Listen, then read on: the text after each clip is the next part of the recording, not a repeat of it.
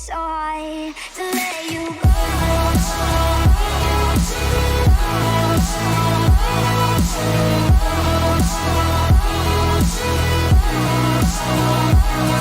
You go.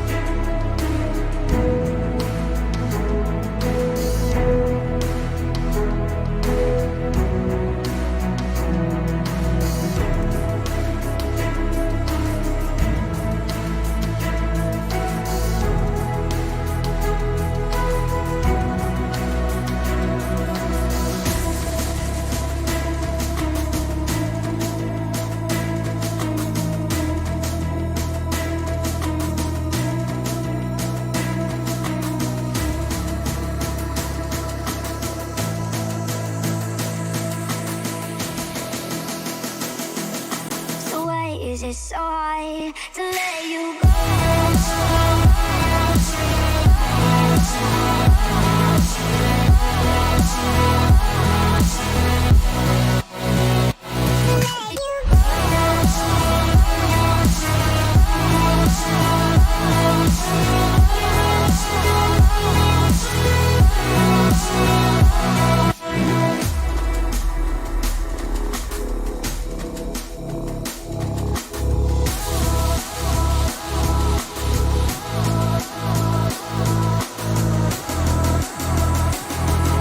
So why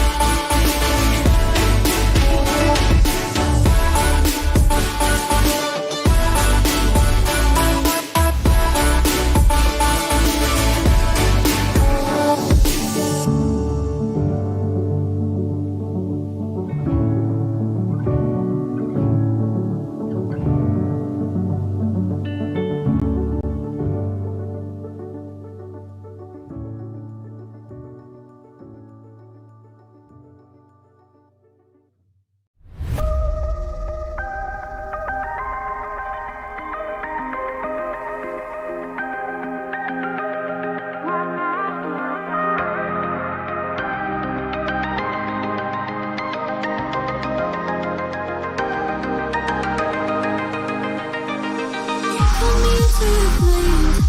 I'm barely breathing, trapped in this feeling. I wake up screaming your name, but I'm only dreaming. Vision is fading. I don't know why. I'm trying to try to tell myself what I should know.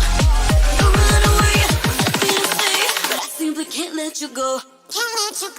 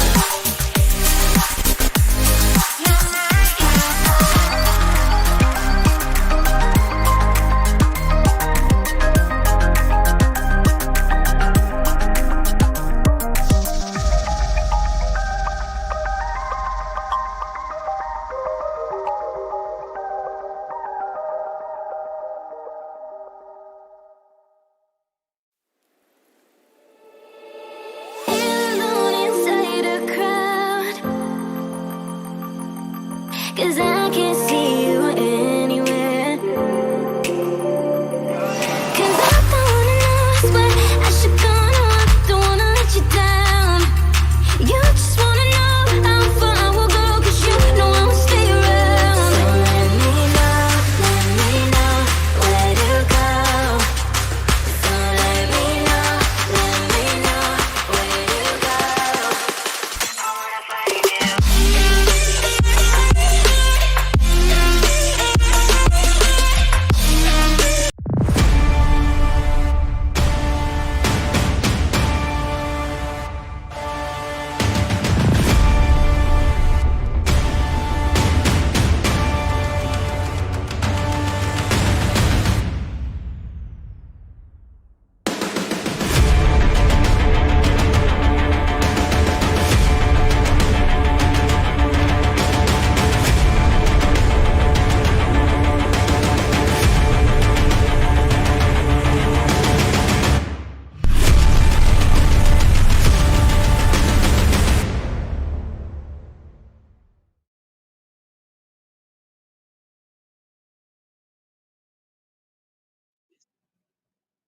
Good evening, everybody, and welcome to the PUBG C Series Grand Finals. My name is Aaron Contrachan, and alongside with me is Zen Husky Ng. Of course, it's been a blast for you to cast the group stages, and now we are finally here in the grand scheme of things to see who are the top gunners moving forward to the next, of course, possible stages of the PUBG competitive circuit.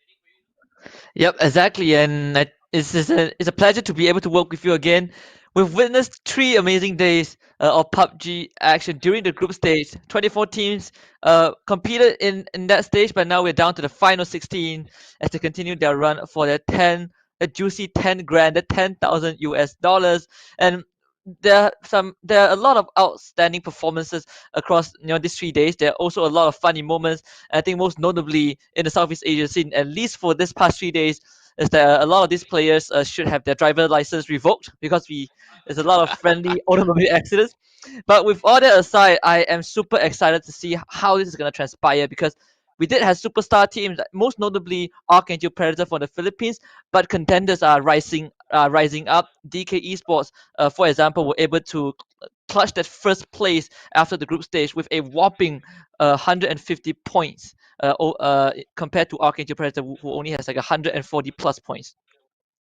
That's right, and I'm looking at so many of all these big guns here, really hungry to actually get themselves that winner chicken dinner, get that momentum in. And of course, this is just the very first day of the grand finals. Over the weekend, we got so much more action-packed games coming in store for you guys. Make sure you catch all of that on, of course, all our live platforms, and make sure you guys share the live streams as well to all your friends, as well as all these avid PUBG players out there. So, of course, all of this is brought to you by PUBG Corporation. Before we get ourselves locked in for our very first flight, and of course, we really got to cover on some of the things that perhaps some of the viewers may have missed out, and what should they be looking forward for? Because we're looking at potentially some of the best of Southeast Asia, especially hailing from regions such as the Philippines, from Malaysia, and beyond. So there's so many towns, but there's only a handful that can actually get themselves in towards the next stages. And like you said, that juicy amount of money will definitely be doing wonders for them. Exactly. But let's take a look at the pre-match result just to get you guys heated up for the upcoming matches. We're gonna have that on the screen in a bit. And I think going into this grand finals, expectations are going to get resetted. This is basically the result of the group stage, the top 16 teams ranked from best to worst or highest to lowest. DK Esports a whopping 150 points, even though they're not the highest frags. But yesterday was, I would say, their breakout performance. They played 2 days in a row in Group C, and yesterday they got 3 chicken dinners. That's a hat trick out of these 3 rounds. They basically have a 50% chicken dinner rate. So super impressive performance of DK Esports. Archangel Predator, kind of known as the one of the best fragging teams out there. They're kind of slow when it comes to warming up, but they managed to get that juicy 145 points. Then that's where the big gap starts to come in, where Rooney PUBG is 32 points behind Archangel Predator, but they are comfortably settled in third with that 113. The rest kind of wobbly throughout the entire group stage, but hopefully they are going to amp up the performance in this grand finals. When it comes down to getting yourselves in towards every single matches that will be played out, of course, we'll walk you through to. Of course, we're running the super usual for the point system. And it looks to me that we're looking at the Philippines actually getting a really great momentum in those stages. And now down to this top 16, of course, maybe they might have actually different strats to come into this picture here. So slowly we'll break it down once again. Heavy favorites, we've seen CJ18 fragging almost every single tournament that he plays. And Yeah. I'm definitely looking out for such players once again. And to me, like there were teams maybe from Malaysia, such as CGM Wolf, who could still bring in quite a lot of surprises. Like in the qualifying rounds, they have been showing that they are also the contenders for this. Of course, we're missing some of all these certain names that have to say goodbye to, and it's pretty unfortunate as it is the nature of the tournament as per usual, because we're only looking for the creme de la creme right here in the PUBG C Series Grand Finals. So, of course, I do believe that the first game will be inside Wrangle. So most of these guys will get themselves maybe a little bit of that warm up going on before really grinding on those gears and kick it up to fifth gear. So you know. Husky, you've been covering most of all these action for the past couple of days. Are there any underdog teams, or technically the top 16s are not considered underdogs anymore, but of course out of the lot, is there something that you are hoping to see coming in from teams that might actually pack surprises? Yeah, absolutely. But you did bring out the topic of fragging. So let us walk through the highest frags that we've seen so far in this tournament, as we also continue the discussion of the topic that you brought just now in terms of underdogs. I think if you look at Superstar, you don't have to really, you don't have to really think twice. CJ18 from Archangel Predator is definitely one of the guys that you really have to watch out for. He is the I would say the deadliest weapon on that team. But looking at the stats on the screens right now, from DK Esports, I think Maestro can be the competitor towards CJ18 with how he has performed throughout the entire group stage. I think the DK Esports in particular on day two of the group stage, they had a mediocre run, but yesterday was definitely a powerhouse performance that maybe shocked a lot of teams that played as well. But I guess this results from the preliminaries from the qualifiers is not going to matter too much, but it did set the benchmark for the group stage at least. I think for Mhm. underdogs, the Yakuza is a team that I would love to see more. On their first day, they kind of struggle a bit. I think they were involved in a lot of those one-on-one gunfights. They're involved in a lot of those pushes, but they were not able to stick it to the end, and they barely just scraped Mhm. by in the last slot of going to this grand finals. I think with only 56 points, so they really have to buckle up for the Exactly. next 3 days. Mhm. Yeah, and of course, we look at all these stats. It's kind of unfortunate. Like you see, Gold Army Factory has 9 holy. Seems like it's the only Malaysian representative in the KDAs in that sort of sense that has the highest DBNOs, down but not out. So it seems like he got his kills possibly third party away. So perhaps if Gold Army Factory could also like find their way to help Nine Holy secure those kills, it will definitely be very, very important. And we've only got 3 more days of action to go by. And we're looking at so many of these names from DK as well as Bahamut Gaming. To me, Bahamut Gaming has been the rising stars so far.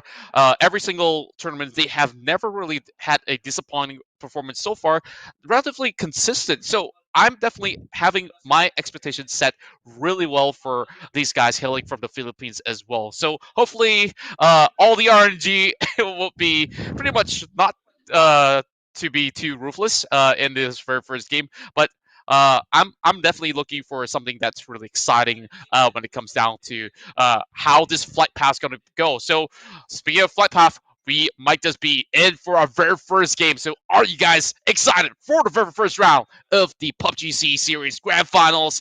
Let's get ourselves into the action here, Husky.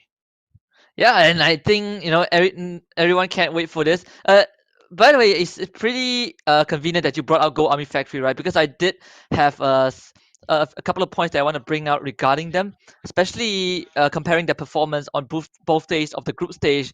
On day one, they had this really amazing game one out of those 6 rounds, and then you can start to see them slowly dip from the top of the leaderboard to the middle of the pack. But yesterday, they were barely scraping by. So it could be because they were up against a different batch of teams, a different batch of 8 teams. Hopefully, they are able to make a recovery for these grand finals as well. It definitely is a slightly frustrating, or you would say slightly disappointing to see Go Army Factory just go ham on day one, but day two they were not able to keep up with that consistency. And you can say the same for a lot of teams that is playing. That is in this top 16 as well. So I think 24K is also one of the teams that had a breakout performance, but this superstar status just gradually diminished as we proceeded with the group stage. So these teams, they have a lot of pressure on them, I believe, but hopefully that could be their motivation to really stand up against top dogs like DK Esports and Archangel Predator. That's right. And of course, we're really close to getting ourselves in towards the very first matchup. The first game of the day usually are testing grounds, contests for territories to claim their rights to call their spots as hometowns. Of course, when we go into this wrangle, we're always locking our eyes on places like Rozak, Pachinki, or even the Millibase if that circle ever goes in towards that island. So, of course, we're going to see them going through some rough terrains, and let's see where this first flight path will take us for the very first game of the PUBG C series. So, of course, anytime right now, we'll be jumping ourselves in towards that flight. And of course, Husky, we talked about all these sort of trends coming on from like momentum shifts of teams coming in from really hot for the first few games and then like losing out on stamina. So is it burnout coming in from some of these teams? Is it just wrong? A little bit of a slight rotational errors that kind of cost them this kind of mistakes.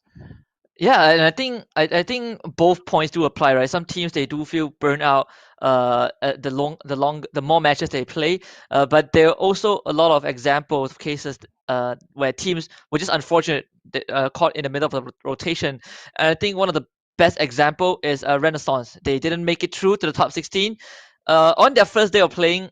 The fourth and fifth match on Miramar, they had this very unfortunate encounter with Ophion Gaming right from the get-go. Both Wow. times they were engaged in a clash, they win, and then Ophion Gaming just came and ambushed them and took out the entire squad. So those two rounds really costed them a lot. They tried to catch up yesterday, but it just wasn't enough because they were getting those frags, but they were not getting those placing points. So at the end of the day, these one or two miracle rounds wasn't able to accumulate enough points to get them to the top 16. So you can say that unfortunate being caught out in the middle of the rotation does contribute to that factor, but we've also seen some miraculous clutches from different teams. So it can be a bit of both. Yeah, of course. We're definitely hoping to see some really long range shots and all these sort of the scuffles in close combat as well to see, how some of these teams actually maneuver around really challenging obstacles right through the way. Like what you mentioned about Ophion Gaming, they have always been very well balanced, good on the defense, pretty great on the offense as well. I do believe that if they can actually stay 4-man strong, they can sometimes take it all the way. But of course, when it comes down to the phase 5 onwards, that's where people are just struggling to even squeeze their way in towards those sort of faces of the circle. Things can really be a little bit tight in this sort of situations where you might not just be caught up between another one team. It might just be multiple others that are just clawing their way through some of all these sort of situations, don't you think? Yeah, and for Ophion Gaming as well, one thing that worries me is consistency. I think this is going to be a common talking point throughout the entire grand finals. I did bring up pretty often during the group stage as well, because Ophion Gaming, on day one, they really sort of solidified themselves as one of the front runners in Group A. But yesterday, you just don't really see much of Ophion Gaming. It's whenever they show up on the Q feed, it's just stealing stragglers away or them being wiped out early on. So I'm not really sure how they're going to fit into this grand finals or at least kick off the first few rounds. But maybe something happened in between or something that really affected the performance yesterday. Could just be a bad day. Hopefully, it is just a bad day so that we can see the Ophion Gaming that we saw on day one. But then you also have some teams that can kind of be the X factor. For example, I think Wasted Boys is one of the teams that can be categorized in that manner where they might not be, the star power. They might not have the star power. They might not be constantly in the spotlight, but they can always influence the standings because of how unpredictable they are. Yes, indeed, and of course, there are so many of all these other teams that I'm looking at in the list. We've also got Champ, 24K Gaming, who in a couple of all these tournaments that I have previously casted before, they can actually get dinners. And as we speak about ticket dinners, we're about to find ourselves first round victors as we cruise through this flight here with 16 teams on board.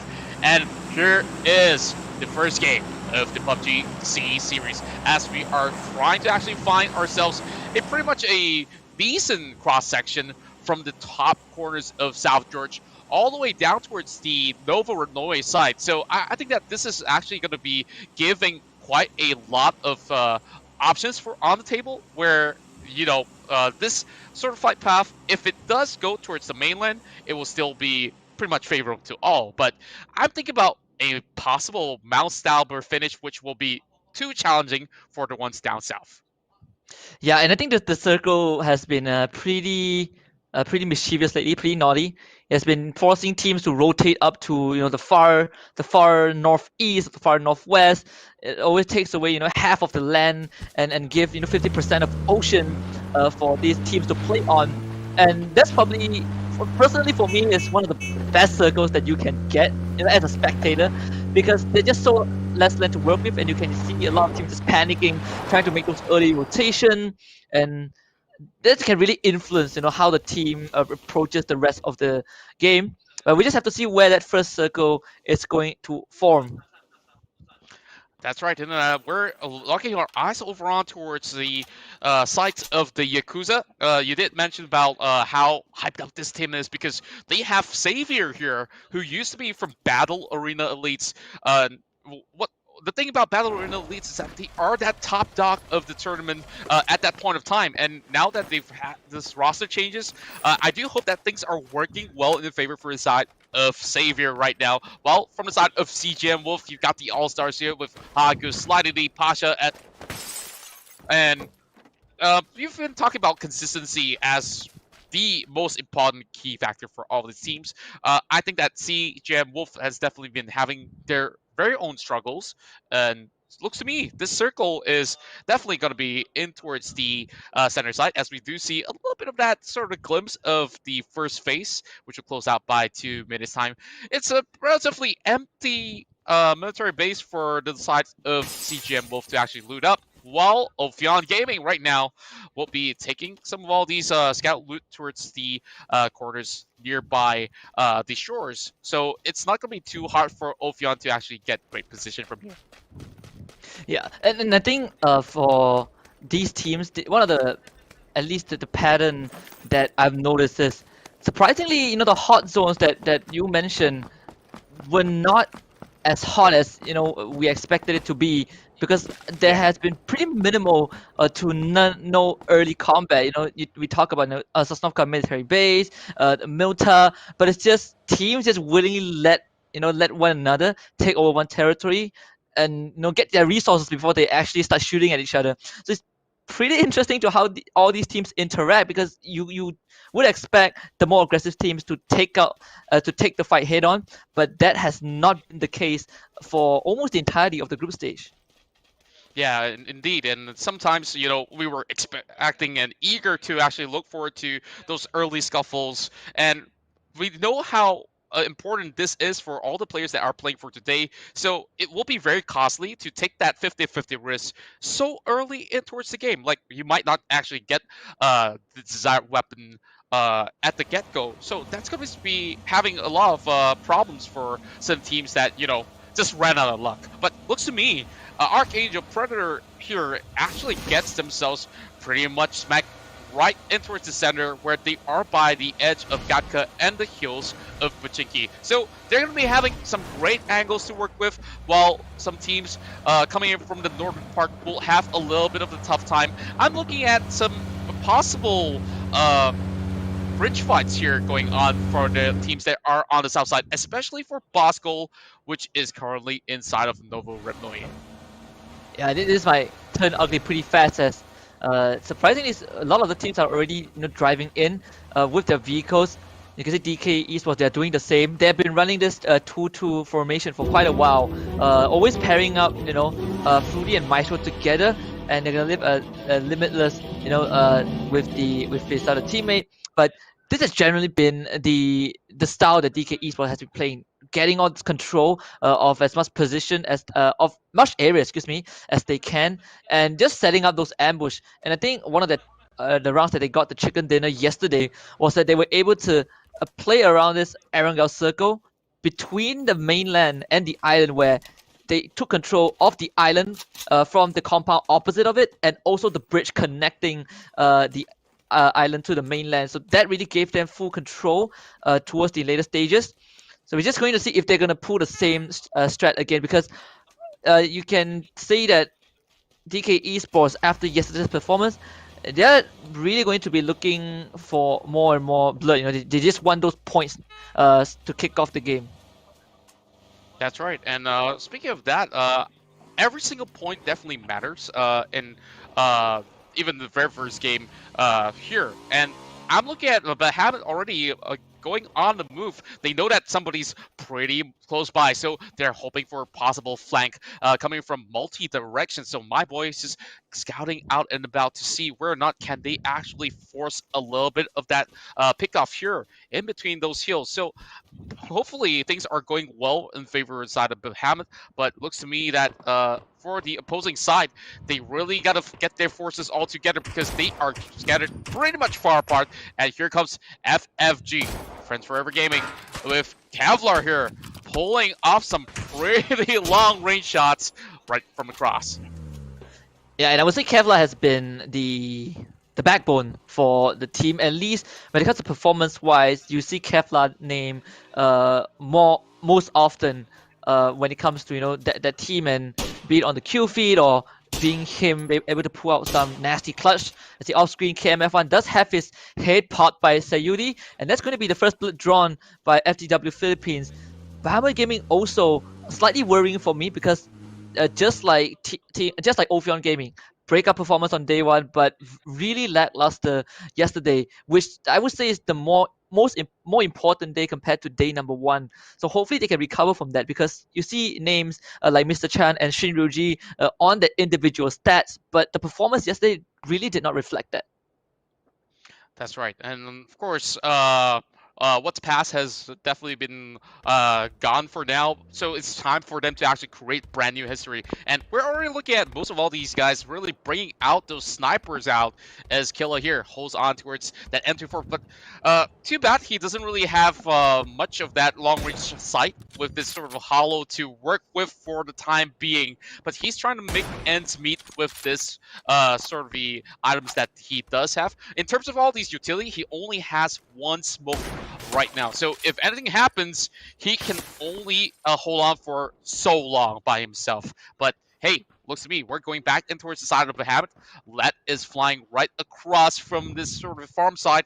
And I think that this is going to be pretty much a long scuffle between the two of them. But I guess even if they can actually bring down their armory or their helmets, it's definitely well worth it at this point of time.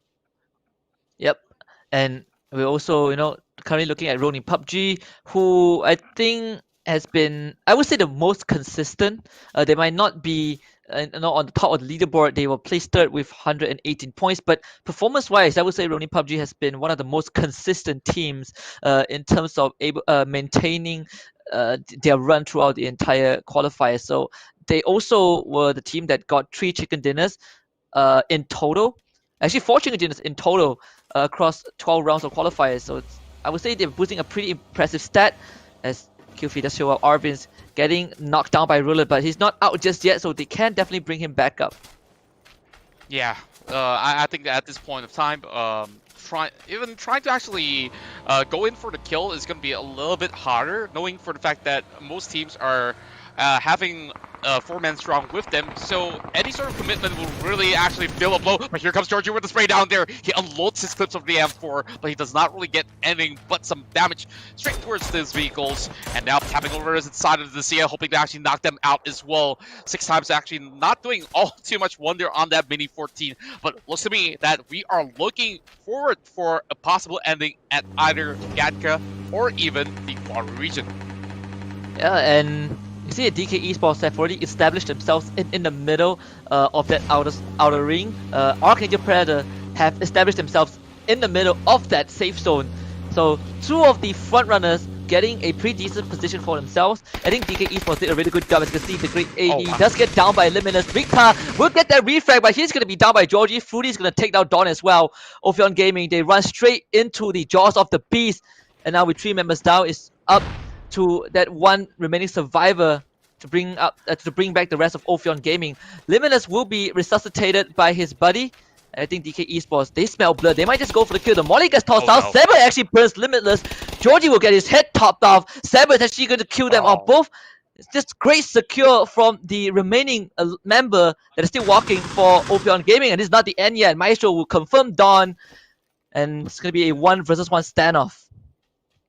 Wow, I couldn't believe my eyes. Both of these top dogs have already collided at the get-go, but here comes some nice flying through coming from the side of DK Esports. They're trying to actually pin down the rest of the side of Yakuza. A couple of taps coming in from the barrel. The recoil is going to be a little bit hard for them to control, but here goes one more tap, and oh my, there goes Ophion Gaming, 16th place. Boy, this is such a rough start for these guys. Yeah, and it seems like they are still caught in that cycle where this early game has been absolutely treacherous for Ophion Gaming. They did put out a good fight, but DK Esports still on the roll, still feeling that might from yesterday's performance, and this is going to really solidify themselves as one of the top dogs. But Ophion Gaming didn't go down without a fight. They took down 2 members from the side of DK Esports, so that's going to possibly slow them down going into the later stages of this round. Yeah, and we're really looking at next play partner here, trying to actually put up a fight from the lower grounds, and it seems like that stun might just actually land straight to his face. Now, let's see whether or not this was via Colby coming from the side of Arvin's. He's actually strafing towards the right side. He's looking for that perfect flank here. He might actually get that catch out, and it's going to be PJ here to actually secure that knock and the kill over on the side of Pocoyo. So CGM Wolf will definitely be down in numbers for now, but Arvin is still looking out for more. The side of Next Play Predator definitely having a pretty great position for the time being, trying to actually gatekeep some of all these other teams from coming right in. But over the side of Carbon Gaming, they're taking it a little bit slowly. They are looking at the rotation of Bosco. So let's see what happens right next to us here when CGM Wolf will clash with Bosco. Yeah, Newman tries to try in, but he's gonna get a clip in his face, and that will be a confirmed kill for sure. Pasha will make sure that happens as members start to go down. Carbon Gaming driving straight, not into Yakuza. Diamond's gonna find his one. Next play Predator, they're still in the vicinity as Bofoy will run over his own buddy, and another case of automobile accident, but this is just going to be an absolute mess. Yeah, he will have to take a breather as the rest of the team, they're kind of caught out in the open. 24K Gaming will clash with FFGKXS as well, but it's only just Bio62, and he doesn't want to be in that spot.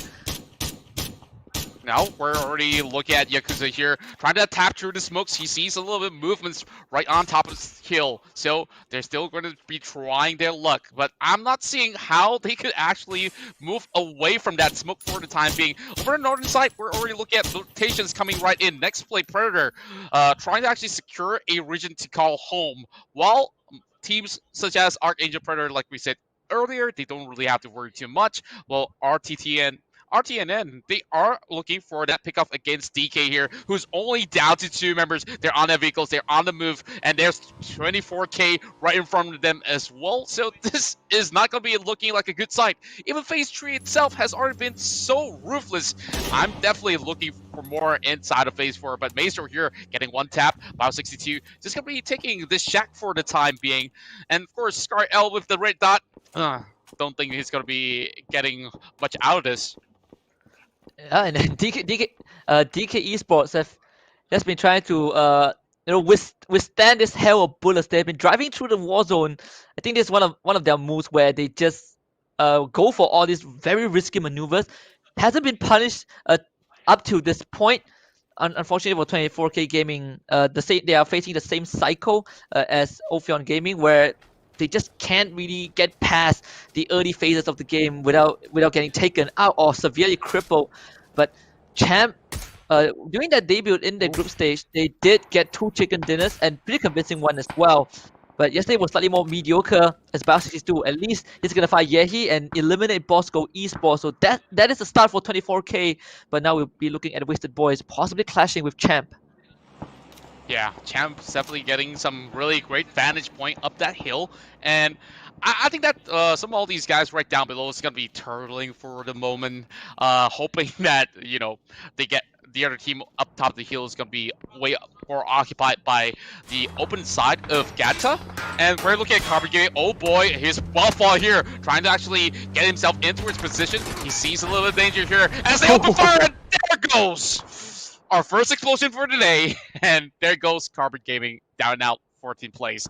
Nami, though, has been really popping off lately, don't you think? Yeah, and he's probably the guy that has the majority of the spotlight on his team. So Carbon Gaming having to wave goodbye in 14th place. Not really the start that they wanted, but considering how this circle has been really messing with some of these teams at the edge, it's understandable that we are witnessing so much mess in terms of all this combat. Teams are just really aggressively driving in, and probably is the effect of the grand finals where they feel really compelled to make something happen. But Champ, they will keep their cool, they will play it slow. Yakuza as well, pretty lucky. Supply crate right in front of them as Maestro's gonna open fire on those passing vehicles. Gonna get a bit of a tag in, but not enough to secure him any knockdowns. For the time being, we're looking at Yakuza here, seemingly getting himself some goodies. Let's see what's in the package. Well, of course, he's already looted it, so he's got that 4 times on the ground. I'm thinking that he's switching out for an 8 or most likely an 8 inside of the crate. But Ronin here, they've definitely got some great advantage having some cover through those walls. But Cheesy Kimbap, he's trying to actually pin down some of these guys inside the shack. 24K Gaming crashed out at 13th place as we're looking at so many different teams actually taking them down one after the other. And oh my, Cheesy Kimbap, once he soaked that bullet in, he says, I'm down and out. I'm not going to peek anymore from this point onwards. Yeah, and Champ, well, they were knocked out at 12th place, but it's only due to the fact that Shogun ran over Grism with his car. So another automobile collision that is unfortunate for the team, but they were caught in the middle of a crossfire, and that kind of led to their demise. Oh, so now Architecture Predator finally sticking their foot into there's a possible conflict between them and FTW Philippines. I think for Architecture Predator, they have been one of the more daring teams that challenges their enemies directly. We'll see if this engage is going to be the same as Yakuza still continues to pop off. Nine Holy will also have his life claimed by Adami. And now we're looking at a little bit of that warfare going on from possibly about 300 meters range from here. OGP trying to actually look out ahead. He's going to be trying his luck to tap right down below. He couldn't really spot him out by the corners of the crease of the open terrains. And now it seems like he loses a little bit of sight. And of course, he's going to be looking forward for perhaps an invasion. And he's kind of outnumbered if they were to rush inside of that warehouse for the time being. But Mamaji's definitely got that covered. He's going in for his way, but he's knocked out in the open. His life might just be claimed right here as the Ronins have been seeking and destroying the WB side as well. Ross XD is down, but Pendragon's looking for a close combat. And oh my goodness, 4 HP less with the boys almost goes it out, and FTW is out for the count. Oh my goodness, Pendragon really showing up huge. Sure, Wasted Boys, they were eventually eliminated by Ronin, but that was a stellar performance from Pendragon alone, single-handedly able to get the last few points for his buddies before bowing out. But it was a tough spot. Ronin PUBG, they definitely were have their eyes on the prize, and FTW Philippines just decide to intervene a bit and throw their bodies at the crowd. But it's gonna be Ronin PUBG that eventually comes out the victor. Siege and Wolf themselves have been a bit quiet throughout this entire game, but yeah, Pasha alone is going to be controlling this perimeter of that safe zone. Still a couple of squads out there in the open, crossing that bridge, or at least have just crossed the bridge. And we'll see if Pasha can make something happen. He's just going to open fire and unload his magazine onto Napim. Extra Predator's going to drive straight at him. Can they do anything in return? It seems like Napim is going to return fire. This is a drive-by! And Pasha, well, he's getting knocked down, and that's go his life. Arvis will confirm that. And X-Ray Predator, they are not messing around. Oh boy, how did they just turn that around? I thought Pasha got that in the back, but here comes CJ though. He's using his SKS, switching out for that barrel as well, both on the 7.2 category weapons as he's trying to actually find a better angle from this corner here. Now they're looking over the side of next play. So this is going to be a little bit tricky. He is pretty much having a little bit more of that backup coming from the rest of his members across those hills. But it seems to me that Rems has already received a little bit more information. He's going to be distributing a little bit more. But CJ, oh my, sharp as a whistle. He's going to be trying his luck right over on the counters of the UAZ, but Device is down and out. FFG gets another point in, as Slidey D is going to be able to actually take out Narwins as well. Yep. Next wave Predator are going to stare right in the eyes of Archangel Predator, but there can only be one King of the Hills, and Archangel Predator has a bit of a vantage point. Rulers does have the frag, connects the shots as well, and goodbye Alina, Go Army Factory. It's gonna get annihilated by the Yakuza, and Ruler with that Kobe just perfect. As now our attention is to go back straight into Bamwood Gaming. They saw what Ruler just did. They're gonna take this fight straight to the Yakuza. Mr. Chan's gonna open up, but it's actually going to be on Fruity and Maestro. They want the front runners out first, and they're just gonna make that happen. Mr. Chan showing up huge so far for Bamwood Gaming.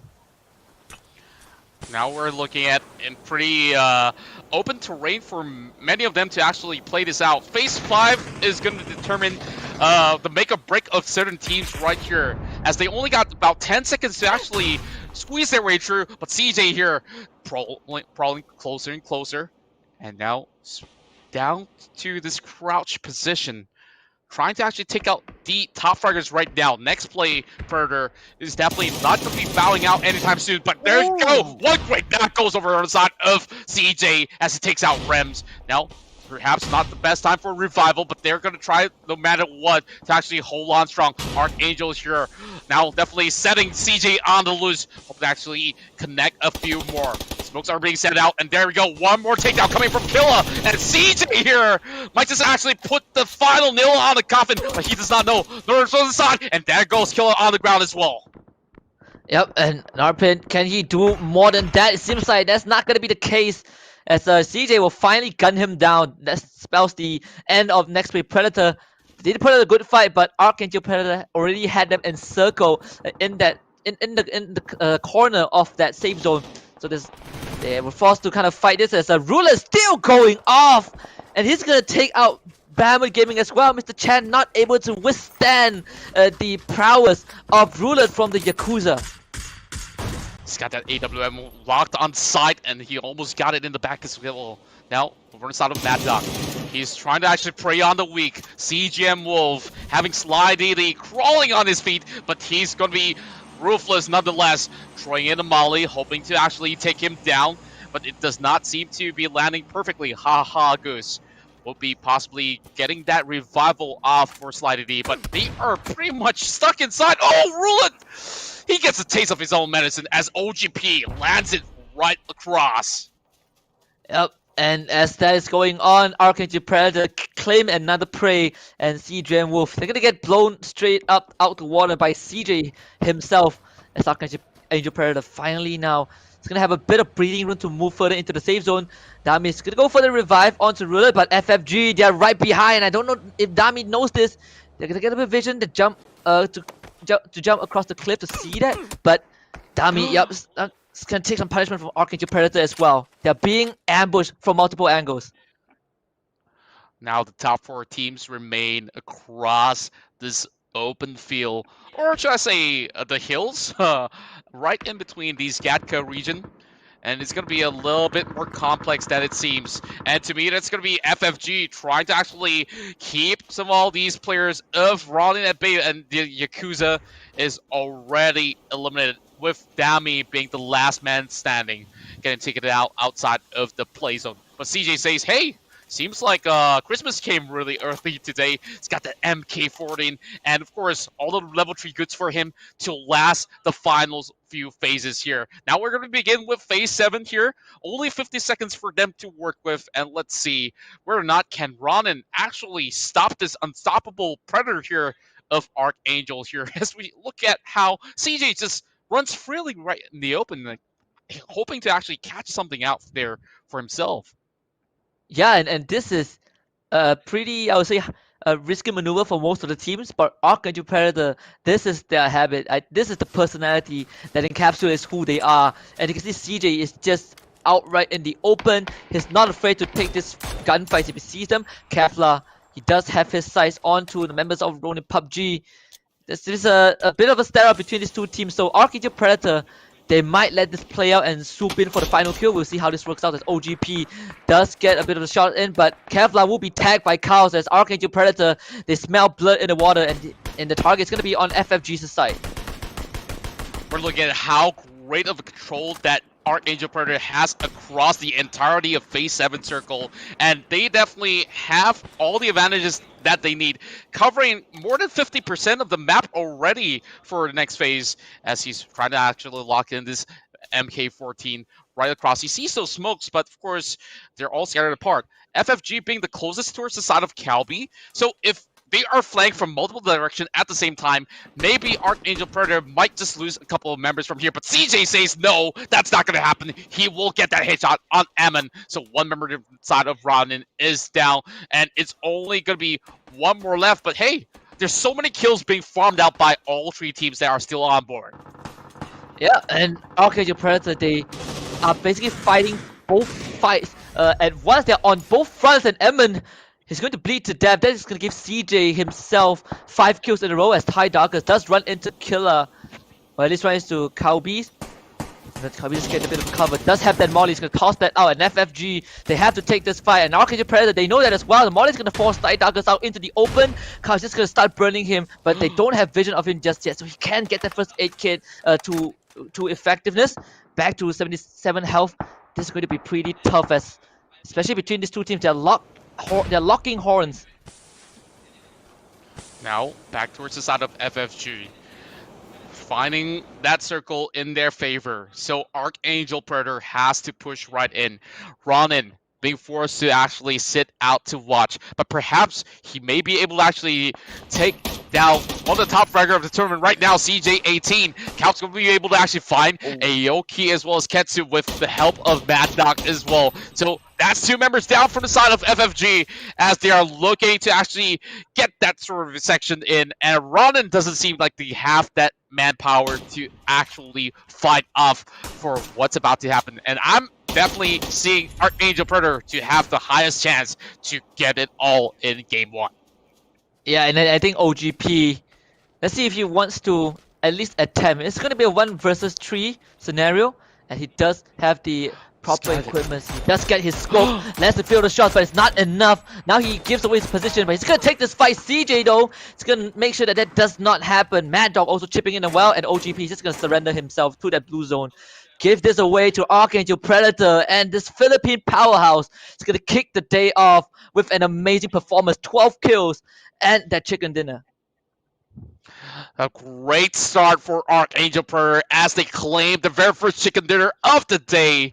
And of course, there was a lot of highlights coming in for CJ18 as he is the one boy to take them all the way with all these high frag volumes. Of course, not forgetting Mad Dog Calps with 3 kills apiece on their side. And Killer, of course, always getting that perfect support system on the back. So let's break this down, because Archangel Predator definitely got a great advantage in terms of positioning, and they didn't have to rotate much to get to where they are currently. But we're looking at Ronin definitely squeezing in really well. Of course, the kill volumes are not as high as some other teams like Yakuza, as we saw Roulette getting 4, Dami 42 getting himself in towards so many of these action as well, and CGM Wolf comes in at the 5th place to make up that top 5. And of course, we're going to be going down the list and break it down to you guys after we tabulate the points and stuff. But hey, this is a very, very good start for many of the teams. And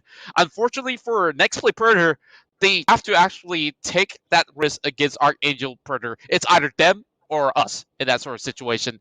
And after that, of course, Archangel walk away alive. And with that, of course, the highest potential threat was eliminated by their own very own hands. And Archangel, of course, have once again lift the flags up high for the Philippines.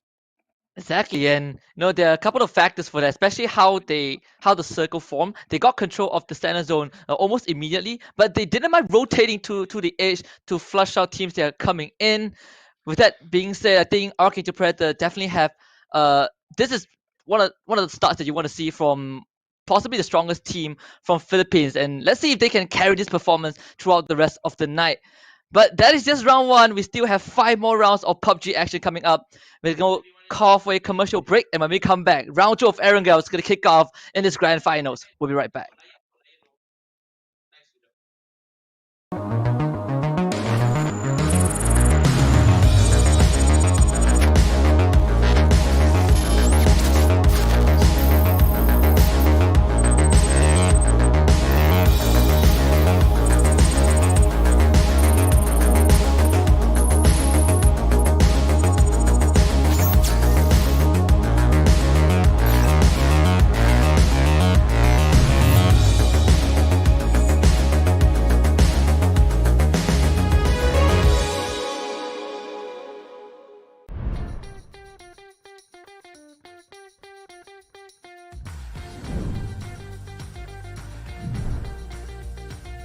Yet been able to find their entry into this circle wildcard. Oh, sharp shot! You see swapping son of a gun into the back seat of the buggy onto his butt and spraying down onto. 이쪽에 NN이 맞춰거든요. 자, 기절을 못 시켰어요. 바로 못 시켰어요. NN 고각 수류탄. 자 위로. 오우. 자 이제 하나 더. 와! 슈퍼 플레이 나오네요. 진짜 울트라. Hey, you guys remember that dip that Carnage had just a second ago? They're about to have some company of vehicles just come rolling. No, Pudgy! What? He lived somehow, some way. It's a world This is chaos incarnate. Microphone gets taken down. 厉害！这个厕所里面有人，但是他不知道已经哎呦飞打了个身屁股进去。哎呀，好痛！这种角度真的很痛。关键是他还是背着进去的，这是倒车入库。背刺达人国良，最后他兄弟又来一个补吗？一手扔到底，补的话，没子弹了，还有12发，哇！啊，第三个人呢？你在干什么呀？ 여욱 선수가 좀 혼자 남아있고 여기 살리고 연막 쪽으로 소리 들렸죠 방금? 여기 있나요? 지금 불편한 도구를 가든 몰랐어요. Have the numbers, which is starting to come back on the side. Mistakes is just holding the angle. He does go down from some good shots from McCoy. He jumps out of the building. His grenades go through. He spins back around on this angle. Steps around back behind him. Picks up another one. All right, McCoy. I see what you're working with. Happy birthday to you. And he picks up a fourth. I'm trying to throw the pan. They're trying to pan him. They're actually trying to pan him. They got him! H3 got him!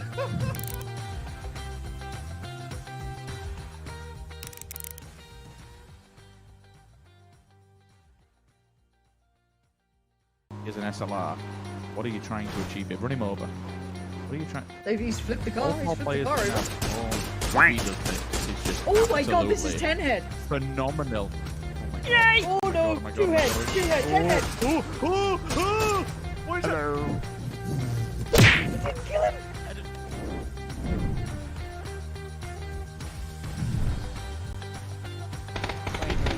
เฮ้ยแล้วโป่งฮอร์บย่าโป่งเข้ามาแล้วจังหวะนี้ฮอร์บย่าเข้ามา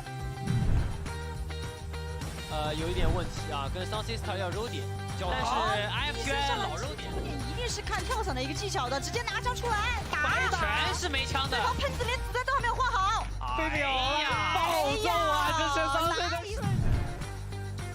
做個名打損勢，會變幫幫寫寫曬佢沙包cùng với các thành viên ở bên phía DIC. ép lên rất nhanh đến từ đội DIC, nhưng DIC đã mất 2 người và có vẻ chỉ còn là một mình anh quân của Moni ở đây thôi. Giờ thì Sa Bao làm gì? Tiếp tục đổi mạng tới từ vị trí anh quân. Rất loạn đến từ các thành viên ở bên phía Division X cũng như là đội của DIC và quả nét rất đẹp tới từ vị trí của em. 지금 자 하세요. 못 볼 가능성도 하세요. 있어요. 못 볼 가능성도 있어요. 엔투스 클리어. 열렸어! 와! 하나 더! 개수! 겐지! 야! 结果开到人家脸上去了，直接切座位跳车想反打，哇！干得稳！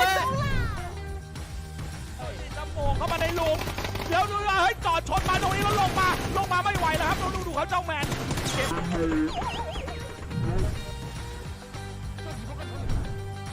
공간 수류탄가요? 혹시라도 공간!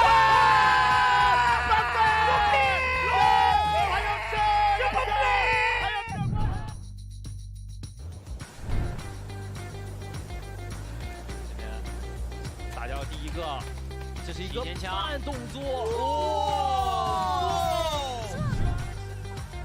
And now it's getting back on, but Gem T, he can't make it count when it matters. And now Vascu left to find 2. He gets the tag on 1, but now he's down to almost no bullets. I think he's only got 20 in that 1 mag, and that's it. And then he's over to the mini, and well, what can you do with that? 17 bullets, 2 kills to find. It'd be a miracle for Vascu, but he's trying his best.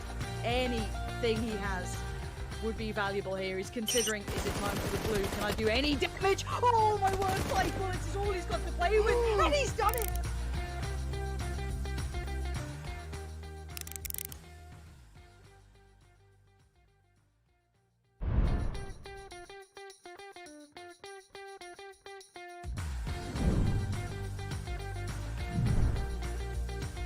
I'm going to die. With still having the main island having a little bit of control on there, a couple of these guys can make their way through and he'll find himself getting knocked from It's really interesting because, yeah, actually, like, the Team Liquid guys, super nice dudes. A grenade up to Highwind. Highwind, the hero, but right on top of him. 来看一下这边3名成员不比推进面对 Harry 的架枪，直接打第一支、第二支、第二支、第三支，连串漂亮。什么东西啊 Well, he's gonna have to work his way forward. They're next to each other. He's actually just gone around him. Gaxi, turn around. He's behind you. They have no idea how close they are right now. Gaxi is a centimeter away, and inch by inch they walk forward in unison. Ghoststar just came out of the smoke. He has no idea that Ghoststar is still behind him. Both prone. Ghoststar. Ghoststar's in the boat. Oh my god, he might go down. Let's see Ghoststar, but it's not quite enough. K-Man gets him down. K-Man goes for Fuzz. Fuzz forced to go down. He's going to stick to the spray. He's got no bullets left. Mini Fuzz in. Oh my word. とそしてリラックス取り特殊部隊サンシスターを沈めに参ります。ケンデス下手投げグレネード一旦効果出て当たってる外のダウン裏回って降りて外側2人目ダウン3人目いけるか3人目ああ全部取れるか倒した So many teams now piling up from the south. T-Bone. Oh my word, T-Bone's right next to them. He's gonna fly.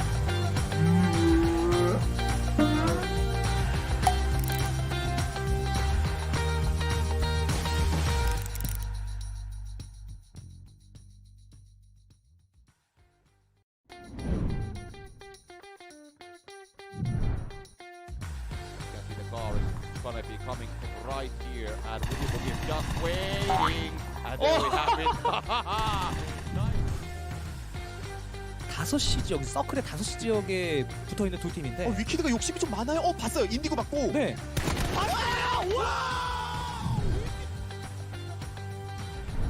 Arena, I guess you would call it. Tagged up once, tags up 2. Secure this entire side of the circle, finds the third, what a hell! Oversprayed. Dropped over the roof, it's gonna bounce up and over. Somehow no kill confirmed on that one either. They don't know about Iroh's position. They have no idea that there's one inside. That one's gonna bounce up and over and take him down. He's gonna have to hop off the roof. Vard is tagged up. Vard finds one more. Great shooting. Molotov thrown forward now as well. Now they have to back off and run the hell out of here. Iroh finds one, and that's the third kill. 不要慌，当然还是得看后续。哦，这个起来了，被空寨了。 Imaju lijepu poziciju ovdje, Marv radi dosta damage-a, međutim neće on moći ovo vjerojatno preživjeti. Kako? Molotov down as well. Spots one bus face. Takes one to the face, falls down immediately after 20 bullets left. Get this. Trying to stay alive and don't Molotov yourself, and now he jumps off, catches AIDS, he runs out of healing, and he gets him! 2 Flash straight on through. Full wide. I think. Valias. Oopsie doopsie. There's a lot of flashback. What? How much do you want to ruin his eye? Stop throwing flashbangs, guys! That's 7 flashbangs. They threw flashing orange. Orange finds 1. He's gonna go down and return, but it's 1. 하니까 체력이 너무 없다. 바로 내려. 아유. 김치. 숨은 쉬어야죠. 그쵸? 오심은 못 줘도 커피는 주고 싶네요. 김치.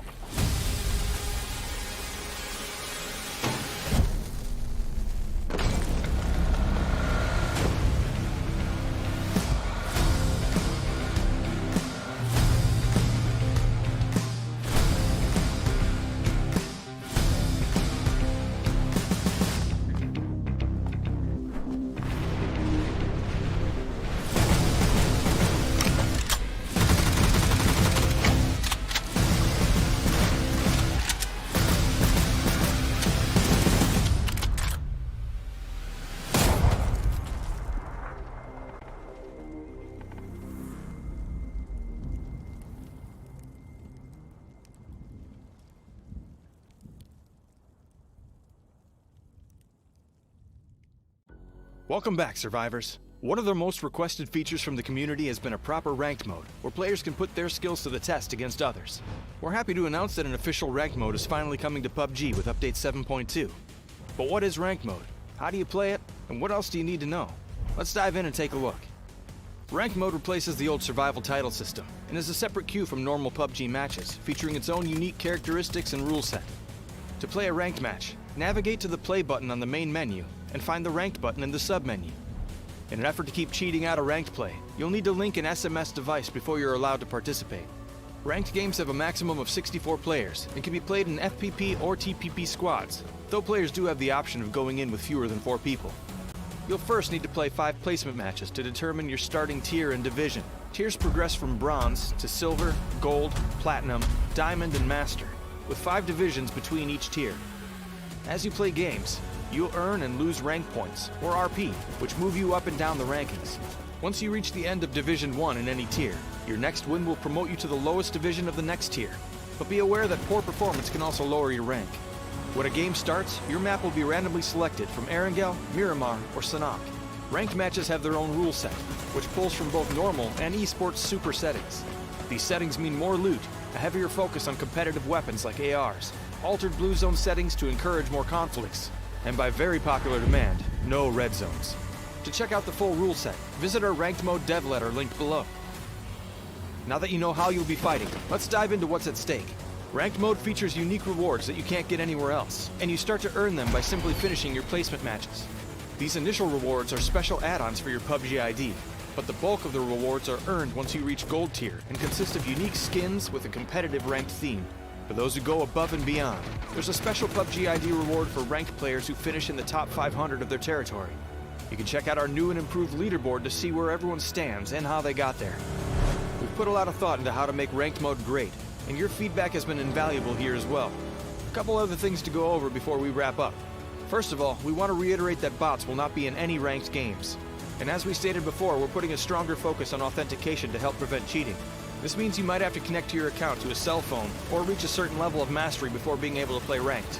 We hope these measures will help keep ranked matches focused on pure competitive gameplay and skill. Ranked mode is coming with update 7.2, so get the squad together and get ready to show the battlegrounds what you're made of.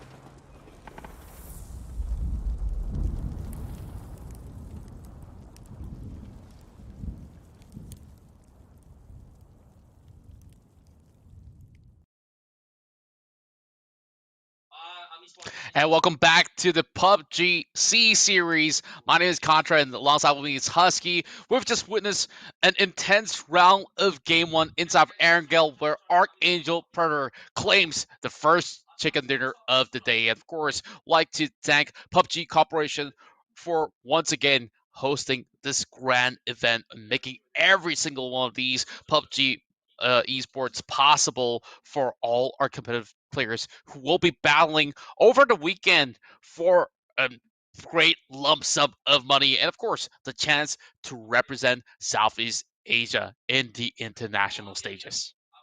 Exactly. But before further ado, we're just gonna give you guys a quick rerun, a quick recap of what happened in that round one, where Archangel Predator seemed to trample over everyone else. We're gonna throw on the stats on the screens in a bit, and you can clearly see that Archangel Predator undisputably, undoubtedly back in that dominant form. 22 points, already creating a 11-point lead between them and the second placing team, which is the Yakuza, who, despite getting 4th place, we did see a Roulette fragging out of his mind in that game as well. Really just going absolutely ham.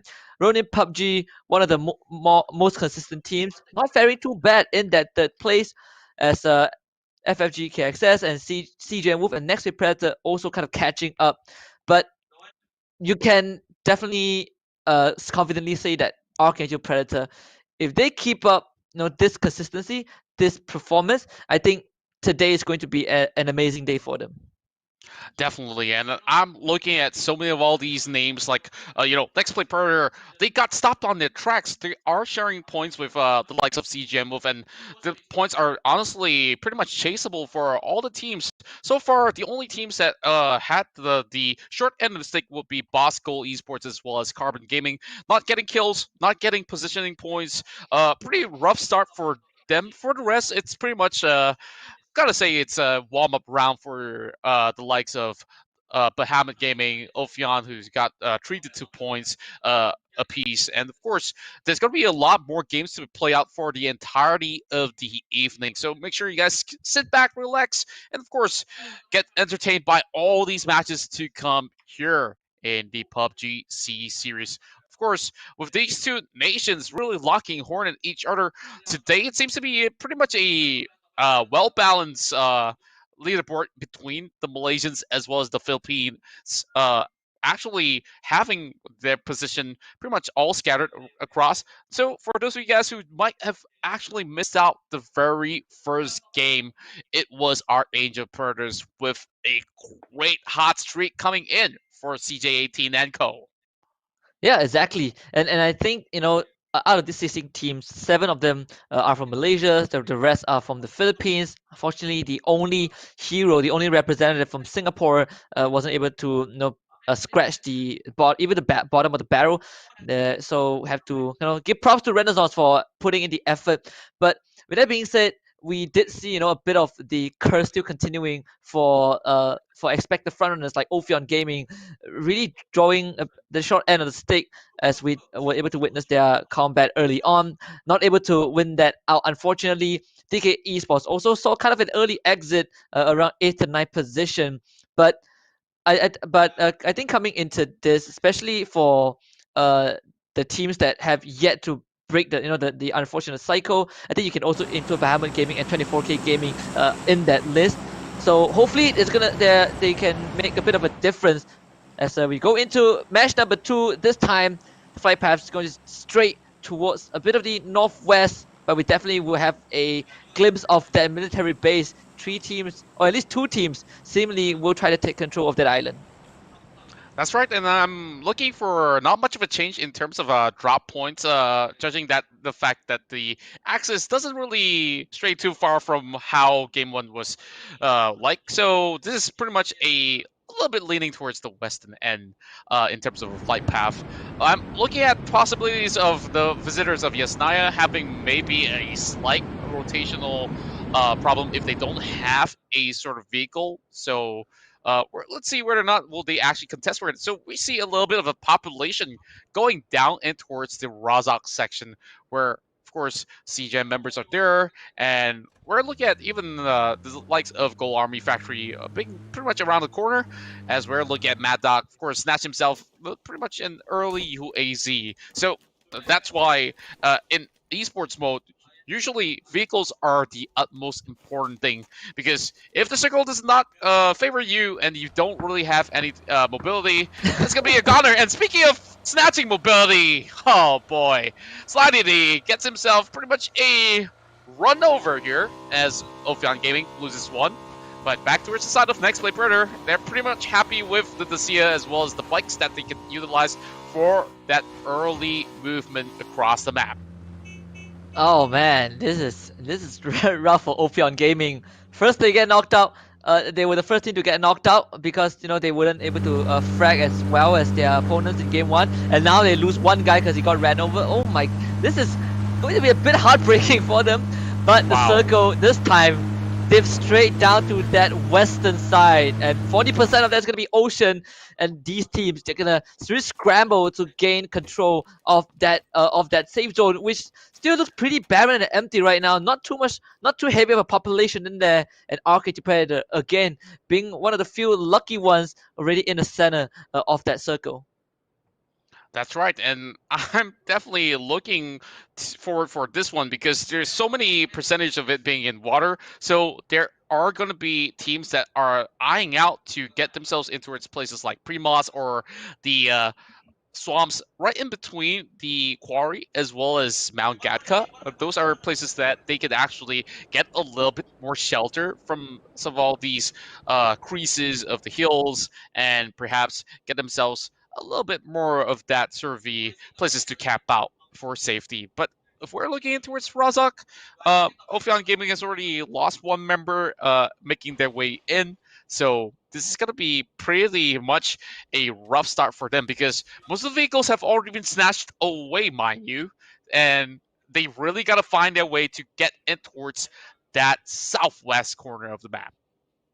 Yep, and with one member down from the get-go, Ophion Gaming will just have to make do with what they have right now. But as you can see, all these teams who are outside the circle, pretty much as soon as they're done with their looting, done with their scavenging, they're going to immediately try to rotate in. And this kind of circles really benefit those who are already in there or who make it there early, because all these late rotations is going to cause the teams that are not prepared, they are unprepared to enter that hot zone. So it's pretty detrimental for teams who are not used to all this heavy fire. But you can see Archangel Predator driving through that plains. And in front of him is going to be SFG as well. Ketsui not really doing too hard though. They actually clip it from a vehicle, and Ketsui is out from the buggy and is pretty much going to have his head claim, and Mad Dog is starting off for Archangel Predator. Oh, another great start for Archangel Predator as they pick off FFG, who definitely had a great run as well back in game number 1. But as they scuffle through for that buggy, you know, it's always going to be a contest for all these utilities that they could find all across the map.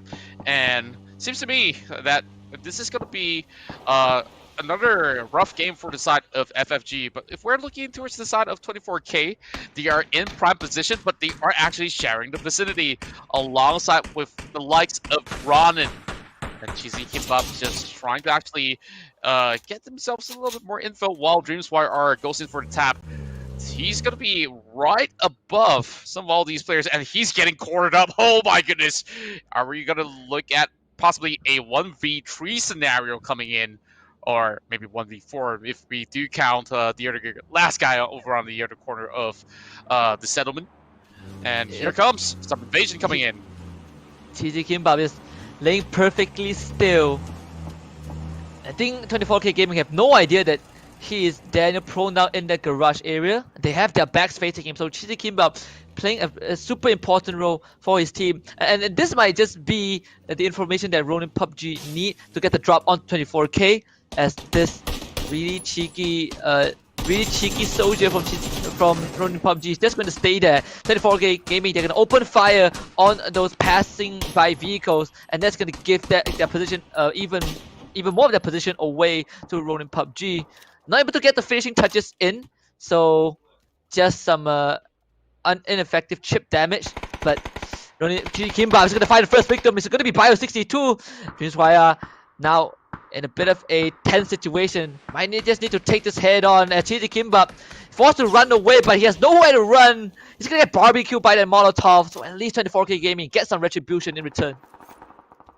Now, Dreamswire, of course, possibly will be able to actually secure that kill. Recta from across the map will be able to actually find Georgie. So one key player is down for the count for the likes of them. And if we do look across how many more players are left, there's still going to be pretty much a plenty, as WB will lose another one as we slowly move in towards this phase that will be closing out within 2 minutes. So Azo still going to be getting this one for sure. He's going to be finding whether or not does he have the goods inside of the box. 24K Gaming maybe have a little bit of the cleanup, but the rest of Ronin PUBG, they are already out and away from the vicinity. So El Satan is just gonna get the drop onto Shinryu-ji, but Shinryu-ji turns around and drops him instead. El Satan is just, in the entirety of the group stage, has been probably the weakest link of Champ, and now his buddies will have to save him. Zai though with the frag grenade just landing onto Shinryu-ji, but El Satan will be finished off by Mr. Chan, as Spammer Gaming not letting anyone from the likes of Champ's get away. Shinryu-ji tries to seek cover, But the damage is going to start rolling in from Cham. Can they finish him off though? He's still pretty far away from the vehicle. As you can see on screen, Eamon does get my boy down and kills him off. Shinryuji will be finished off by Shogun. Shogun coming right in with only a red dot to work with on that M4. He does, of course, have a little bit more options available, as we are looking at Champ keeping their eyes in towards that shack. There's going to be a little bit of that pick-off going on across the map. Next play is going to be losing quite a number, as we are seeing one full commitment swinging by. Ophion Gaming is going to be able to reap the rewards with a total of 3 kills against next play. And Ophion better start compared to game number 1. Definitely all of the kill credits so far going over to Rikta. They're still tanking that blue zone damage, but it's just the first phase. So this is going to be a slightly late rotation coming in from OG to make it into that safe zone. But if you look at this overview right now, 24k, able to flush out Ronin PUBG. Now they have the control of that compound. They're not too worried, at least for now. They won't be too worried. But DK Esports, this is what they have been doing, at least for the entirety of yesterday, just playing on the very edge of the blue zone to try and catch teams that come in with their late rotations. But I don't think they're going to find any, at least near ruins, as most of the teams have already made their way either past ruins or up towards the south side, that north side. That's right. And of course, the corners of the hills is going to be crowded up for a little bit for the temporary measure, as we are looking at phase 2, seeing a lot more of these movements across for the time being. Pacha Bicep strolling down the hill with that sort of bike that he has currently. Now, we haven't really heard too much coming from the side of Carbon Gaming back in game number 1, where, you know, they didn't really walk away with kills. They didn't really get in towards the top 10 anyways. So they really got to make all the other remaining rounds count for now. FFG, however, we already saw Ketsu, of course, losing out his life while contesting for that buggy, but now it's going to be pretty much long-range affair all across Gatka for the likes of most of all these teams. While Pacha Bicep's pretty much in a good spot, as we see bullets are actually flying his way in towards Statasia, trying to actually negate those mobility. FFG, of course, on a pretty decent attempt, but to no avail. DK Esports, they might just catch Ophion Gaming again. So Ophion Gaming, they're driving pretty dangerously close to DK Esports. You can see this is going to be a bad timing, as Heber, he's just driving by with the buggy, but DK, they found one. It's going to blow up that vehicle, and OG will lose 2 members at once. Don and Rikta, they are out, and Heber says, I got to get away with my buggy, as Limitless will continue unloading, but it's Maestro who finds his head, and Ophion Gaming, they are out in 15th place. Wow, another rough game for Ophion Gaming. And now, of course, we still have to carry forward with the rest of the squads that are still alive. 14 more teams left on the table, with OG as well as Behemoth already crashed out way too early. I'm not too sure if it's the Grand Finals jitters that they are actually facing with right now, because both teams definitely have a very solid lineup. They've got the skills to actually face off with some of the top teams of SEA, mind you.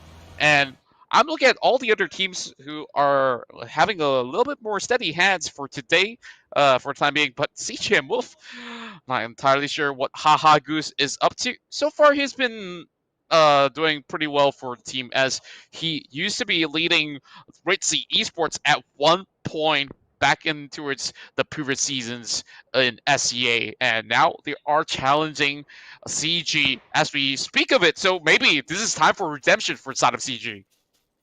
Yeah, and I think teams such as CGM, Cham, Wasted Boys, and even Carbon Gaming, they've kind of been in the middle of the pack for most of the time, and they like to pull strats. They just send one guy out, and he becomes a spy, like what Cheesy Kimbap did just now.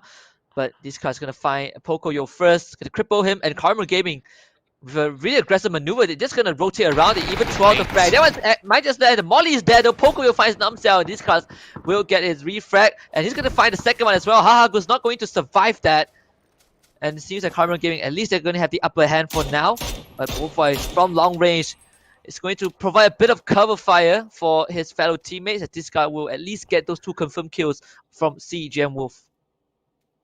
it's really unfortunate for the side of CGM with having no covers right outside, and the moment that they flush right in, it seems to be pretty much a easy pickup for the side of Carbon Gaming. But we do have Nam Xiao here, who's actually suffering a little bit of damage. Of course, down on all fours for the current time being.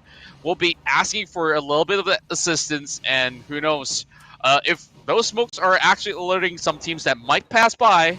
This is going to be a three-way warfare, which may not favor either side. But Scarte is going to be finding that final blow over on the side of Pasha. But here comes that spray coming in out from the side of Arvids. And this is going to be pretty much a rough ride for the side of DK. Fruity having that vehicle blown into pieces. He's got to find a little bit more cover for himself for the time being. But Killa here still spraying through, looking for FFG. It's going to be knocking down Nine Holy. Fruity's down as well, as Nine Holy tries to pick him off, but seems like Limitless got him covered up. So that's good news for the side of DK Esports.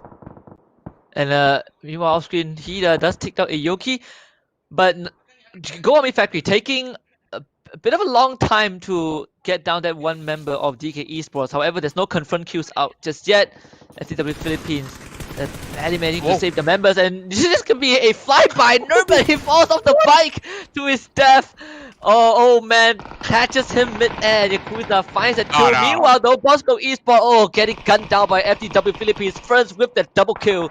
And Hida will get the confirmed as well. Skyko, he's on the side. He's driving away. He doesn't want any part of this, but it doesn't seem like he's gonna make it out. Sayuri has it, but Skyko turns around and actually takes out Sayuri. But can he make it out with his life, though? That's not gonna be the case. Friends will make sure that Bosco Esports will eventually go down in 14th place. Wow. What a turn of events coming across these swamps. And this is one of the toughest places to actually play out. Look at how many terrains you have. Like, you got some of all these sort of ledges, and of course the water side as well. But here comes one Nate flying over the side of FTW. It will connect. Kevlar gets that knock over the side of Sayuri. But seems like his teammate is not giving up on him just yet. It's going to be a little bit of reload coming in. And of course, Molly trying to actually secure the kill, but it's not going to be much time for Ferns to actually do much. He's getting clipped up already, and this does not look like a good situation for any sort of save.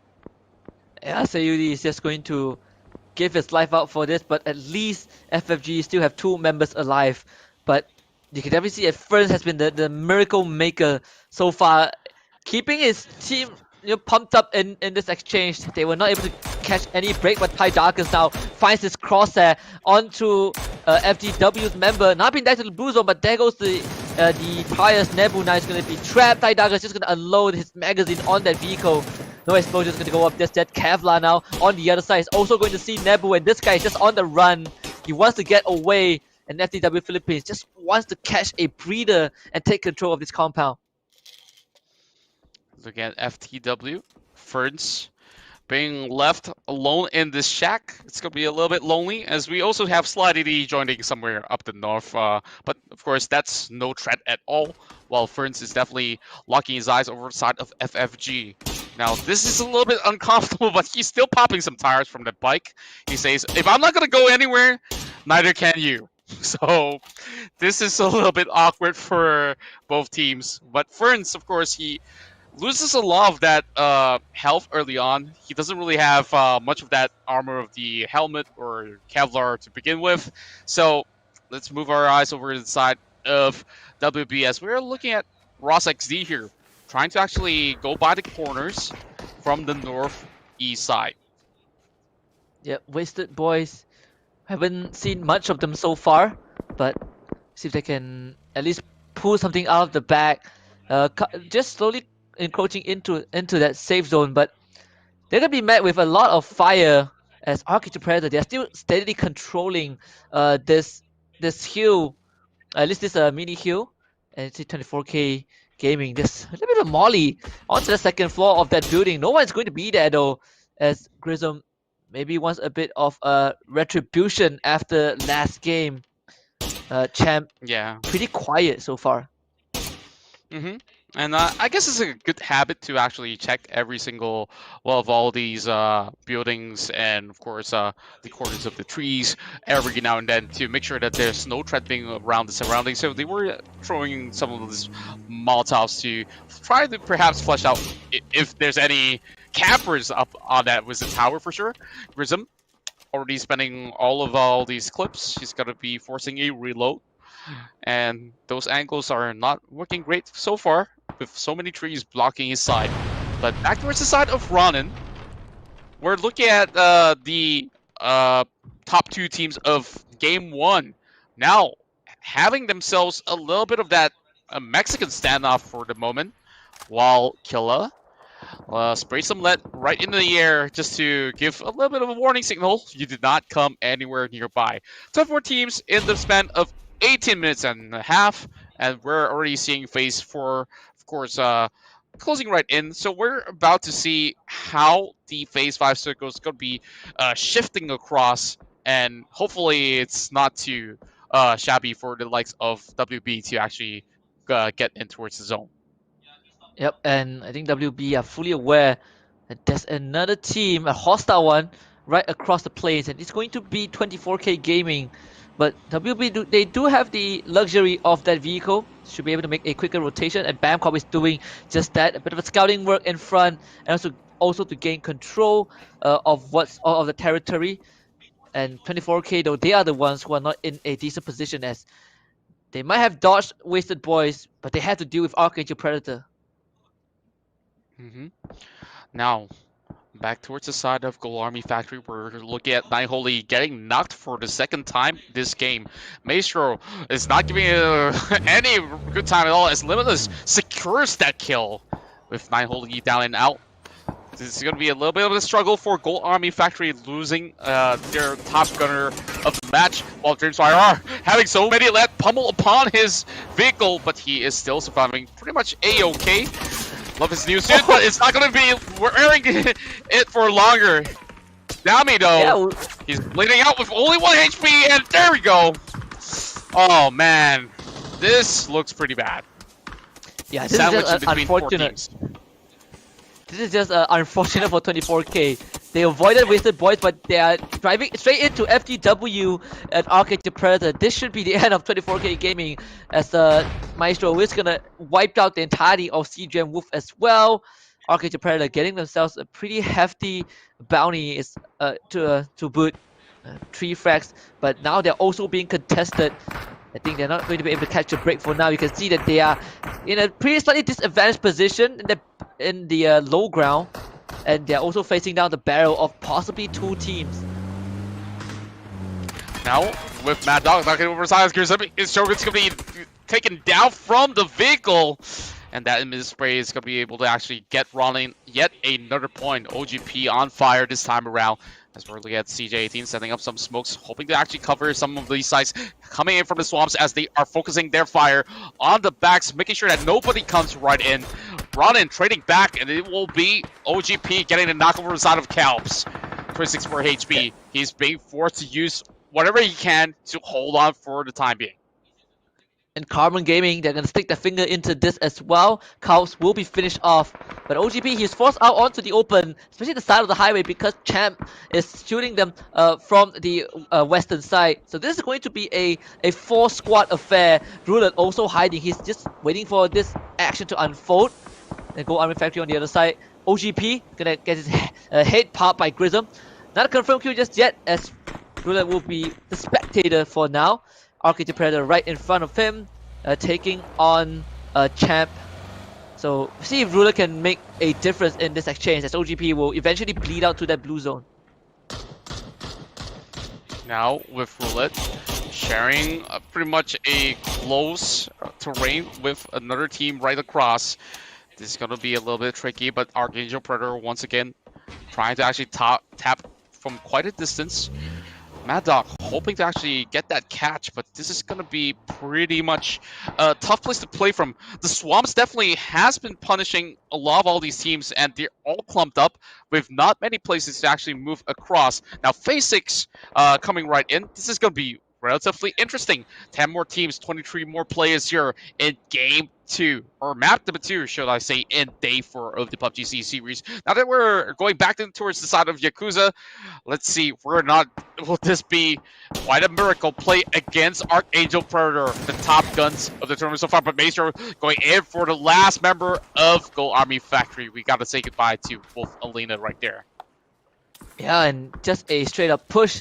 DK Esports, remember they did start the game off with 2 members crippled from the get-go. So getting to the stage so far and still have the confidence to frag out is a really impressive feat from those 2 members. Really 7 frags just off both of their performance.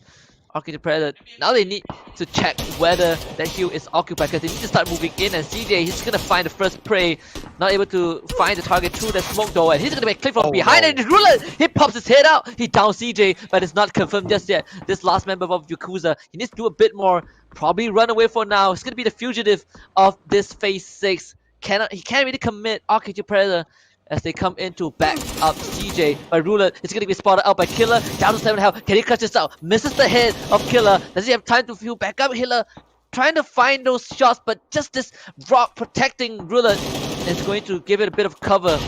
This Mexican standoff, Ruler has smoke grenade. A bit of a cover. But he downs Mad Dog. So Ruler just needs to kill off Killer to wipe out Archangel Predator. But he's not going to be able to find it. Ruler will be finished off, and Yakuzas are out. Of course, stays were numbered in between those creases right there, and Maji's going to be able to actually get that final tap over Zayahai. So, Champ's going to be losing another one. About a corner of the edge of the blue. Champ could not last any longer with another takedown coming in from the side of Mamaji.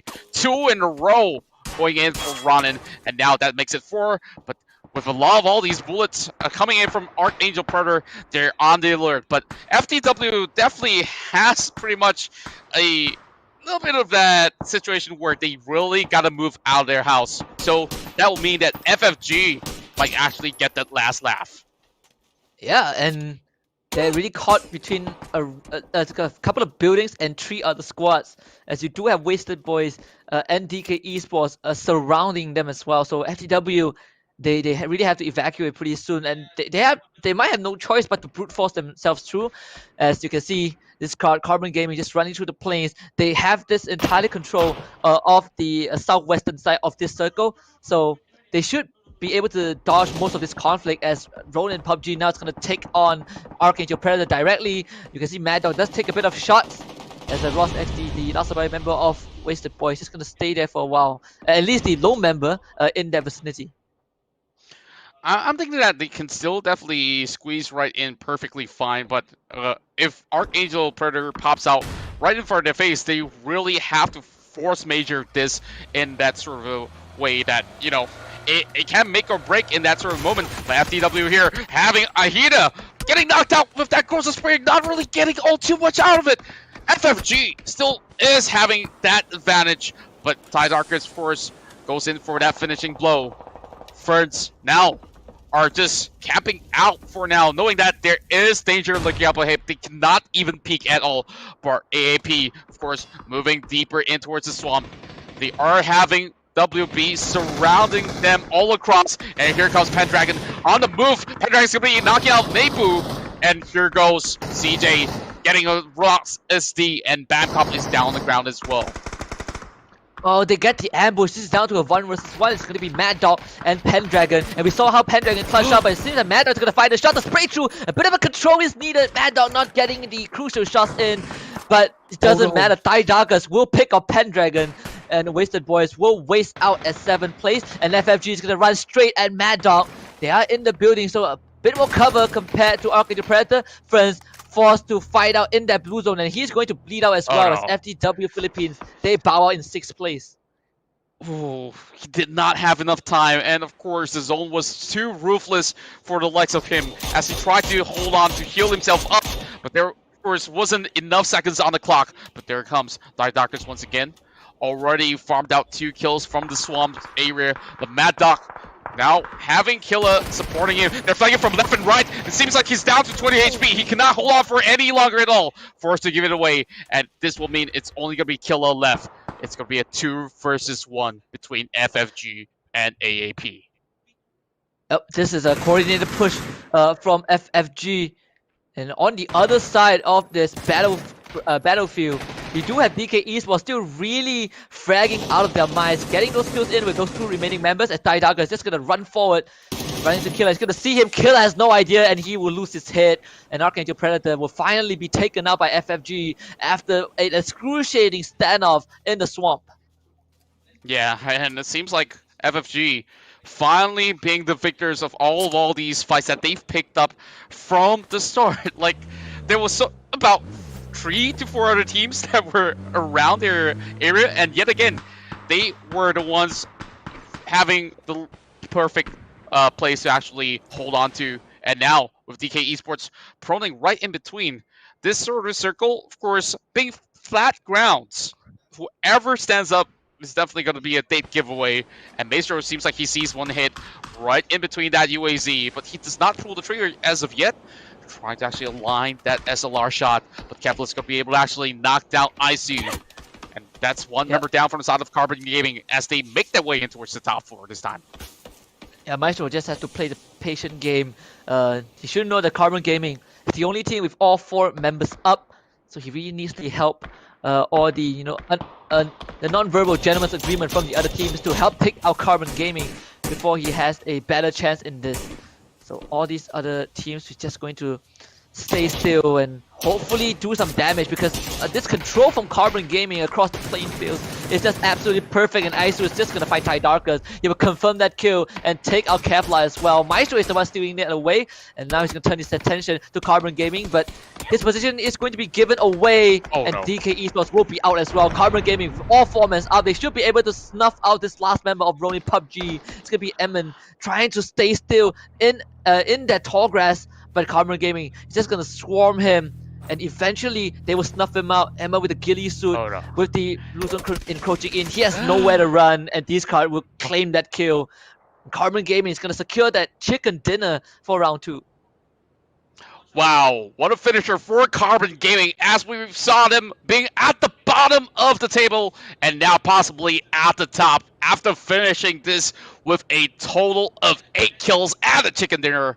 That is definitely a hefty amount that will skyrocket their way back in towards the top half of the standings. But hey, Ronin, 2 games in a row, being extremely consistent with their positioning.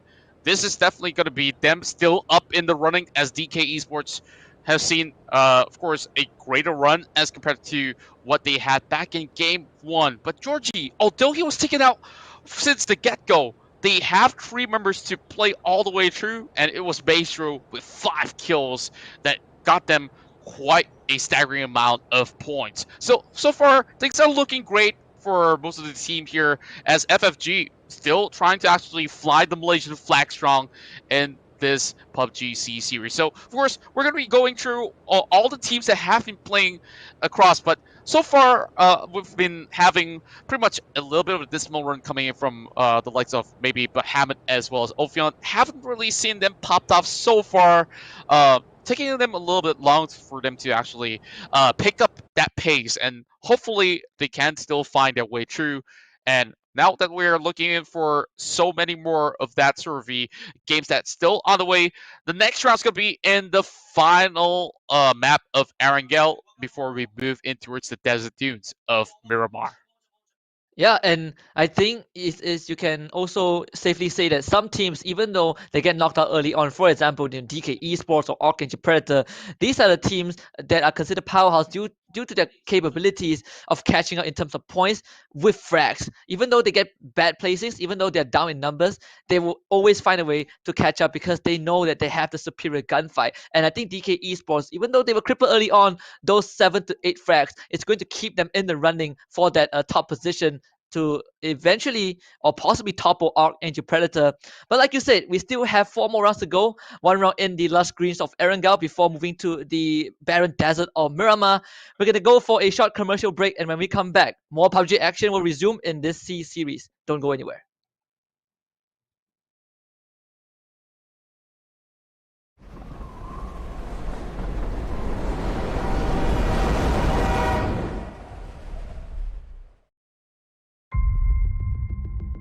제가 빅캔디를 개발했을 때 당시에는 내부적으로 뭔가 이 초보자들을 케어해야 된다는 생각이 많았어요. 그래서 초보자들을 케어하려면 우리가 어떤 식으로 이렇게 월드를 제작해야 될까라는 고민이 많았고.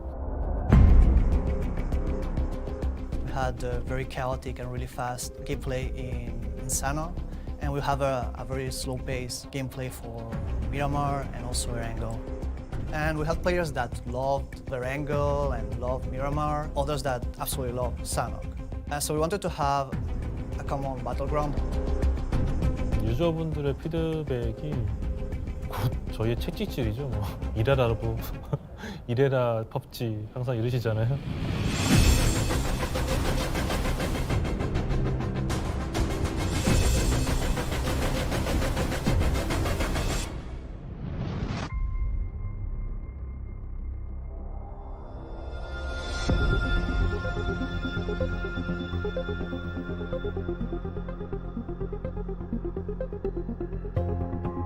When we designed Vikendi, we wanted to create a different map experience.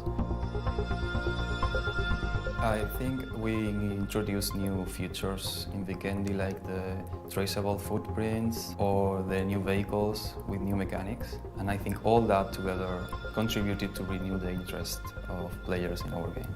We decided that we could improve the experience in Vikendi.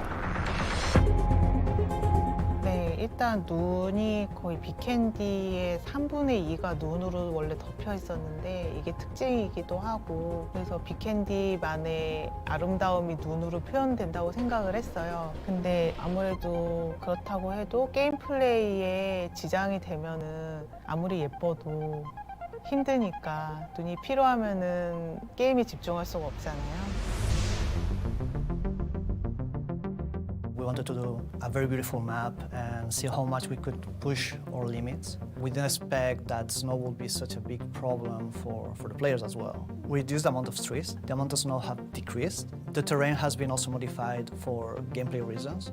So now we don't have so many flat areas. We try to make the terrain a little more bumpy so you can cover behind it. 그러니까 원래 빅캔디는 3분의 2가 눈으로 완전 덮여 있었다면 오픈데브 때는 3분의 2 눈 중에서 그 중에서 반 정도가 덜어진 것 같고요. The main complaints were the brightness of the snow and the performance. So now with this remaster also we try to improve that. Keep in mind that we needed also to improve the performance because we are adding new stuff, like the new Dinoland that is huge, and the train that will affect performance as well. So we needed to balance all that. We reworked almost every building, I will say, and every location. We reduced the tree count, the materials, textures, everything. We are trying to keep the same looking and the same quality. Everything is more pleasant to the eye.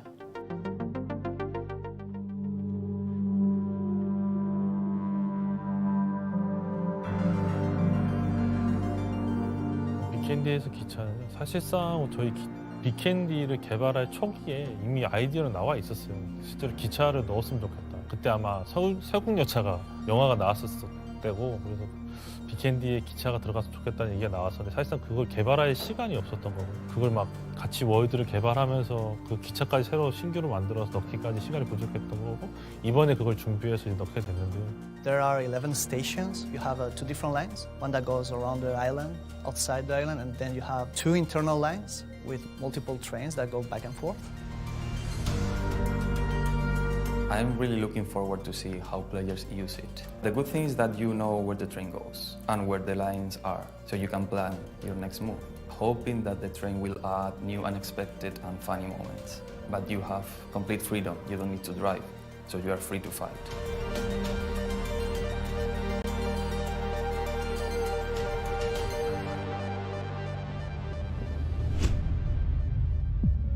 Dinoland is what was previously known as Dino Park. We looked at American theme parks from the 60s. It is about 4 times bigger than the old Dino Park. Dino Park was already an area that was beloved by the players. When we started to work on Vikendi, we organized a trip to Slovenia. That was our main inspiration for the map. And we were traveling and we passed by an actual abandoned dinosaur park. that looked super creepy, but amazing. We added a lot of verticality, so you can actually climb even to the top of the volcano. Dinoland kept this chaotic feeling with these maintenance areas, for example, that you can access from the back part of the stores or restaurants. And you can run into an unexpected fight with a team that was on the other side of the park by accessing to these areas. So that will keep that chaotic feeling.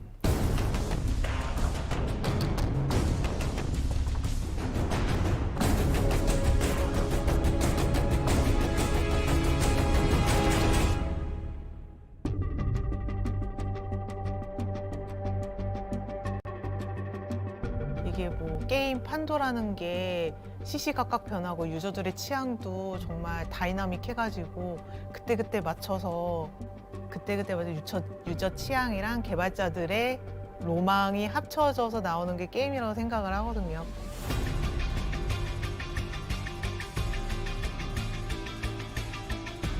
Fan feedback is one of the PUBG core values. And if you look at the Vikendi remaster, you will see that all the changes were made to improve the fan experience. And all the changes were made based on their thoughts. And you can clearly see that. Because we truly believe that the best way to offer the best game for our players is listening to them.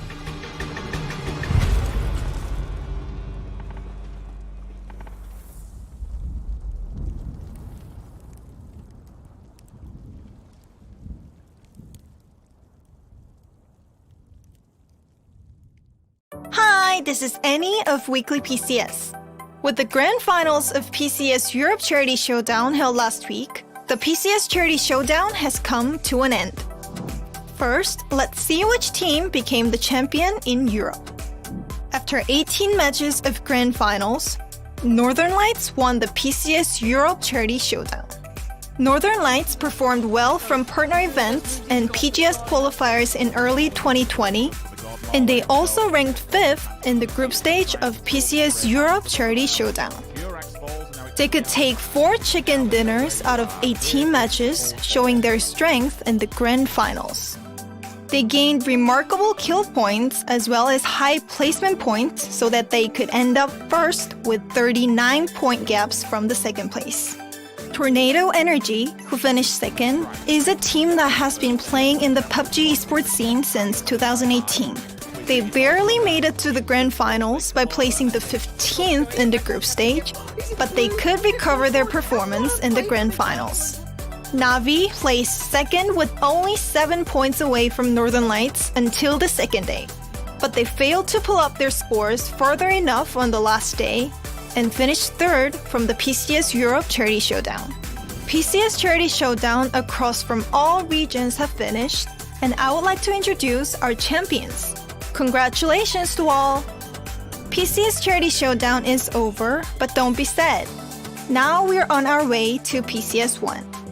PCS 1 qualifiers and regional leagues are underway from the global. Let's take a look at the participating teams, schedules, and more of each region. In Europe, 24 teams will participate in the group stage, and only 16 teams will advance to PCS 1. First, total of 12 teams already secured their tickets for PCS 1 group stage. And welcome back, everybody, to the grand finals of the PUBG C series. Of course, once again, this is Contra here alongside with Husky. So far, phenomenal games have been happening across Erangel, and we're going to take it to you one more time before we head in towards Miramar for the later evening, or you could say midnight for some of you guys who are across Southeast Asia or even beyond, of course, depending on your time zones. Here, it's GMT plus 8, about 9 p.m. And of course, so far, things are looking pretty great as we see Carbon Gaming. First game, it's fair to say they just had their warm-up, like they didn't really get much points, and they said, okay, you guys think that we are down and out? They show you what they have, and they got us that chicken dinner for game number 2. So let's have a little bit of that update. So Husky, let's break this one down after what happened in match number 2 in Erangel. Yeah, and I totally agree. The fact that Carbon Gaming I think during the group stage they also had this one superstar round where they really did super well. I don't think they got any chicken dinner, but it was a really phenomenal round. And this game and the previous game, excuse me, was the reflection of that with the chicken dinner, 8 kills, 18 points to boot. DK Esports, even though they finished third and they started the game basically -2 with -2 members, they were able to catch out in terms of frags, and we did talk about this. So they still got themselves 13 points despite that early disadvantage. Archangel Predator not too hot this time. However, because of their round performance, I think this 9 points is a pretty sweet addition. But nonetheless, Carbon Gaming should be super happy about this. This is the injection that they need. But if you go down the list, Ophion Gaming still not doing too hot. They basically had the entire vehicle blown up. 24K Gaming and Go Army Factory as well. They survived slightly longer, but no frags for them, or at least minimal frags, so not able to get anything. As you can see, this is the overall status of today's grand final. Archangel Predator with the first Erangel round, and Carbon Gaming taking that previous round on Erangel as well. So we have one more map on Erangel before we close out the second half of the day, 3 rounds on Miramar. But let's take a look at the total leaderboards. Yeah, of course. We're gonna be calculating once again, but so far I believe this should be pretty much the results for game number 2. So we're gonna be moving right in, and this is the total points tabulated. Archangel Predator, they were in that top 5 position, but it seems to be that they will not be moved in the overall picture as they are leading the pack with 31 points due to the high number of kill volumes that they have stashed up between those 2 games. Ronin, PUBG, definitely stealing the show, not really having those high kill volumes. They're all about positioning. Like the past 2 games, they were averaging about 4 kills a game, and this has definitely tallied up to 20 points. DK Esports comes in at 3rd place with 19, and only losing a point to its the 4th place as well as the 5th place will be FFG as well as Carbon Gaming. But FFG pretty impressive. Like they don't really have those chicken dinners, but hey, positioning did matter a whole lot for the likes of them. And of course, we go down the list with Yakuza squeezing in with 13 points, 9 points for both FTWPH as well as CGM Wolf, and towards 8, and down towards the 9th place as well. Next Play Predator. Of course, we were keeping close eyes on towards Next Play Predator, but they were the first one to bow out in that previous match.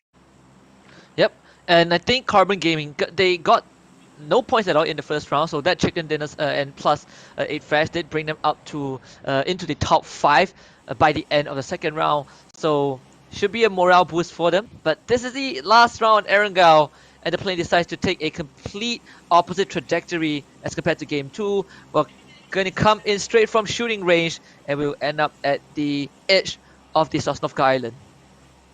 That's right. Of course, it's going to be moving all the way in towards Revnoye. So I'm pretty sure that players like Champ still has pretty much a breathing space to drop right in towards the Sosnovka Island. So that's pretty much great for them.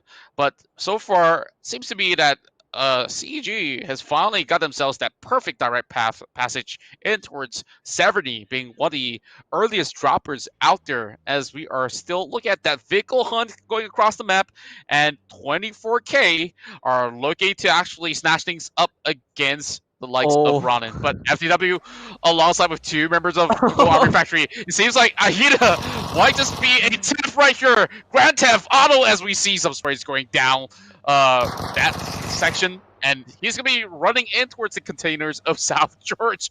Boy, he did a wonderful job.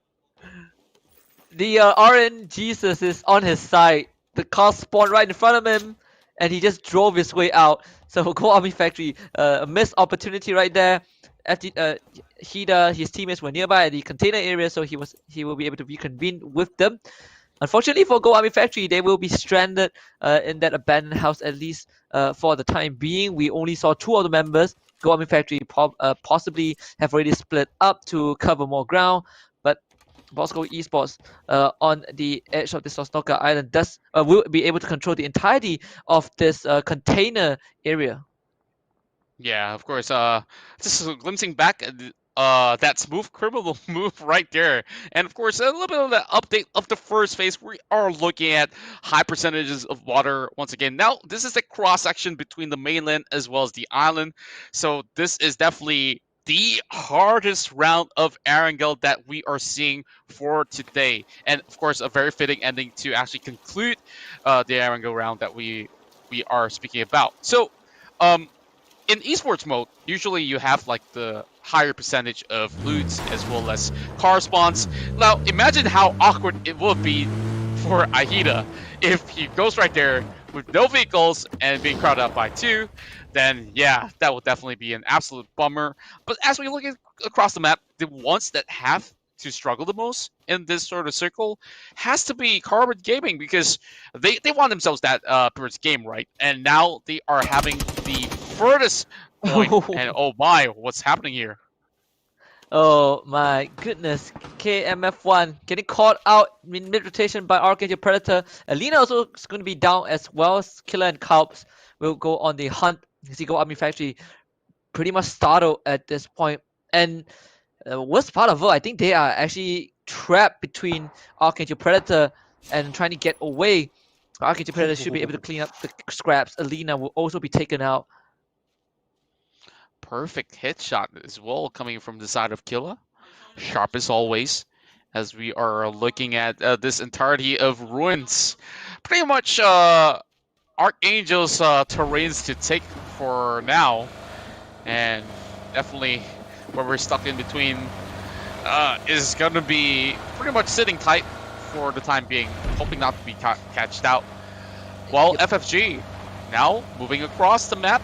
And it's going to be rejoining the group, but we're looking at them just hang out by the farm, because it could have been either side. So if you really want to take a safe bet, farm is possibly the best place to be. I'm just gonna park their vehicle there. And Archangel Predator, well, we did get a glimpse of the overall map just now, and they spread out all 4 of their members across that the southwestern area of the map, so they cover a lot of ground. And because individually these players are amazing on their own in terms of accuracy and precision, catching Go Army Factory was the least of what Go Army Factory expected. And Device just has to stay still and take a bet, just using a bit of that game sense to predict whether Archangel Predator have already left the area. And it seems like they are leaving further and further away, so Device will have a bit more breathing room. But this is not the start that they want, as Emma's going to camp the bridge. Goes for spray down, 3 vehicles pass through, but Emma does not get anyone, and Maestro says, hello, runs him over. But there's no confirmed kills as of now, and Emma, well, he's going to be punished for that. Wow, I can't believe M0 just bumped him a little bit and was like, okay, stop spraying my teammates right there. And he just carried on. Like, of course, it's a really awkward place for him to really stop and, secure that 1-pointer. And it's really not worth it if you do lose your life to the rest of Bosco that's pretty much around. And that spot definitely is a really high risk, high reward place where if you do get those spray downs on those vehicles to get 1 or 2 knocks, it's pretty much a free pointer for the player. But now we're going back in towards this side of 24K Gaming. They are having a little bit of that standoff here. OGP going for the spray down there, soaking a little bit of damage, dropping down to 19% health. He's going to be cutting across towards the back for a little bit more safety net, and he only has 1 first aid kit to work with. 24K Gaming, they are not happy with their vehicles taking damage from Emma. So they're coming back for round 2, and this time they want to put the final nail in the coffin. However, they're only working with 3 members, so this is going to be a fair fight for both teams. Emma is pretty much going to bleed out on the end of the bridge. So we'll see if M0 will be able to get the push onto OGP. He's going under that bridge. That's where OGP did pass by.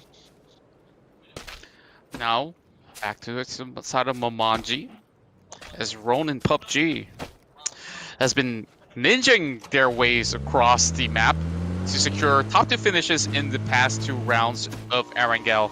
But he hears some of the roaring engines of the UAZ. He knows that 24K Gaming is not having any of that, so perhaps that might just be a little bit of that missed opportunity But back towards the side of Carbon Gaming, we talked about how hard it would be for them to actually get themselves great position, and it seems like Ron is going to be stopping them down. Perfect spray as he clips over the side of Bio62 with a headshot.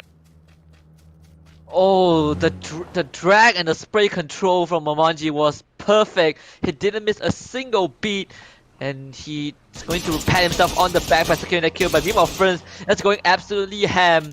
Like a mad lad trying to take down the ship of Archangel Predator, but he won't be able to find the finishing shots. At least they did cripple, I think, both Killer and Kalp, so STW Philippines will settle with that as they proceed along that coastline while the blue zone closes in.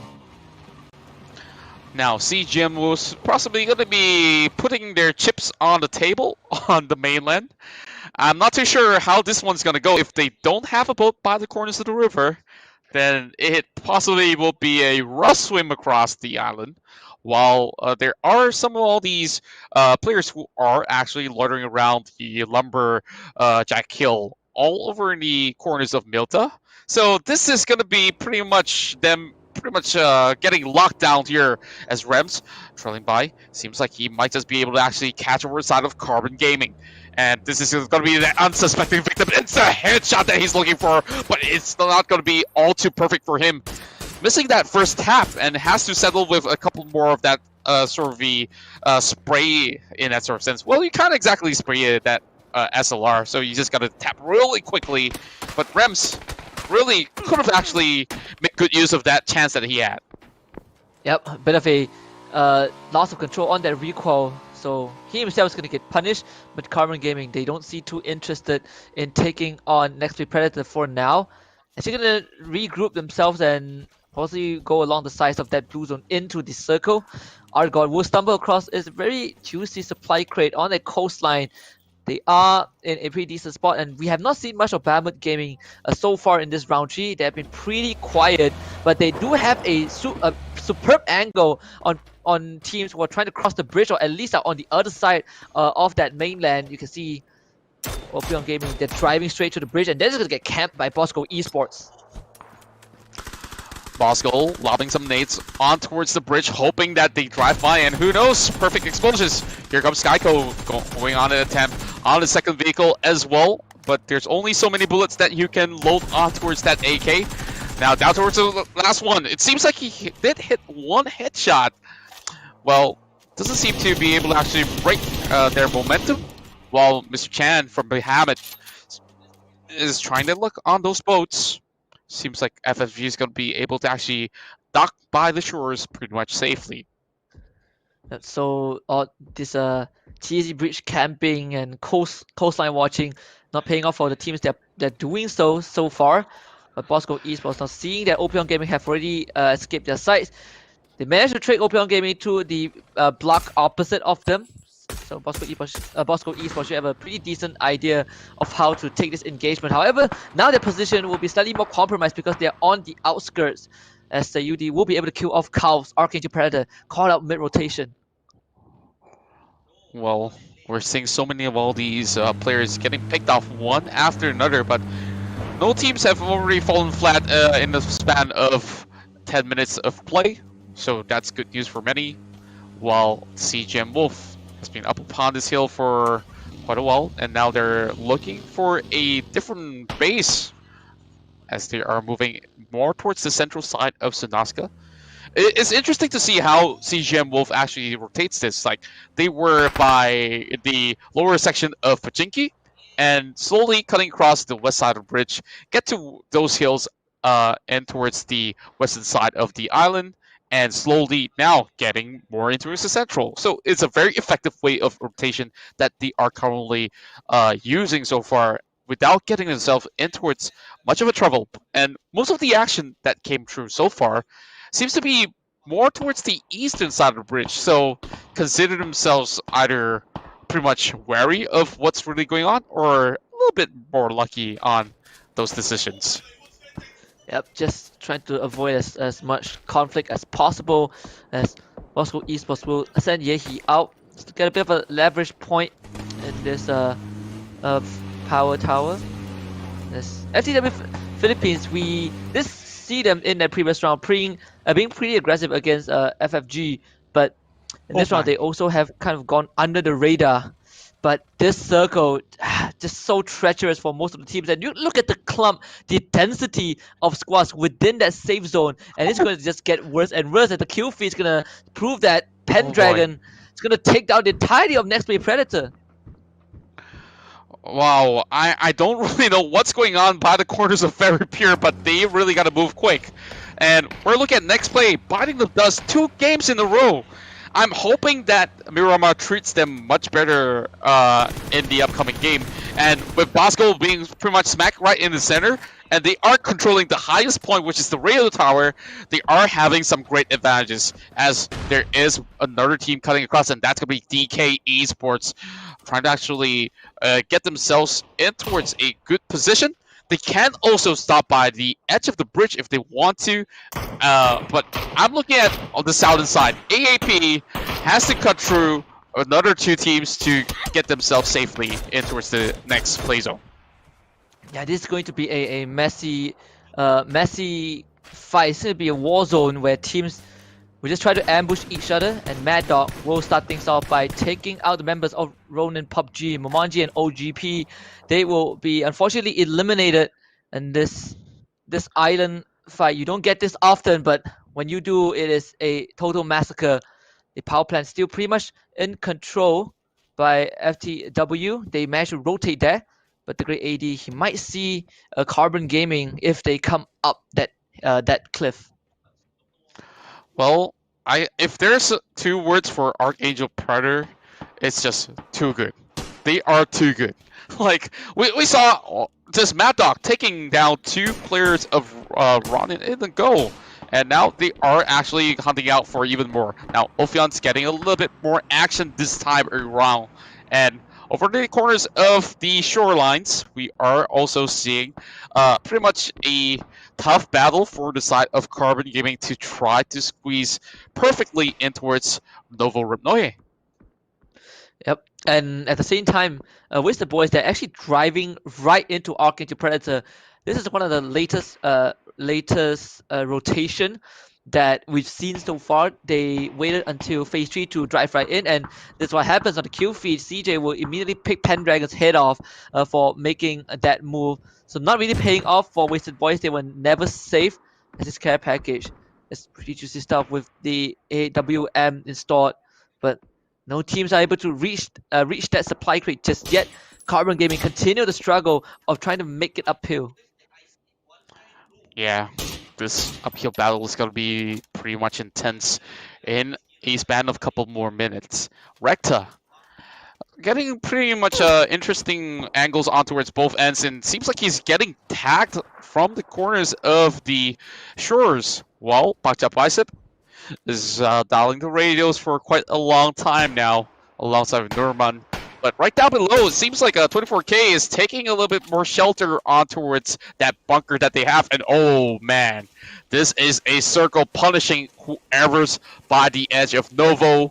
And man, this is definitely not going to tickle if it closes all the way in. And oh boy, how many more teams will have to suffer the wrath of the blue zone? Yeah, and Carbon Gaming, they are in such a precarious position. There's going to be a complete struggle for them to move out. I don't think Opion Gaming will give them the opportunity. Bamcop, let's find a bit of attack onto CJ, but CJ is going to return fire himself and eventually knock Bamcop down. This is not the position he wants to be in. He survived the entire round, being the only member of Wasted Boys stranded on the island, but he's not going to make it through any further as Carbon Gaming. They're going to try to push right through. They run into Champ. They take down the members of Champ, but they will also be loose members to Opion Gaming. This is just a 2 versus 1 affair at this point. Wasted Boys down and out, 15th place. Old Man's going to get that headshot over his side of Ross XD. So Wasted Boys, well, they were in a really good position for a moment. And yeah, they kind of blew it off, blew their covers as well. While DK Esports, of course, now Fruity hasn't really gotten all too much of that action time or the camera airtime for a bit, as he's been playing a little bit more passively. Understandably why, because DK Esports are just trying their best to find a way to gatekeep other teams. GAF now struggling to get by. Let's see how would they actually approach that sort of situation. Well, Archangel Predator, they've got that pretty much an uplifted hill that they can work with, while Champ is just trying to actually soak a little bit more damage to try to pass off and hopefully not get caught off by players from Yakuza. Yeah, they're trying to sneak by, but there's more than just Yakuza in front of them, and they're in for a rude awakening as Ophion Gaming. After cleaning up Carbon Gaming, they want to make it into the blue zone themselves, into the safe zone themselves. But Pakja Bicep is watching them from that mountain, and it seems like the entirety of Ophion Gaming, they are already kind of exposed and have to go for this run. Limitless does find one member of Ophion Gaming. Tai Daggers will get the nade on the Shinryu G. But Pakja Bicep, just his suppressing fire has been absolutely amazing. No secure just yet though. He's getting his skill DBNOs taken away by other squads. Pakja Bicep, one of the veterans from the Malaysian scene. It seems like Champ's gonna be having Grism getting shredded to pieces. While smokes all across, but Hammond getting up close and personal against the likes of FFG. Well, Skyco have some distance to cover from the top side, and he's just happily tapping whoever's right behind the tree. Oh boy, what a situation right behind. Yeah, this blue zone is punishing everyone. You can see that Rikta and Dawn, they really want to make a run for it, but they know they're not going to make it far. Bammer Gaming, they're going to actually annihilate FFG. There's nothing more they can do. Night Holy finds one in the washroom, and the spray down will secure him through the DK East will get ambushed, but Limitless will come in for the refrag. Not able to save his buddy, but should be able to secure that kill onto this veteran of Go Army Factory. But the Vice is here though, gets the revive onto Night Holy. So no confirmed kills from DK Esports.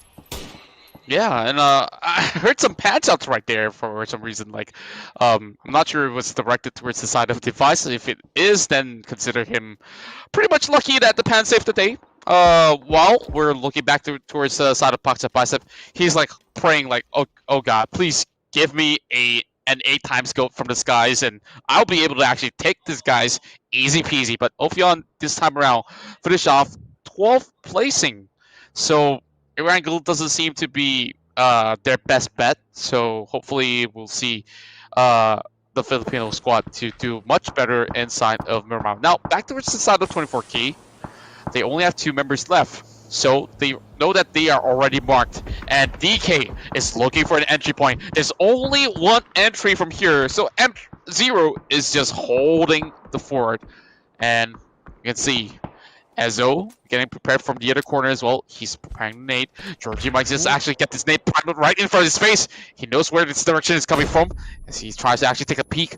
27 damage has been done towards the side of Georgie. Smoking right here. Smoke's gonna dissipate as well, and Georgie is still gonna hold his breath as conflict just ensues outside. BMG, they're gonna take on 2 teams at once, and another grenade. This one is a flash, and Georgie, he knows that he's in danger, not able to down Edzo, and M0 as well will be able to chip in a bit. Georgie losing his life for this, but DK Esports, they're not out just yet. They still have 1 member left alive. It's going to be an uphill climb. Maestro still closing in the vicinity. Hida will be spotted out by Shinryu G, and he's definitely going to be left to dry out. They're going to toss that nade right behind him. Doesn't matter if it hits. There's no members there from FTW to keep him alive, so Mr. Chan should be able to clean that up. Now towards the side of Boss Goal as well. Of course, those were pretty much interesting defenses coming displayed by some of these teams. While DK now, this time around, finishes off 11th. Not their best record so far, but of course, there's still more rounds to go. Yeah, he on top of the hill. It seems like they don't really have much choice. Yeah, he has to fly his way down with that vehicle to make it across safely. Hopefully, actually. While Boss Goal Esports, the time is ticking, and they really got to leave that tower really, really soon. And as we can see, Carbon Gaming, we talk about the hardest rotation. They once again made it across, and I think that they definitely would be able to actually get this circle. And yes, indeed, they are pretty much close towards the center. And Ronin, so far, has been having the greatest of prediction all 3 games of Erangel. Yeah, and Carbon Gaming, they were under suppressed fire, but from Opion Gaming, they had champs towards the eastern side, and they fought their way to champ as well. As Old Man will find a headshot onto Yehi and Bosco Esports. Like you said, they have to leave the tower by within 20 seconds. They will already have to be in that safe zone, and it's not really looking good for them. Archangel Predator, they're still controlling as much area as they can. You can see on the map, CJ is running into the entirety of Yakuza, but he doesn't have any idea just yet. Yakuza can possibly ambush him if they want to. Look at this pretty sneaky move from CJ up top of the hill. Yakuza have no vision of this yet. This is an uphill battle, so Mad Dog is going to start driving in to provide a bit of backup. Now, over side of CJ18, they are looking for even more of that points coming in. They've already secured 8 points coming across, so it's going to be a little bit more difficult for the rest of the teams if they just cut across from the right side, which is going to be the eastern side. And of course, there's going to be Carbon Gaming waiting for them to actually move upwards as well. So this is going to be pretty much intense. Boss goal. Now, trying to figure things out. Now, with that circle still somewhat giving them a little bit more leverage by the top side, it's going to be pretty much A-okay. But this is going to be a couple of natives being primed right across, while AAP does have a little bit more of that sort of the position to still find a little bit more cover. Yep, Yakuza, they want to take this fight straight to Archangel Predator, but Carbon Gaming and Bosco Esports have something else to say about that. They want a piece of the pie. See the nades being tossed out by Xavier. He's not able to get the connection onto a Archangel Predator just yet. So Mad Dog should be safe alongside CJ. Still playing far apart from each other. This is going to be a standout between Archangel Predator and the Yakuza. Meanwhile, Oman himself will hold off Bosco Esports, who are struggling to really break free from that tower that they've secured earlier on, but they also have to go through Carbon Gaming. Now, of course, with the habit here, just having so much of that sort of the angles to actually guard, this is going to be really tricky, but they still have 4 men strong with it, which is the best advantage that they can get out of the many that are actually contending for that chicken dinner right now. So, as we are looking at the members of Bahamut, they are definitely having a little bit more of that sort of the positioning, while Yakuza, right down below, they have a perfect view on Bosco members, and they can't really seem to jump right down below. It's either they actually give their lives up at this sort of standpoint because the circle is no longer with them, and Skyco runs out of bullet. He could almost take one hit down in the form of roulette. Yep. So Bosco Esports, this fortress not really working in their favor. It's a long way down, and in fact, this could be death if they attempt to go for it. They might have to just take the risk and fight their way through, or even tank a bit of that blue zone damage if not for the presence of Carbon Gaming, who is just encircling them. You see Yehi is really starting to split out from the team. He needs to find a way out. He needs Bosco Esports needs at least one member to stay alive, and Yehi will be their hope. The rest of the squad will try to fend off all these attackers from across this mountain. Mr. Chan, what a 73 damage headshot. It's going to bring him down as well. Now we're looking at the Yakuza, of course, still holding over on towards teams like Ronin as well as 4K. Bosco is going to be shredded out as they will settle for 8th place. So a lot of kills coming over the side of Bahamut as well, as they are looking for that sort of be a perfect angle to find Bosco members. Well, Yakuza, they only got 3 kills so far, but this is the time for them to actually farm for more. CGN Wolf goes in for 7th place, but Bahamut goes for their 10th kill of this matchup. Well, right down below, how did M0 get right in there? So these two guys, they're sitting out of the battle, hoping that no nades come right in towards this quarters of this ditch. So I guess they can definitely be friendly neighbors for quite some time. Yeah, in a pretty tense situation as well, as the remaining survivors. And Bahamut Gaming, they're sweeping through. See, Ezo is going to join with his buddy. Shinryuji will be the first one to be taken out. This will give them a bit more control over that area, but they have no idea that this rolling PUBG lone member is there. Cheesy Kimbap, he pops his head up, but here comes the molly from Ezdo, and Cheesy Kimbap, he's ready for that. He's gonna pick his head up, get the headshot in, but maybe M0 will be able to clean him up, and they will. Ronin PUBG, they're out in 6th place, and Ezdo will be finally revived by his fellow teammate. Quite unfortunate for them, as you can see that he was trying to actually get a reload in without knowing that M0 is pretty much close by, so they managed to actually live another day. Now Yakuza is actually taking pretty much the entirety of the southeast section, but with that circle leading towards the central or the western side, this is going to be Archangel Predator mowing down some members of the side of Yakuza. And we can see even more of that members coming right in. Oh, perfect spray coming in. And it seems like Archangel Predator will be wiped away after too many bullets flying their way coming from Yakuza. But oh boy, where did that one come from? As we can see, Art God lands that blow over on the side of Dami. Yep, Bahamut Gaming, maybe they have finally found their prime.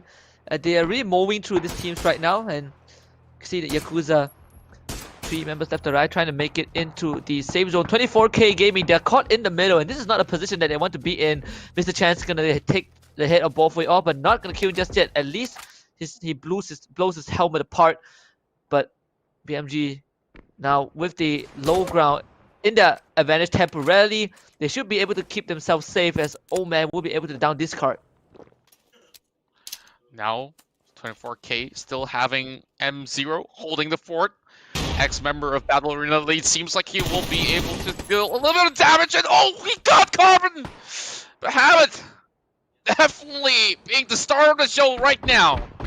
Total 25 points being stashed up, but Yakuza now stalking over the side of Mr. Chan, and Mr. Chan's not going to be having any good time at all. 2 versus 1, and Xavier is actually down to 15%. Mr. Chan might just actually be taken out if he cannot actually find those angles in. Xavier will fall! Which leaves only Dami left. Yakuza being wiped away! Shinruji and Ko are now looking at 15 kills on his side. Mr. Chan single-handedly brought down Yakuza, and they're gonna clean up the last straggler as well. Bahamut Gaming, they are back, baby. Game number 3. They take that chicken dinner and they take 17 kills with it. What a comeback coming in from Bahamut Gaming, and I've been waiting long enough for this to happen, and of course, seems like my expectations have been met, and Art God, like the name speaks for itself, this 8 kills is the work of a legend. And of course, Mr. Chan there with that incredible final finishers over on towards the side of Yakuza, alongside with the rest of the team, of course, giving some great cover fire as well. They managed to secure this chicken dinner inside of the final map of Arangel, inside of the Silnoska Island. So, of course, this has been one of the toughest games so far, and if I calculated correctly, all 3 chicken dinners have fallen in the hands of the region of Philippines. So far, of course, we are looking at even more emerging faces like 24K as well as Yakuza now taking that top 3 spot alongside with Carbon, which wasn't all too shabby. They came all the way from 70, now in towards the island, and they've secured that top 4 finisher. And of course, always in the top 5, it's going to be Archangel Predator. Yeah, and I think Bahamut Gaming as well. If you take a look back at game number 3 towards the later stages, phase 6 onwards, they were ruthlessly fighting their way through into the safe zone. They were already within the safety of that circle, but they were constantly gunning down other teams, and they barely missed the beat. I think this is probably one of the best performances from Bahamut Gaming so far, including the performance from the group stage. I've been waiting for them to show up again, and this really puts confidence back into them and back into me as well, because this is the expectation I had for them. As you can see, the overall statistics so far, the overall results for all 3 rounds of Erangel, taken away by 3 different teams: Archangel Predator, Carbon Gaming, and Bahamut Gaming. So next up, we're going to finally move away from the lush greeneries and head over onto the desert of Miramar. And I cannot wait to see what these teams have to bring to this different map that's definitely going to bring a different kind of combat, especially when you have so much more open land and so much less places to hide behind.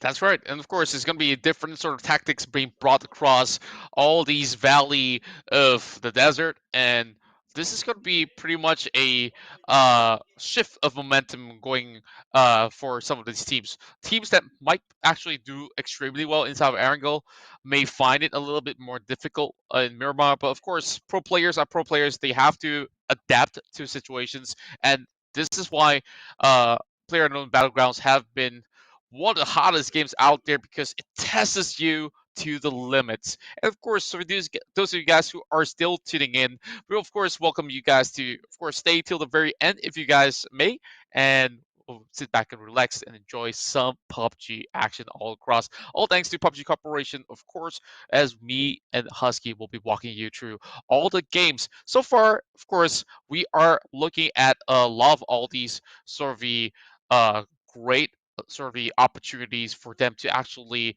make their mark in the international stages. So I'm definitely looking forward for even more across the weekend, as this is only halfway mark of what's to offer in day one. Yep. And with that being said, we are 3 rounds away from the conclusion of the first day of the grand finals. But let's all take a short commercial break. And when we come back, we're moving all to the desert of Miramar. So don't go anywhere.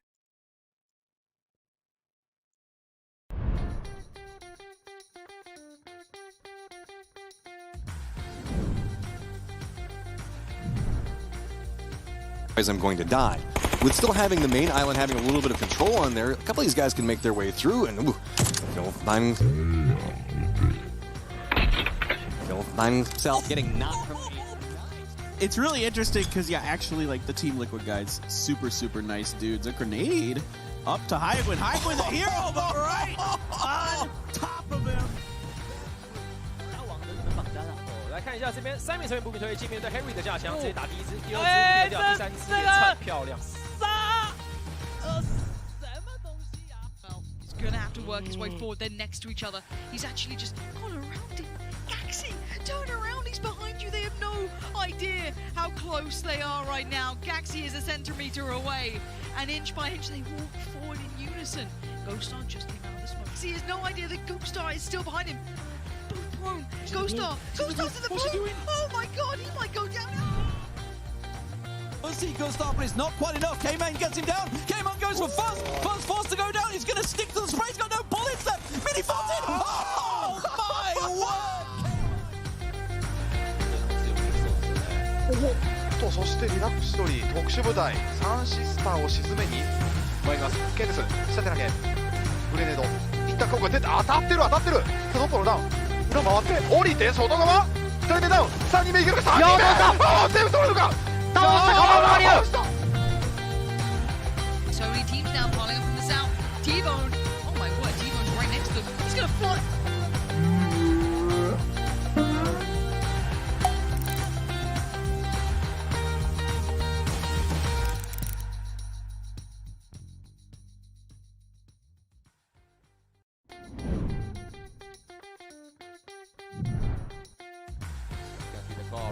Gonna be coming from right here, and everybody is just waiting, and there we have it. 5시 지역, 서클의 5시 지역에 붙어있는 두 팀인데 위키드가 욕심이 좀 많아요. 봤어요. 인디고 맞고. 네.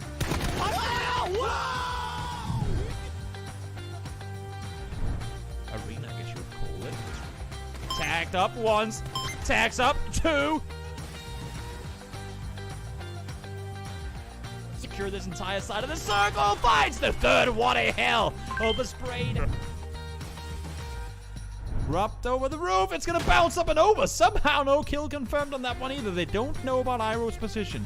They have no idea that there's one inside. That one's gonna bounce up and over and take him down. He's gonna have to hop off the roof. Vard is tagged up. Vard finds one more. Great shooting. Molotov thrown forward now as well. Now they have to back off and run the hell out of here. Iroh finds one, and that's the third kill. 不要慌。当然还是得看后续。哦，这个起来了，被空在了。u lijepu poziciju. Ovdje Marv radi dosta damage-a, međutim neće on moći ovo vjerojatno preživjeti. Kako? Molotov down as well. Spots one bus face. Takes one to the face, falls down immediately after 20 bullets left. Get the face. Trying to stay alive and don't Molotov yourself. And now he jumps off. Cat just hates him. Ransom healing and he gets him. 2 Flash straight on through. Full wide. I think. Valias. Oopsie doopsie. There's a lot of flashbang. What? How much do you want to ruin his eyes? Stop throwing flashbangs, guys! That's 7 flashbangs. They've through flashing Orange. Orange finds 1. He's gonna go down and return, but it's 1. 타니까 체력이 너무 없다. 바로 내려. 김치. 숨은 쉬어야죠. 그쵸? 오시는 못 줘도 커피는 주고 싶네요. 김치!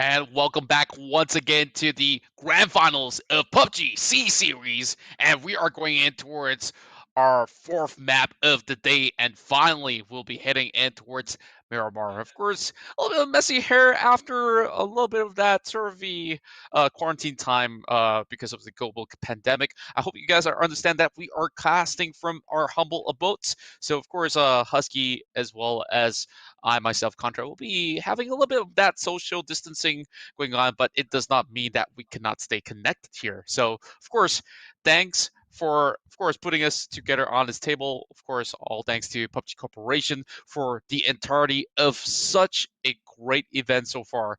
And once again, like, that match itself, it was so fun to watch from start to finish. And we're about to, of course, break it down to you guys on how Behemoth Gaming got themselves 17 whopping kills.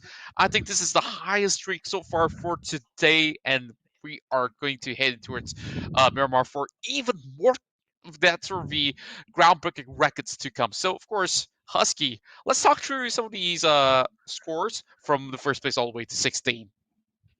Yeah, and I think Farmer Gaming, we can kind of skip over them because the number speaks for itself, right?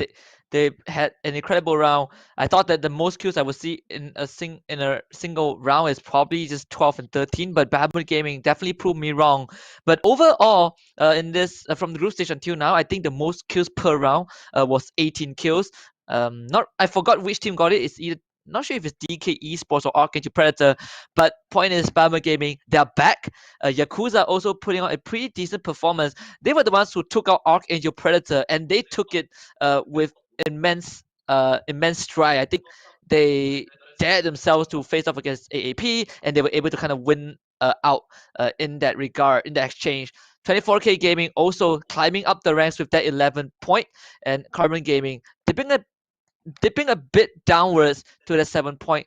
The rest kind of negligible because most of the frags, let's face it, were taken away by Bahamut Gaming. And of course, Bahamut Gaming was just really spraying lead everywhere they go because of that positioning was so well protected. And not only that, they got those perfect sort of position from each one of their members covering one another, and they instantly got those angles against Bosco and everyone else. And we thought Bosco was really in a great place, but by the end of the game, it was definitely Bahamut just raining on everybody's parade, especially for even the likes of like Archangel Predator, who's still gunning for that top place. So with that being said, they are still on top, but with that one big round of a swing, Bahamut Gaming is right now sitting at second spot.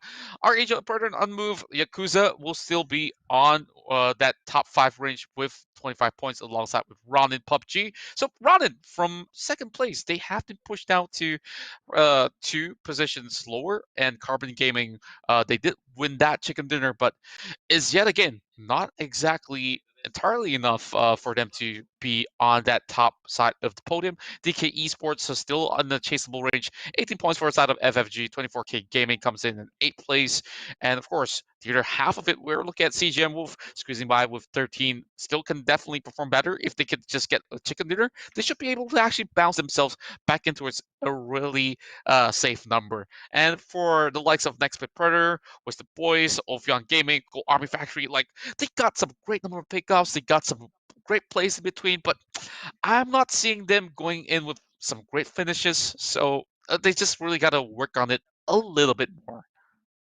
Yep, and we also have to kind of put our eyes on DK Esports, right? Because yesterday they had an incredible run on that final days of the group stage. 3 chicken dinners. They ended the entire group stage with 150 points and the second highest in kills. So they were placed first after the group stage with Archangel Predator, I think 4 or 5 points lesser than them. But this 3 rounds, DK Esports, they don't feel like the DK Esports that we saw yesterday. So it might be the jitters of the grand finals. It might be Erangel just doesn't feel too hot for them, which is kind of ironic considering the fact that they performed extremely well on Erangel yesterday towards the second half of the group stage. So now we're heading into Miramar, which could be unfamiliar territory for DK Esports. They haven't been too hot when it comes to that map. I am slightly worried for them. Well, of course, DK Esports is still within chaseable range, so it's more like some of these gameplay that we're looking for from the side of DK Esports. After all, that final game inside of Angle was very punishing because it was the drive to the island. The rotations getting caught off in between has been pretty much doing a little bit of damage, but we'll get to that a little bit later. So if you guys are wondering how's the schedule going to be like over the weekend for the grand finals of PUBG C series, we're going to start the live stream at 7 p.m. In the Philippines time as well as Malaysian time. So you can see all the matches will be played in Erangel as well as Miramar, but it's going to be like a half and half. So today we start off with Erangel, and now we're already heading towards the second half of it. Tomorrow we'll be starting off in Miramar first. So this will conclude in a total of 9 rounds each on both of these maps to tally up to 18. And of course, over the weekend, we will crown our victors of the MY as well as PH teams that are playing in the PUBG C series. Yep, exactly. So if you guys just tuned in, do remember, whether you are watching on Facebook or YouTube, share the live stream out. Follow us on our socials on Geek Events, same handle on both channels, and of course hashtag your favorite teams in the comment section and see them at chicken dinner. But with that out of the way, let's head over to Miramar, the desert, and straight out the gates. This flight path pretty deadly, dipping so far downwards to the southwest side. A lot of ground on the east side. On the northern east side, I'm expecting, or at least I hope, that this first circle is going to close up there so we can see just how much chaos it can cause for all of these teams. Yeah, this is definitely going to be a little bit chaotic. I'm looking at maximum stretch in towards maybe Minas Generalis. So Graveyard pretty much somewhat within reach.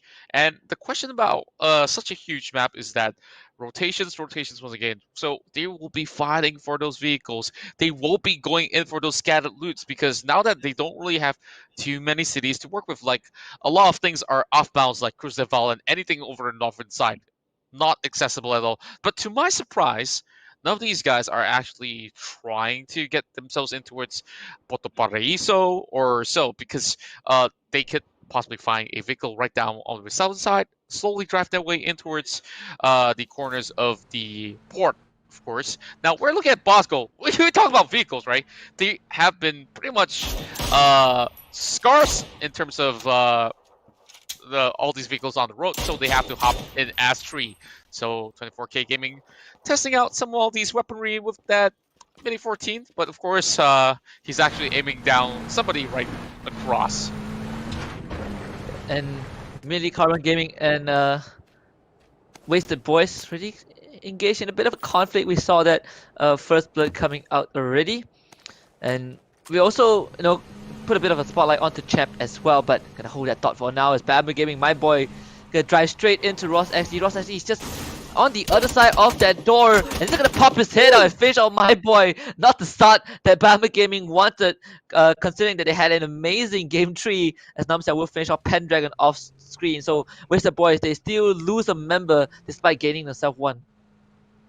Well, surprise, surprise. I guess like they really fell for this one. The reason being that Los Leones is such a big place to actually play out from. I expect a lot of all these teams to actually visit that territory, knowing for the fact that there's a lot of walls for cover for all of these guys that are playing this one out. So for the likes of CGM, they are pretty much in a good position, somewhere in between Leones as well as Benita, while Bosco even better inside of Impala. While we're looking at the other teams pretty much all over on the Western-centric side, there shouldn't be too much of that issue going in. It's more like the central zone is going to be pretty much too crowded up by most of these teams, as we are looking at a couple of all these taps from across Estes Carte.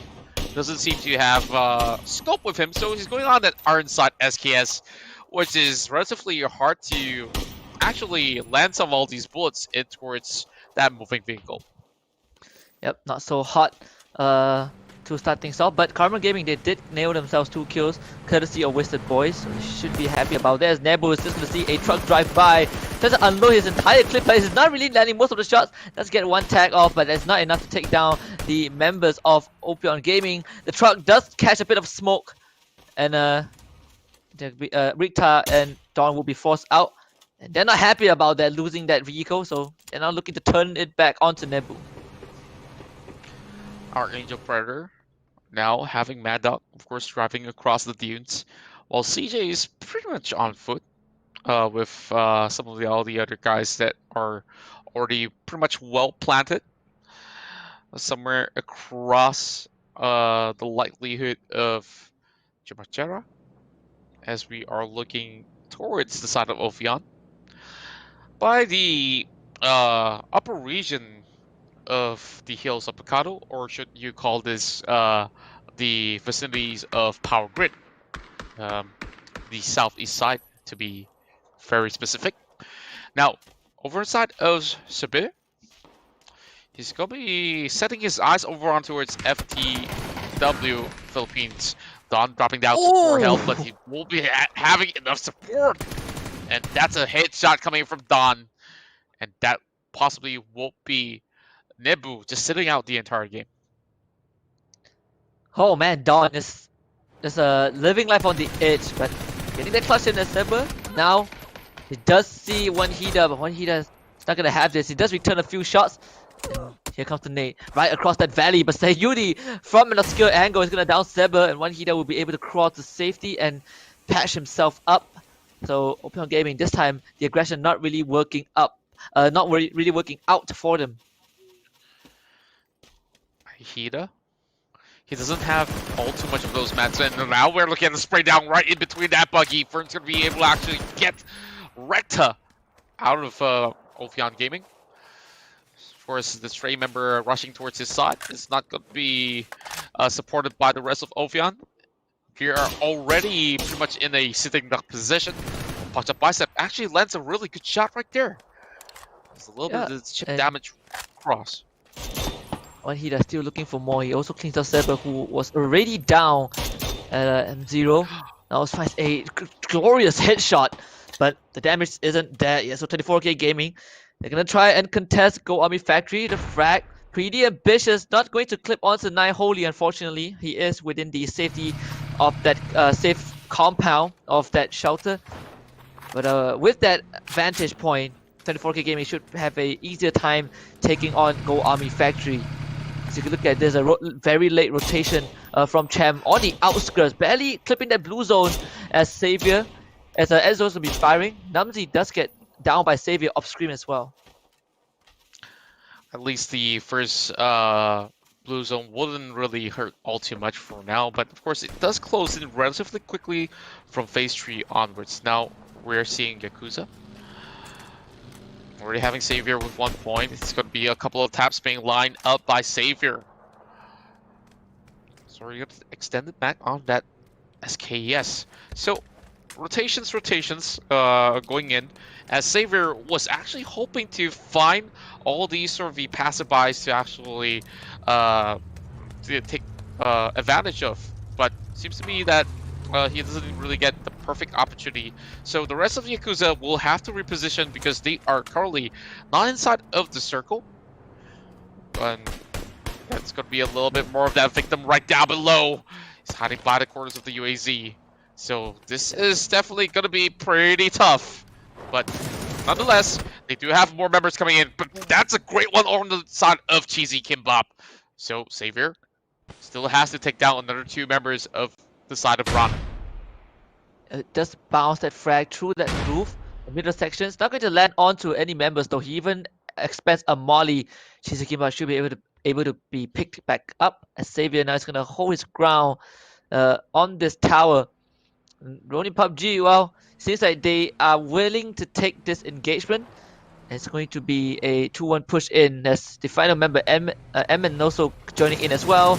Savior is the backbone of Yakuza in this situation. He's gonna go for the spray. He does take down Emin. Just goes for a pretty agile pick. Now watching the main stand, knows that someone is coming in. He's expecting a member of Ronin PUBG to check that corner. It's going to be Momonji. So Savior playing it really safe and patient. The rest of Yakuza, they're finally joining in as well. As you can see, the vehicles roll right in. Well, it doesn't really benefit both sides as we are looking at the zone, of course, taking their health away.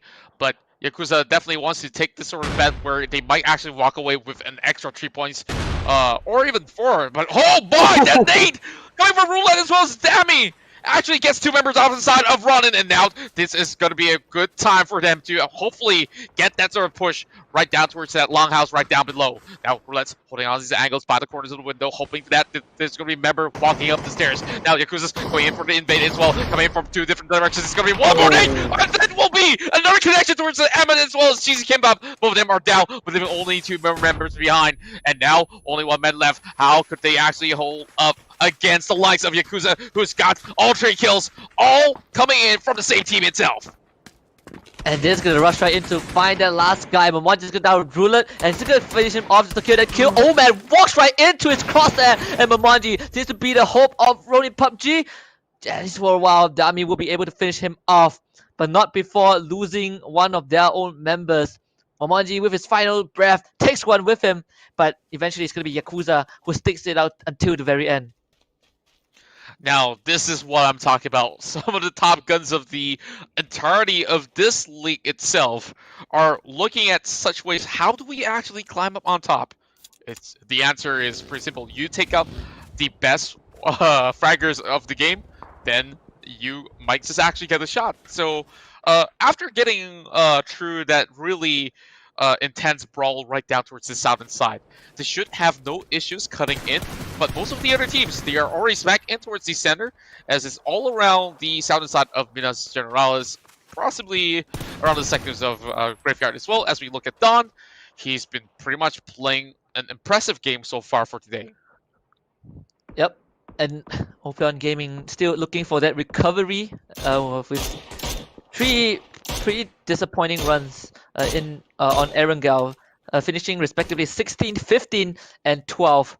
Not really the conclusions that you want towards the first half of this grand finals, but it seems that they're definitely picking up pace. Only one team eliminated so far, which is Ronin PUBG. So the other teams still have to stick it through to get that at least that few placement points. But Kevlar, he's already pinned down, and his teammates have abandoned him. They've driven away, so Kevlar is just going to bleed to death, being called out during rotation by DK Esports. Well, it's sad to see him go in such a manner. Well, props to production for capturing that, though. Of course, Yehi now on at Core 98K, hoping to find a great shot over on the side of Gold Army Factory, who, of course, do have some great vantage point, but they are definitely looking in towards a different direction. Their eyes are fixated on towards all the other teams that are potentially fighting out across Bandita right here. And boy, there's still a percentage that the circle might shift all the way back down south, and it might just be that urban warfare that we've been missing out for the entirety of this evening. Yep, and the Bosco Esports is holding CGM Wolf and FFG at the same time. Bicep tries his luck through that entrance, but not able to find it so far. You can also see Yakuza rotating in from the south side. Los Leones are surprisingly not too populated despite it being included in this circle. But we haven't seen too much of 24K Gaming. Maybe a bit of a scuffle. They still have 0 kills just yet, and they're just gonna rotate around this industrial area, not really wanting to be involved. Wizard Boy is nearby as Skyco is going to run over his own teammate. It's the third friendly run over we've seen today. Seems like there's just too many rocky terrains for them to cut across, and yeah, it could be a flip of a bike, it could be I don't know, a rock in the sand. I mean, a lot of possibilities can happen, and yeah, talk about revoking their licenses. Yeah, not too sure. I feel that regardless, they're still going to be hopping on those wheels. So now, 50% urban warfare, 50% on those hillsides or water treatment area of Los Leones, if I must put it. So AAP always being seen right in towards the center, slightly left of center of the circle, if I may. And we are looking at a push coming from the side of Ross XD. Seems like they are trying to clear out this building and hopefully find some members of Champ. So far, things are looking pretty A-okay for the side of WB. The only two teams that is within close proximity of each other in Los Leones. But Champ definitely having more ground cover for themselves, as with the boys, they're praying that this circle closes down towards the southeast side a bit more, as Yakuza will make a pit stop to grab a bit of resources. They did expand a lot of utilities, especially Molly and Frags during that exchange with Ronin PUBG. Shinryu's not going to open fire, a great headshot, but not enough damage to down his target. Yeah, we see two connections right there. Like if it was anywhere above the hip area, definitely it possibly have some really great stuff. So speaking of great stuff here, Groza, Suppressor, all the level 3 goods definitely fit for a king. But hey, it's really hard to be able to actually secure some of all these loots from inside of the supply box. And of course, over on towards the northern section, those are some of the most awkward of angles of terrains for the likes of DK Esports to squeeze by, if I must say. They have to fight through CGM Wolf as well as Ophion Gaming. X-Ray Predator, they're driving straight into Bama Gaming. The ambush is set. Let's see if Bama Gaming, how do they deal with this? Shinryuji is going to make a long rotation. Let's create a bit of a distance. If you can look at this overview, Bama Gaming, they have full information on where X-Ray Predator are, but it seems like they're just going to pull back for now as they still have that blue zone in their favor. As Ophion Gaming is going to do the same. They will let DK slide by for now. But DK Esports is going to find it a bit harder to get into the safe zone, as you did mention, in terms of the terrain. So they have to inevitably face Ophion Gaming if they choose to proceed further. Now, with the circle shifting over the side of AAP, seems like they are in smack in the center, like I said early on. And this is definitely looking pretty good. They didn't really have to move all too much. Mad Dog, they are actually split on the 2-2 position, but Dog's going to be flushed out by more of these sort of members coming from the side of DK. So OG has got to hold on for dear life right now, with the great Addy being the sole survivor still on foot. And this looks pretty interesting. Joji, what are you doing?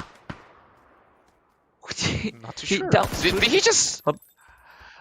He rested, so Fruity is back up, and okay. Ooh, my heart was pounding. So Joji took out Ophion Gaming, but what are you doing to Fruity? Come on, that is not nice. First you run him over, then you shoot him. Well, I guess there's a little bit of an internal conflict going on. It's like, I don't like Fruity Loops somewhere in between my cereals. So the biceps still receiving a little bit more damage. Bullets flying across from the backs, and of course he's gotta go prone for now. NXP are actually forcing their way against Bosco, while Pucked Up Biceps getting a little bit over on the side of Gold Army Factory, while CGM is going to be getting Carbon Gaming as well. So more of these teams are going in heavy commitment as they are finding a little bit of the angle. Yeah, he just gets nailed straight up by the nade. PJCM making it look easy.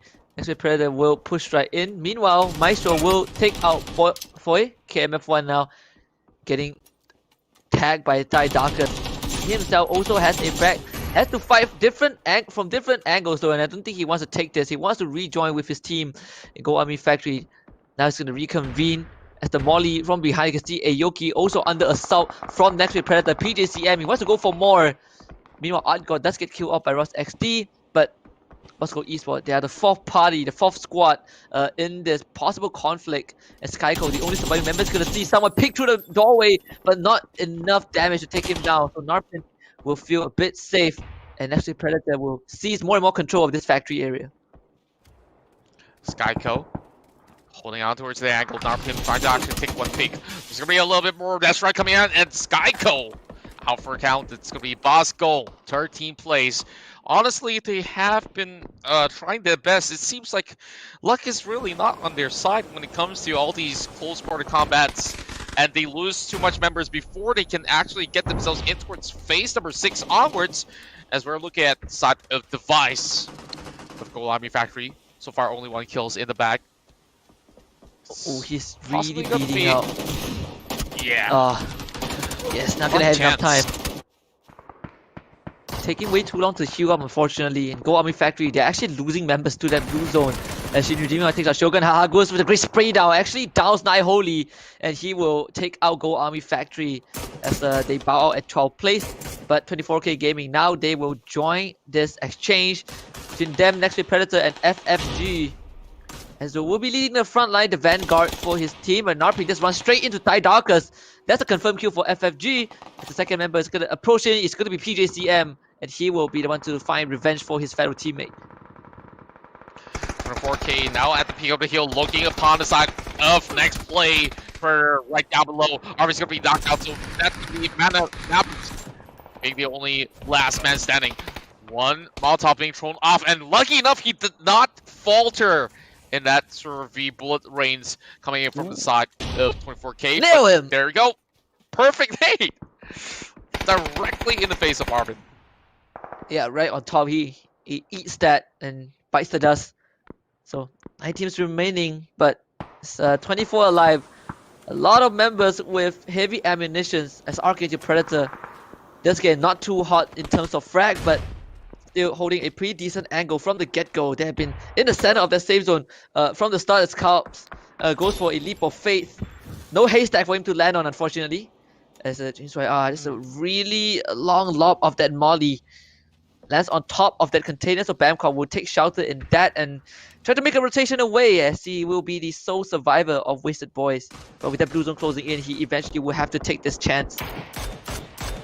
Well, you can see the roof is definitely on fire right now as we are looking at Sayuri. Oh, perfect tap over the side of Calps. So the one man's down from the side of Archangel Predator.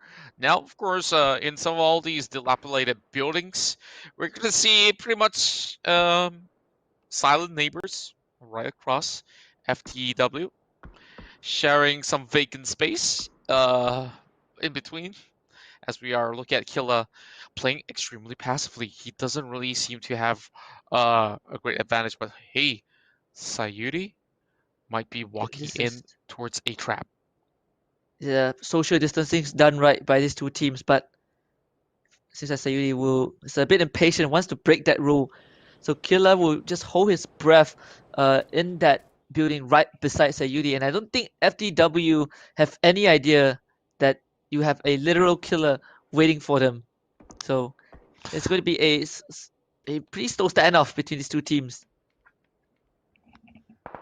Sayuri so far got some great long ranges being covered by himself, but now that with the presence of Killa, or should I say just a stalker on the loose coming from Archangel Predator, this might just be pretty much a disadvantage for FTW in the long run. Because Archangel Predator, they do have a great clue of what's really going on. They have been in this same sort of a compound from the get-go. Now, there's going to be a little bit more of that sort of the shots being fired from the northern section. But with the circle now shrinking in 5 seconds, let's see. Phase 6, of course, we're going to see more teams snugging real tight because everybody's got to visit the same houses that AAP is currently at. And, FTW, they can just wait it out. Yeah, and all the teams are so far away from their safe zone, especially the likes of DK Esports, who are now finally starting that engine, but they're gonna drive right into Archangel Predator. You can see the Archangel Predator opening fire onto DK Esports, Yakuza as well. Bit of a disadvantage on that low ground, or on the hill of that mountain. DK Esports, they're gonna charge right in, but they might run into Sayuri though. Sayuri is looking at them, and DK Esports have no idea that this is happening. Pocoyo will find AAP killer off screen, as they will now storm that compound with DK Esports in the fray as well, as Sayuri is just going to watch as the entire action unfolds. But Archangel Predator getting a bit of an ambush. The frag does miss, but Killer might not have long to live. Yeah, of course, he's just crawling his way right in the middle of the highway. Of course, it's just having so little cover available, but they are still trying to actually smoke him up just to perhaps buy a little time. But I don't think it's a wise move for Archangel Predator to actually run across to get their member in. And speaking of which, seems like Grism here is going to be able to actually see Fire running across, going to pick him off right down below that vehicle. It seems to be that Maestro might just get some perfect pixel right down. That's sort of the UAZ that's being broken down. Well, call it a pickup truck if you may, because it's Miramar for sure. And Yakuza is trying to squeeze their way back in towards the top 5. CGM Wolf now goes in to settle for 8th. And well, DK Esports coming back alive. Georgie himself with 5 kills. And Maestro will top up 2, making the total kills for DK Esports 7. Killer, unfortunately, will not be able to make it. So Archangel Predator down to the last 2 members. But with the presence of DK Esports around, they now have to face the wrath of 24K Gaming, who also needs to find a way down and run across that open field into the circle. Pretty risky move, but it's probably the only path that they have and that they can take. Now we are seeing Champ only having 2 men left, and yep, road kill. Yep. Not the first time, and probably not the last time either. Yeah, I have a proposal for PUBG Corp. Just a fun idea, right? Like if you run over your own teammates too fast, you get a driver license suspension for the next few games. They will just auto-fill you into the passenger seat. You can't drive a car, just to prevent further Or accidents. they'll just put you in the corner of the spawn island if you're in Aragon. But oh my, right into towards the Wheatfields, where we'll get base throw, as well as Brody getting shredded down. And now FTW showing who's boss. Bahamut once again getting themselves in towards the top 7 at the very least. Good news for Bahamut, finally getting that momentum intact. Now a little bit more straight out over the side of DK as well. Ferns now kind of in a 1v1 situation where he does have a little bit more cover, but those nades are flying right in. It's going to be flushing France in towards a different position. George is getting fought for himself, and oh boy, Sayudi's down, and whoa, that spray down almost actually eclipsed him off. I am just surprised that Dayahai is going to find the other one, but this time it's all to Dami 42. He still clutches it out, but he needs to duck down for a reload. No time to recover. Get the spray! Xavier not going to be able to take out Dayahai, and he barely makes it out with his life. And meanwhile, Chaos will eliminate Edzo, so 24K Gaming will be eliminated. But I am wondering what is up with DK Esports. They went for such a ballsy rush, and they lost 3 members in return. Now they're in this stand of flashbangs get thrown out. Friends wants to push on forward. It's gonna see Georgie, but on the wrong side of the truck. They're gonna play ring around the Rosie. Now he sees the peak, but Georgie's also ready as well. The frag is tossed out, but Georgie's already out of the way. He forces him back into the compound. The frag does it go off? No, Georgie's still pretty much alive. Another utility being expended by Friends, and he's gonna win out. DK Esports, super risky play, but they get knocked out because of that. What a beautiful play indeed coming from the side of Ferns. We saw how he actually maneuvered that with so many stun grenades prepared for this 1v1. It's like he already knew that he will have to do this at one point in the game. And that was absolutely a well-controlled, knowing that his opposing side, Georgie, is an expert in close quarter combat. So he did not disrespect him. He dropped every single possible utilities that he can to make that work, and now we are going in to our top 4. So now looking in towards this situation, we still have Calps from the side of Archangel Predator, and seems to me it's going to be a another win for the Philippines because all 4 squads available are hailing from the same country. So today seems like we do have a trend. The Malaysian side so far not really getting those contenders. Oh, Ferns! What a headshot right through that rock as we are looking at him possibly going in to just pummel more lead across. Now seeing another victim, one more headshot going across. This guy, absolute monstrous run for himself, but he still has those smokes. 2 more left available. Although it is a flat ground, he knows he needs to get in. Champs are playing it a little bit more passively because they know they need to actually squeeze in those points. But you know, Calps, they're not going to take that peak as well. But Hammett, on the other hand, they can actually go in to backstab some of these teams. Yeah, and Ferns is just going to solo carry himself all the way. He does see a peek from Dayahai, takes a headshot, but barely survives that. Still has a lot of med kit for him to work on, and Champ, they don't want to go for this rush. They've seen the kill feed, they know how insane Fern is. I think the adrenaline is really getting to him. So Champ will just have to pin him down behind that rock and hope this blue zone eventually takes him out. But Ferns seems like he's up for a challenge. Yeah, we can definitely see that he is definitely surviving very well. And he's just in a rock and a hard place, for the very least. And of course, as far as the Yahai, they do have a little bit of that elevated angle to actually work with against AAP as well as Bahamut, to say the least. So There's a couple of Nate Warfare right down below as Bahamut hopes to actually squeeze right through. Now, of course, with the circle shrinking all the way in towards the middle, this is phase 9, ladies and gentlemen. We are about to find the final winners or of this sort of the scuffle that we are seeing as FTW will be the first one to bow for more HP over the side of Shinruji. And, well, took too much to actually kill off FTW. But now Champ, now on that 5-kill streak on Zayahai. They are looking to finish things off in a perfect style. And they're actually going to do it, Champ! Well, they are the champ for round 4 at least, getting the chicken dinner. So totaling up to 3 chicken dinners across these 4 days. And they're the only, I think they're the only team so far to get like 3 chicken dinners. Or more than 3 chicken dinners. Other than them, there's DK Esports and Arcade Predator. So pretty impressive run, 7 kills in this game. DK Esports seems like they're making a comeback. They had such a good performance right after that first half with 8 frags, but that push into FTW really costed them. They could have gotten more than that. And FTW, speaking of them, in 4th place with 5 kills. Arcade Predator this time not looking too hot in that kill department, only 3 frags. And the rest is just pretty much evenly distributed between 3 to 6 frags for respective teams. Yeah, and I gotta say, Ferns himself already got enough highlight reels to last for, the next season to come, whether if they qualify or even if they don't. So far, things are looking really great for all the teams that we are looking at the top 5. So far, Champ finally getting their best run for today. And of course, with that big chicken dinner ahead, this is going to be seeing the champs actually moving quite a number of spots as compared to the other teams. So with that, we're going to see the little bit of that update.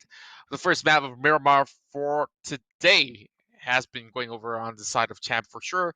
And of course, if you guys missed out on the couple of games that have lasted previously, it was Bahamut Gaming getting the previous run, the final map of Angle, and of course Carbon Gaming in between, and Archangel Predators for the opening round inside of Angle. So we're going to be going in towards map number 5 later on, but before that, of course, let's talk through that recap, because Flight Path was really gruesome for some of these teams. We saw those early battles, next play, and some of all the other teams were actually caught up in those skirmishes where they could not seem to actually get their hands out of like players like from the side of Yakuza.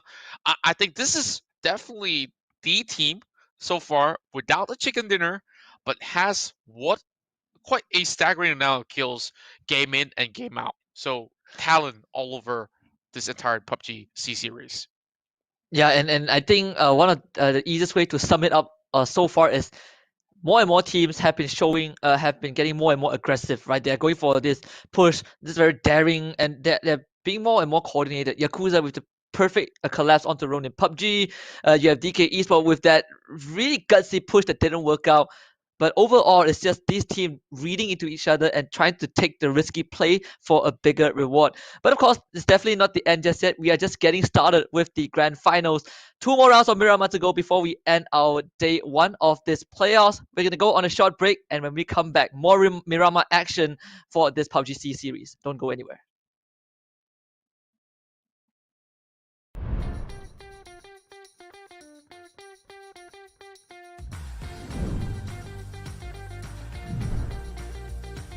I'm going to die. With still having the main island having a little bit of control on there, a couple of these guys can make their way through, and he'll find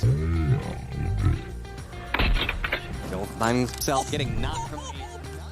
It's really interesting because, yeah, actually, like, the Team Liquid guys, super, super nice dudes. A grenade up to Highwind. Highwind, the hero, but right on top of him.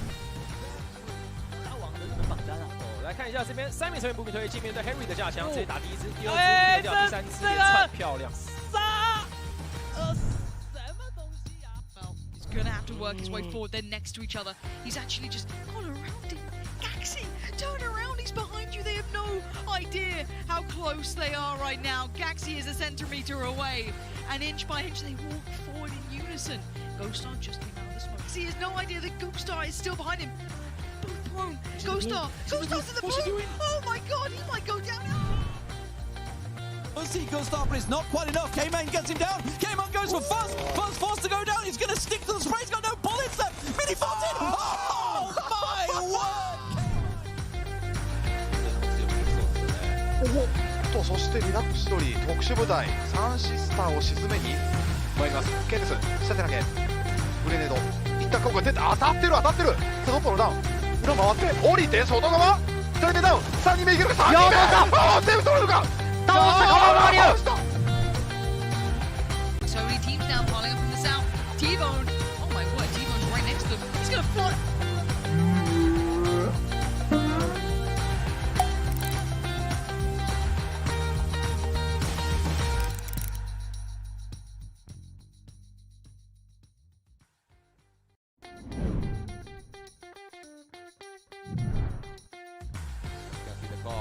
Gonna be coming right here, and we will be just waiting, and there we have it. 5시 지역, 서클의 5시 지역에 붙어있는 두 팀인데 위키드가 욕심이 좀 많아요. 봤어요. 인디고 맞고. 네.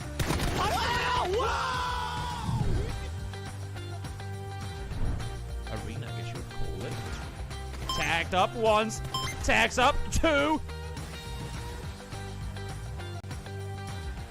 Secure this entire side of the circle, finds the third. What a hell! Oversprayed.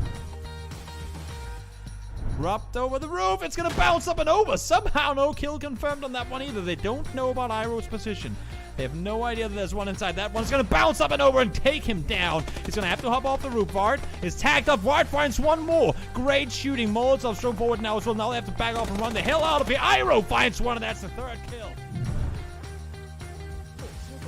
不要慌，当然还是得看后续。哦，这个起来了，被空摘了。 Imaju lijepu poziciju ovdje, Marv radi dosta damage-a, međutim neće on moći ovo vjerojatno preživjeti. Kako?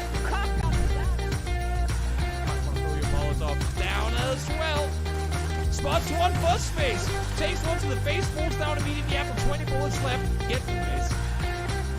Trying to stay alive and don't Molotov yourself, and now he jumps off, catches AIDS, he runs out of healing, and he gets him! 2 Flash, straight on through. Full wide.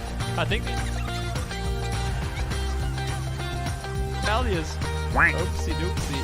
There's a lot of flashbang. What? How much do you want to ruin his eye? Stop throwing flashbangs, guys! That's 7 flashbangs. They have Bruce flashing Orange. Orange finds one. He's gonna go down and return, but it's one. 하니까 체력이 너무 없다. 바로 내려. 김치. 숨은 쉬어야죠. 그쵸? 오시면 못 줘도 커피는 주고 싶네요. 김치!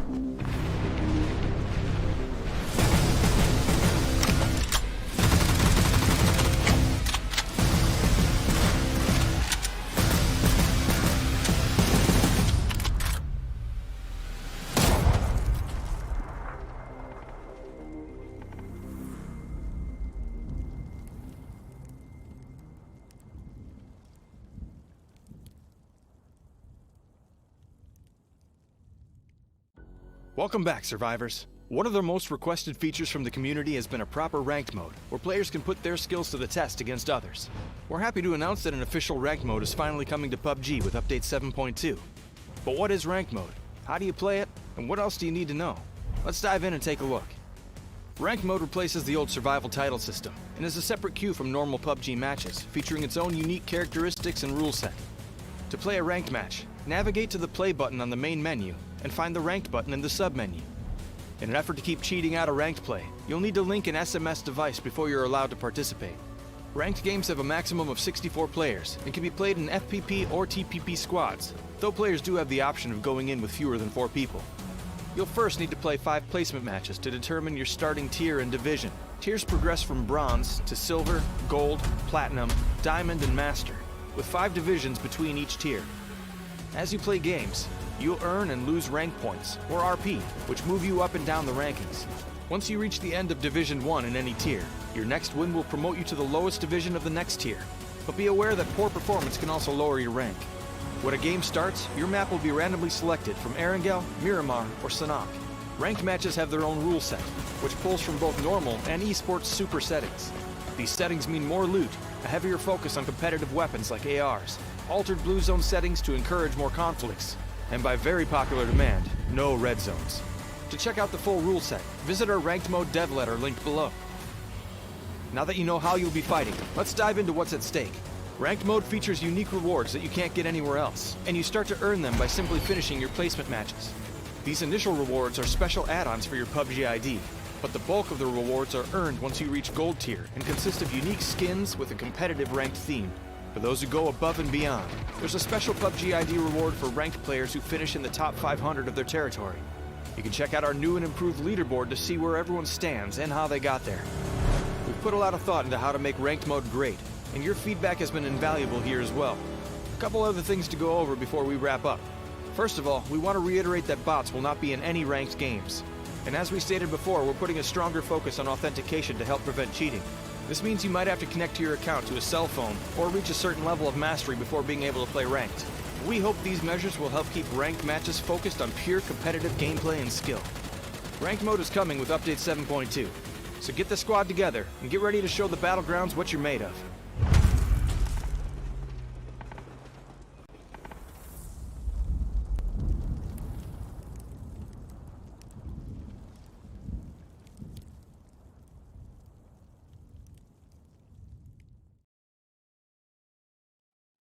And once again, welcome back to the PUBG C Series Grand Finals, of course.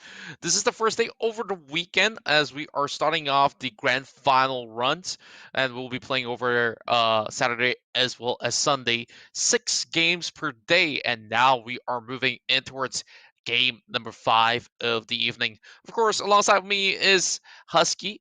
So far, wait, my hands are all over the place over here for sure. So, Husky, of course, today's games are definitely a lot more action-packed as compared to, group stages. Sometimes they just want to squeeze through. They want to qualify and stuff like that. And, today things are looking very, very explosive. And even there are teams that used to be maybe ultra aggressive. Today seems to be maybe like a sleeper mode for some of them. But there's still 2 more days to conclude the entirety of this C series.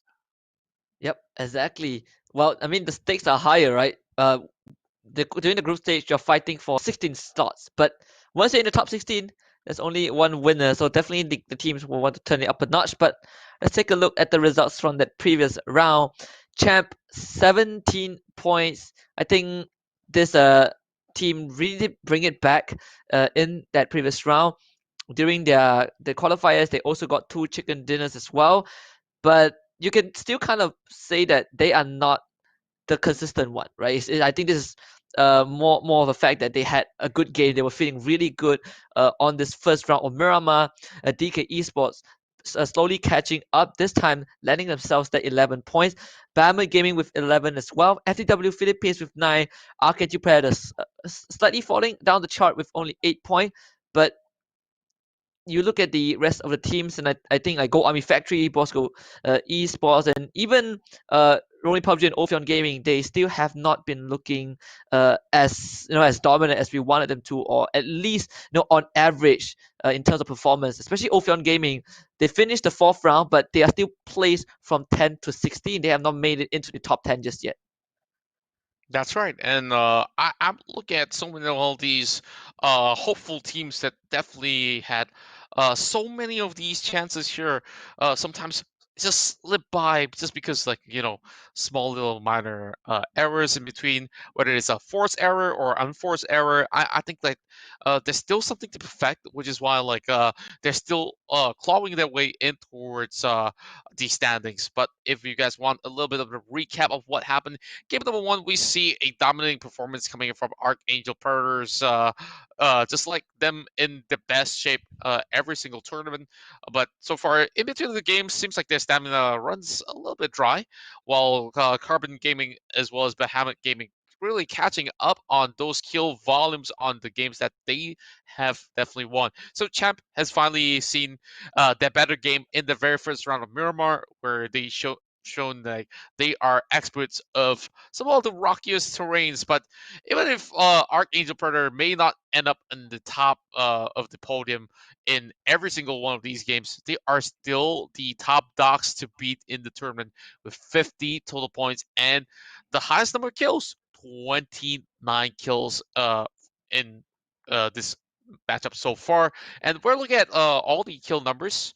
So far, the top 4 has managed to break it to 20 kills and up. But for the rest of them, somewhere in the middle of the pack, you need at least like double-digit kill to get your way there. So I guess the problem with Gold Army Factory as well as Boss Gold, they need to be more aggressive. Yeah, and I think Archangel Predator was also the only team that had a triple-digit kill by the end of the qualifiers. So a lot of these points, in fact, more than half of their total points came from kills alone. So there's the factor of compensating your placement points with kills definitely is working out for teams that are fragging out of their mind. I think Bahamut Gaming also had some amazing rounds. Give it to Mr. Chan and Shinryu G, especially that round where they got chicken dinner and 17 frags to boot. That really gave them a huge boost, and now they're just 8 points away from catching up to Archangel Predator. The Yakuza as well, because of how aggressive they've been playing this past 2 rounds, they also net themselves the 33 points and the 3rd place. DK Esports slowly being pushed down.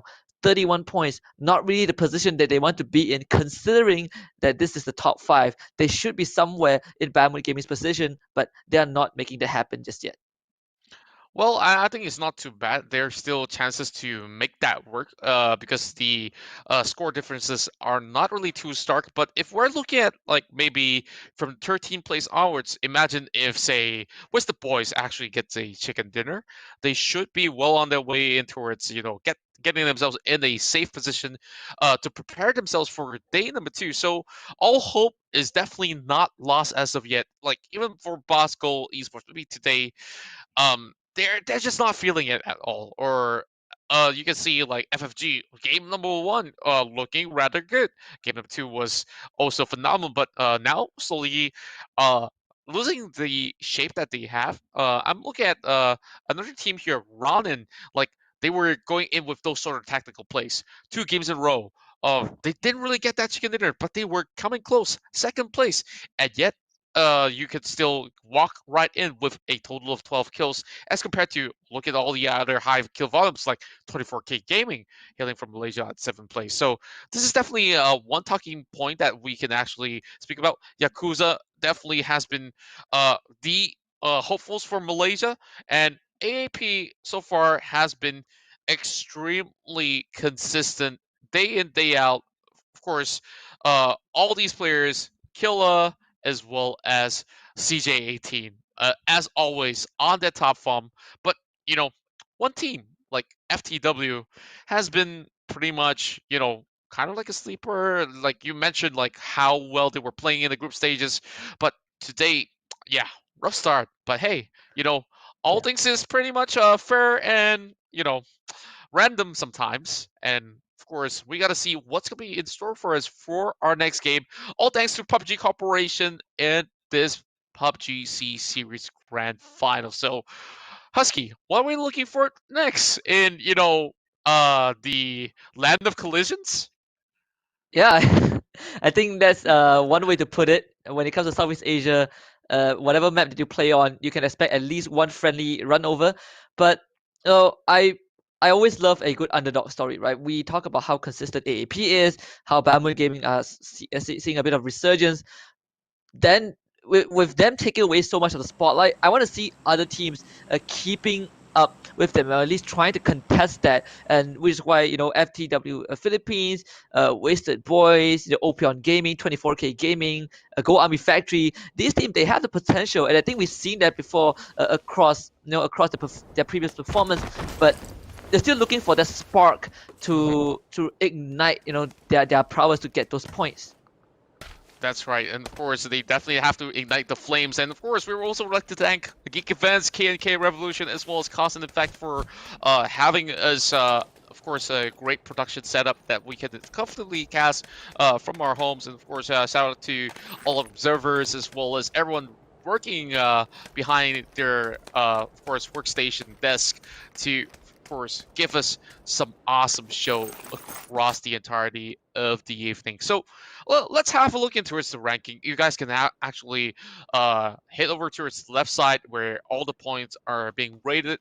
So far, the teams at 1 digit are the ones that I really am concerned about. Like, I'm not sure whether or not is there actually enough time.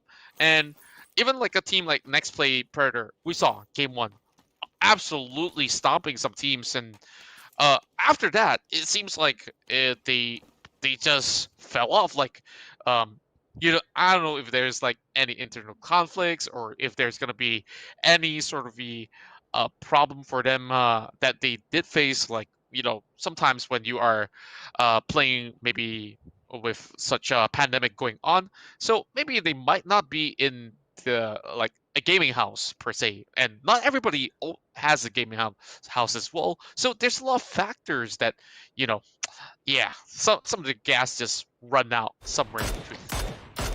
And I think Next Week Predator, yesterday they also came in mediocre, and then they had this one amazing round, and then they go back down to being a little bit decent, and then they fall back to the middle pack. So it kind of feels like in a way you can say that the consistency isn't 100% there, but possibly it's those kind of games, it's those kind of teams where you revolve around just having a really good feeling of the game. Like, if you feel good, suddenly you perform out of your mind for that one game, but it's not the result of consistency, it's more of a result of I'm feeling really great. So maybe that's the case for teams like Next Wave Predator, 24K Gaming. Because 24K Gaming, they put out a really great show, but then afterwards, to the second half of the group stage, that was not the case at all.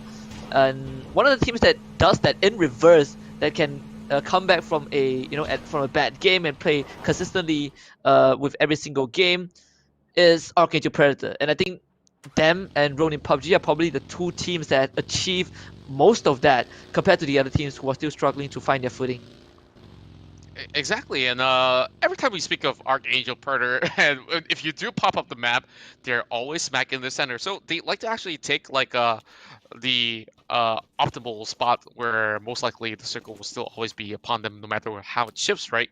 So of course, they have been settled on their rotation, and the way that they played has been pretty much with some big brain sort of theology that they have demonstrated all across all these games that we have witnessed so far for today.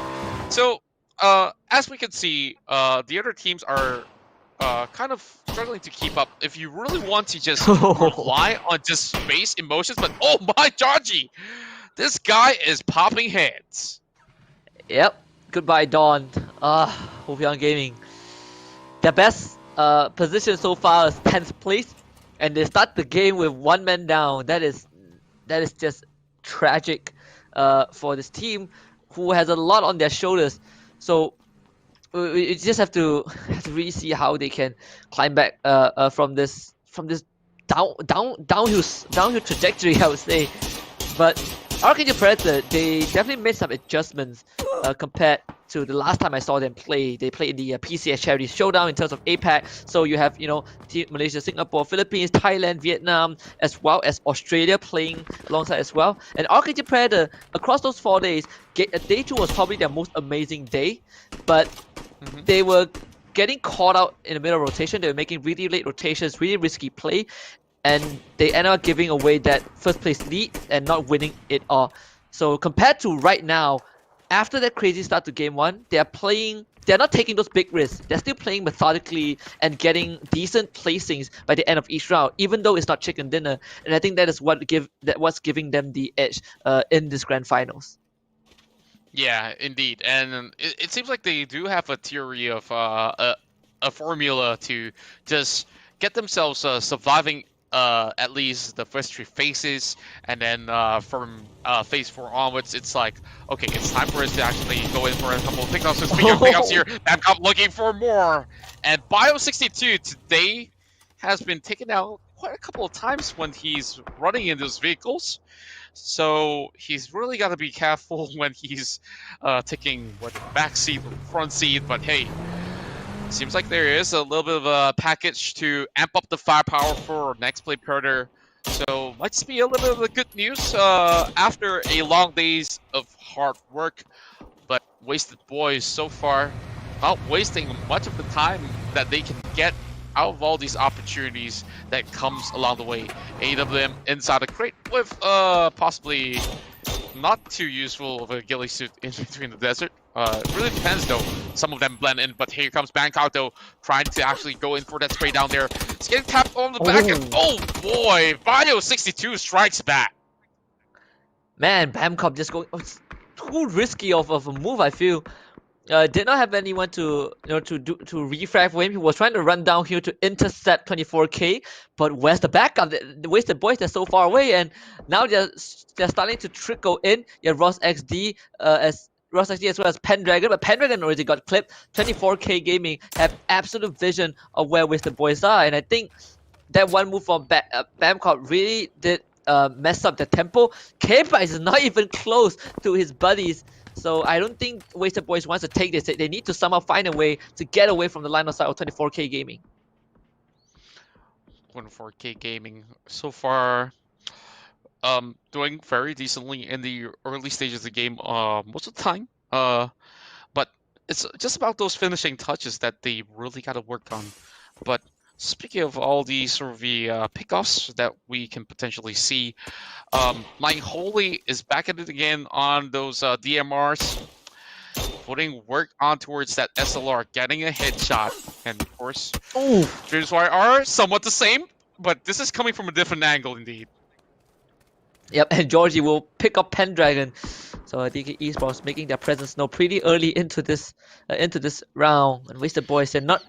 It's probably their worst start to the playoffs thus far. A little bit of a mistake in terms of maneuver, losing Bangkok, and now Pendragon also bleeding himself out because K-Bites is so far away. It's going to take some time for Wasted Boys to regroup, and well, next to Predator, they're gonna have PJCM knocked down as well off screen. Well, a little bit of that sort of the long range commotion as we see Friendly Fire Gaming KXS having Die Doctors trying his best to finish off what he started.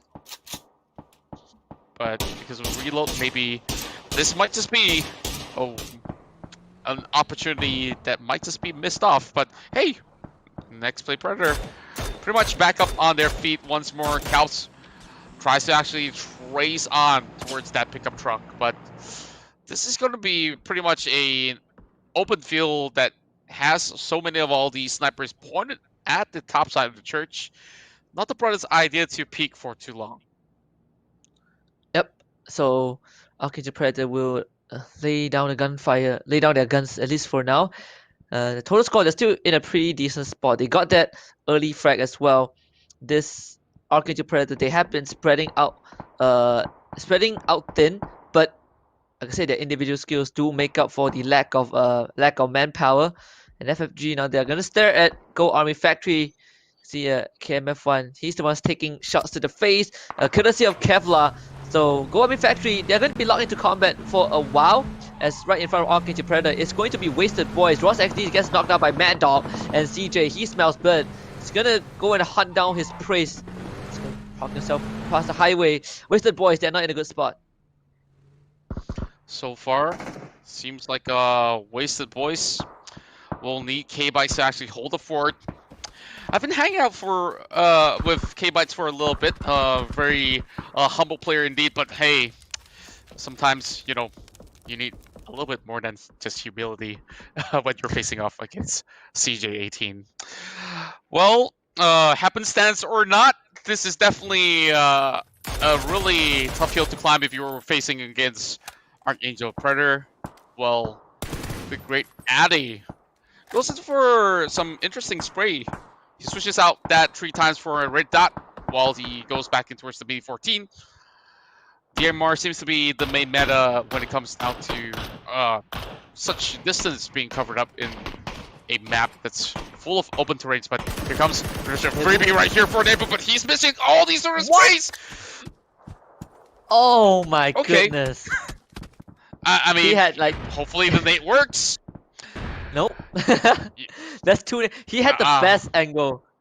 His crosshair was, I think, on Yehi. He could have just taken his head off with the rifle, but he was like, nope, I'm gonna try and spray him down, and he misses all his shots. Oh man, Nebu, yeah. That must really sting for him. It's like, okay, he's just gonna back away. I'm like, okay, I'm caught on tape. Like, let's not do that anymore. All right. So, moving on. Embarrassment. we do have something. Well, I don't want to put it that way, but yeah, of course. Even pro players sometimes have like some sort of difficulty just to land that finishing touches or so. So when it comes down to being on the main stage, sometimes you get the jitters, and the pressure is definitely on.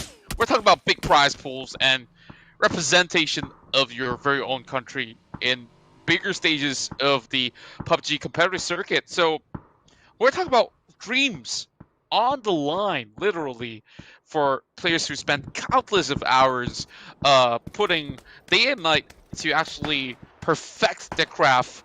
And of course, sometimes you just need to put in even more hours to really get it done. So Nebu is going to try again, as he'll pull out the SLR this time, hopefully with better suspension rates.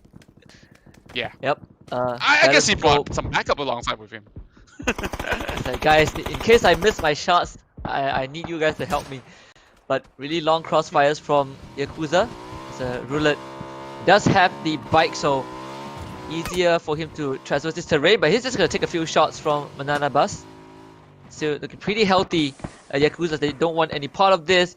And this is the beauty of Miramar. You just get all this hyper long range combat, and it really shows how good these players are to land even one of these shots. And when you get a takedown, I think it feels pretty good to be the person who does that. But Go Army Factory, they only have Alina left. He's gonna use that smoke grenade to obscure the vision and run across the street. Now, over on the side of Namxiao, he does get a little bit of that sort of peak advantage. But, the roaring of the engine of the Mirado is a dead giveaway. Yeah. So, he's just trying to actually reposition, go back to his teammates, and hopefully make a better angle out of this one. So, Descartes looking upon the side of Archangel, but we're looking at Champs here. Wow. After getting a game, they are flipping over their vehicle and, crashed out really early into this phase. Yeah, so we have 2 simultaneous vehicle explosions, one for Ronin PUBG and one for Champ. So many automobile incidents, but CJ now just gonna lob the frag. He's not even going to look. But Go Up not able to take out the target just yet. You can see FTW now breathing beside the Yakuza as and another accident. You can see Ezro is gonna run over M0. We're gonna have a little bit of pep talk after this. Not gonna question them. Not gonna question them Yeah. anymore. Like, okay, you guys gotta sort yourself out before you talk about During the getting those debrief. chicken dinners. Yeah, it's like, okay, guys, can we just stop knocking each other out? And you know, like when you're driving by, like you gotta check all those corners, like whether it's a rock, whether it's some other players across. And speaking of which, we're gonna look at Ferns once again. We've seen some incredible clutch in that previous round of Miramar, and it seems like he's pretty much in his own home turf once again. So yeah, there's a lot of vehicles exploding previously as well. Well, I guess that's one way to play Hot Wheels. Yeah, Well- I guess that's a way to put it. As Ferns just erringly drives into the open. My man, that's not how you do that, and he loses his life. Willingly giving it to Bosco Esports, but well, that's how it is. Pretty weird round 5. Well, of course, this very, very interesting match 5 has been quite a topsy-turvy run, if I must say. But we're looking at Gold Army Factory, beautiful temp with that sort of 4 times being 14. But hey, close range combat is what I'm up for. No vehicles involved, so I'm pretty sure that this is going to be something that's much more camera-worthy in this sort of scenario. Aoki hoping to actually catch a kill, but old man already down and out, needing a little bit of help coming from the rest of Yakuza. Of course, not from Yamaguchi Gumi, but over on towards the side of OG. They're taking a little while. Yep. I guess he does know. Just gonna beat to death. Orpheum Gaming. This is probably their best positioning so far, as 2 teams get knocked out instantly. The Yakuza, they are out, as OG will make sure of that. Carbon Gaming as well, eliminated by, I believe, by C Gem Wolf, but Pocoyo get himself a kill, as OG still able to breathe a bit, but Rita maybe not. Just take a bit of a tag from across the desert from FFG. The frag grenade is just gonna roll by Aoki. He's not done yet. He's looking for this angle right through the window. This frag actually is gonna directly hit onto Rikta. 48 damage. Rikta is up pretty low. As Aoki is gonna fish for that window. Need to get the shot in. As Carl takes a heat pound damage just to toss that molly. Not really that worth it, as Bio62 will down him. But now Aoki is on the hunt, looking for this last member of OG. 24K Gaming, meanwhile, will be taken out. Well, I guess Calpson's just a mid-show, but here comes Rekta trashing the left, but instead, one wrong angle, and he gets punished. Perfect way to actually finish things off, and FFG having Aoki clutching that moment when he needed to. Yep, and Aoki yesterday, during the group stage as well, when it really comes down to crunch time, Aoki is the man that you can rely on from FFG. So he's going to do it again, hopefully, in this round. Still 11 teams left and 33 alive. Aoki would have a tall hill to climb, but Limitless was a super long shot. Tries to really hit on that target, but not going to land his. Meanwhile, Emma just gets a free pickup onto Yehi, but he does have Nerman and Skyco looking at him as well. This is a 1 versus 2. Can he get the sprays in though? Does not need to reload, just need to get the right angle. He does knock out Emma once again. Skyco, excuse me, but he's going to be taken out by Parkjab Bicep. Parkjab and the rest are still looking for more. Well, Cheesy Kebab's going in for a rush, and seems like Ronin this time will be wiped off by Bosco.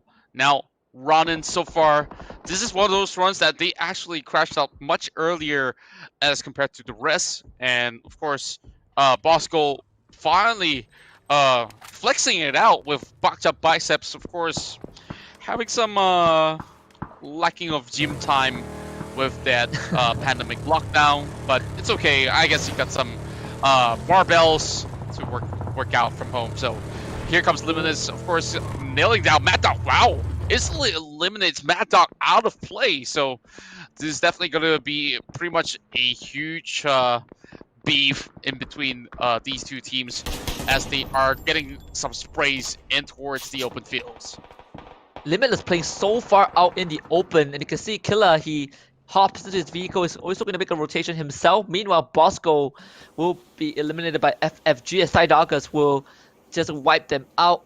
Nightholy does get a kill himself. As you can look at this stand on Gold Army Factory. He's going to run into Next Play Predator. And Next Play Predator, they should be expecting this. The smoke grenade is going to get laid out. KMF1 and Nightholy, the only two remaining members alive. And Next Play Predator, they have this protection of that rock.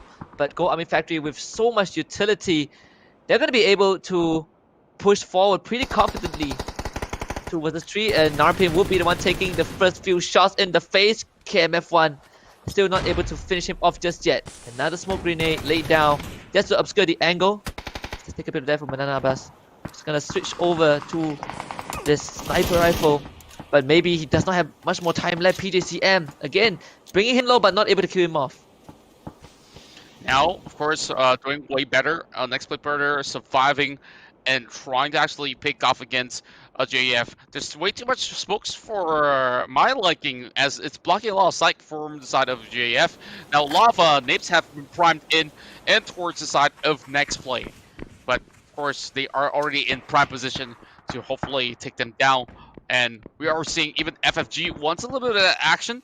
And all across the map, there's going to be lead being sprayed across the desert. While Narpin, of course, has the kill suit. So there's right in front of his face. He gets one. He gets two. Oh my goodness! He gets Gold Army Factory. Oh my word! That is a fuse bad for Gold Army Factory. So they lobbed the mollies. The spread pattern of the flames didn't catch anyone of Next Play Predator. And Narpin with the perfect ghillie suit, light in weight, in the best possible angle. And Gold Army Factory had no idea that there was a live human being down there, lying there. So Next Play Predator, they managed to avoid that and should be able to get themselves into a better position in that circle. The power of a ghillie suit, ladies and gentlemen. Like, we saw what a great sort of spray that just came out of that sort of clip. And if they were maybe having a little bit more of that sort of attention being spread towards the low grounds, then perhaps, you know, they might have spotted that out. And speaking of low grounds, we see PJ here on all fours. While Kevlar, of course, getting that sort of headshot towards the side. Now, there's still going to be two more members from the side of Next Play to hold on for now. Yep, and FFG is going to chip the money in. PJCM is going to be the first one to go down, but Limitless opportunity to downside. UD FFG will be wiped out by Bahamut Gaming, as this is a four-party intervention, as cows will bleed out to Maestro eventually, down to the last 60. Bahamut Gaming is still in a pretty decent spot. In fact, all four members alive with a big compound within their control. DK also racking up the frags. They took out Cows and they also took out Sayuri as one heater. He will concede himself to that blue zone, and FTWPH will bow out. Now we're still looking at CGM Wolf having a little bit more chance. Haha Gus is an expert when it comes down to Miramar. So we can see that Pocoyo has been the one stashing in those kills for CGM Wolf. But still, they need so much more to actually chase up with the leaders of the pack. Bahamut Gaming so far has got their Saiyan mode all activated already. And of course, we are trying to actually see whether or not we will be able to actually catch a brand new winner for this upcoming chicken dinner. Fruity finally joins his team. He has been, you know, on the outskirts for a pretty long time, but DK Esports, they're hell-bent on taking out the rest of Archangel Predator, and you can see the shots landing onto Killer. Killer forced to duck back behind the trees, but the mollies will be lobbed up by Georgie. Georgie once more will miss the chance to go down by Nanabas, as CJ gets clipped by Pocoyo and Archangel Predator. They have the entirety of the teams turn on them, and Maestro nails the final nail, and Killer is out. Archangel Predator will only settle for 5th place. DK Esports, they continue their run back towards glory. Did you see how they actually make it rain? Like, they threw whatever they have. They got the stuns, they got the smokes, like, in between some frags as well. And that definitely caught AAP by surprise. And with that, they did actually make their way in towards the top 5, to say the very least. So consistency still pretty much key. So heading in towards the final few phases here, we have 4 more teams left, and of course 14 players alive. So in 5 more seconds, we'll see it all shrink in. But this shouldn't be a problem for most parts for DK to actually find themselves in towards that section. But hey, this might just be the first win for the Malaysian side, as we are looking at CGM Wolf actually covered by walls, and they can actually take some great angles in the phase 7 circle onwards. Yep, and it's going to be a challenge for DK Esports to find a good position. They can't even move forward because of how much CGM Wolf have covered the area. And Mananabas, he jumps up his car and Shinryuji immediately nails him from afar. And that is definitely not what he wants. What Next Wave Predator wants. Right now you have... I got something to say about this. Like, yeah, like, you know, like he knows how many accidents has to be involved. It's like, okay, dude, don't drive. Shinruji says, okay, I'll be the police right here. I'll pin you down. So stop moving. That's your ticket right there. So you have 3 teams who have their entire squad alive, and Next Wave Predator, well, the last guy will just have to play as safe as he can. You can see the supply crate pretty juicy, dropping near the vicinity of DK Esports, but it's just full out in the open. Whoever runs out is gonna get nailed by CGM Wolf. So no one wants to take that risk. We'll just have to see how this circle pans out as Rudy finally makes it in. Look at the rotation from DK Esports. They are just running circles around CGM Wolf and Bahamut Gaming. Bahamut Gaming already receiving enough information that they actually need this top 4 scenarios. Probably getting a little bit more dicey. Stuns being popped out as well. CGM Wolf is not going to be having a good time if we see more of these MK14s pop in towards their windows. And of course, Bahamut, having my boy, trying to actually break through that level 3 helmets or vests. But hey, licks are out for Narpim, the guy who actually clutched that situation. But he's just going to be sitting this one by the corner. He knows it's not the right time to actually make a move. And Bahamut's going to be pretty much dangerous. I guess the truck if he wants to because right now. Joji is under fire though. Oh, Pasha, what a pixel angle. Oh my goodness, Joji. He blows up with his truck. And DK Esports, well, catching that straight in the face. And CGM Wolf have DK Esports pinned down. The front runners down to 3 members. Narpin does ambush Shinryu though, so he might be the difference maker for this round as Art God finally sees him and exacts revenge for his teammate. But he's going to be taken out by Pasha. So CGM Wolf with that control of that compound is just really causing so much havoc. And the only way to put them in a disadvantage is for the circle to force them out of this building. Yeah, I'm telling you, boy, anyone that's near a vehicle is going to be getting themselves into danger. And we've seen it right in front of our eyes. Narpim getting pinned down as well the moment he gets near that sort of pickup truck. And, well, Bahamut Gaming, let's see. Like, Art God, of course, now getting knocked down. But here comes the raid of nades. There's like a barricade of all these trucks all lined up and fired up. And Maestro says, hey, I still want my Murado. Thank you very much. CGM Wolf now in the top 3. Best position so far for today for themselves. And now Mr. Chan trying to squeeze this boost in towards the window. Shinru is going to be able to actually connect towards the side of Rudy. No. Rudy actually nading himself. So he was actually cooking up the nade, and he did not have the time to actually try it out. Oof, that's going to feel bad. Yeah, Bahamut Gaming, they also turn on DK Esports as well. Maestro getting a heap of damage, and I think DK Esports, they might not have long to live. They need to find a way to get out of this predicament as soon as they can. Bahamut Gaming, they also have their eyes set. They want this final showdown with CGM Wolf. They want to earn their rights, but CGM Wolf, look at all these angles being covered. They saved up all their utilities for this moment, and they are ready to take on both Bahamut Gaming and DK Esports at once. Now, CGM Wolf are slowly getting more of all these advantages taken away. But hey, this is going to be phase 9, so everyone's going to be pretty much snuck tight. A couple of taps coming from Bahamut, well, for the side of Pasha as well. Now, over the lower side, we are seeing a little bit of response coming from the side of DK as well. Yeah, DK, they are just holding their breath right now. As long as someone from CJ and Wolf pins them down, it's going to be almost impossible for them to walk right out in the open without fighting. But Mr. Chan's going to be the first victim. Pasha will secure that kill. You can see Bamboo Gaming, they have no choice. They're going to have to show themselves in the fire. But Pasha gets nailed by Shinryu-ji in the hit.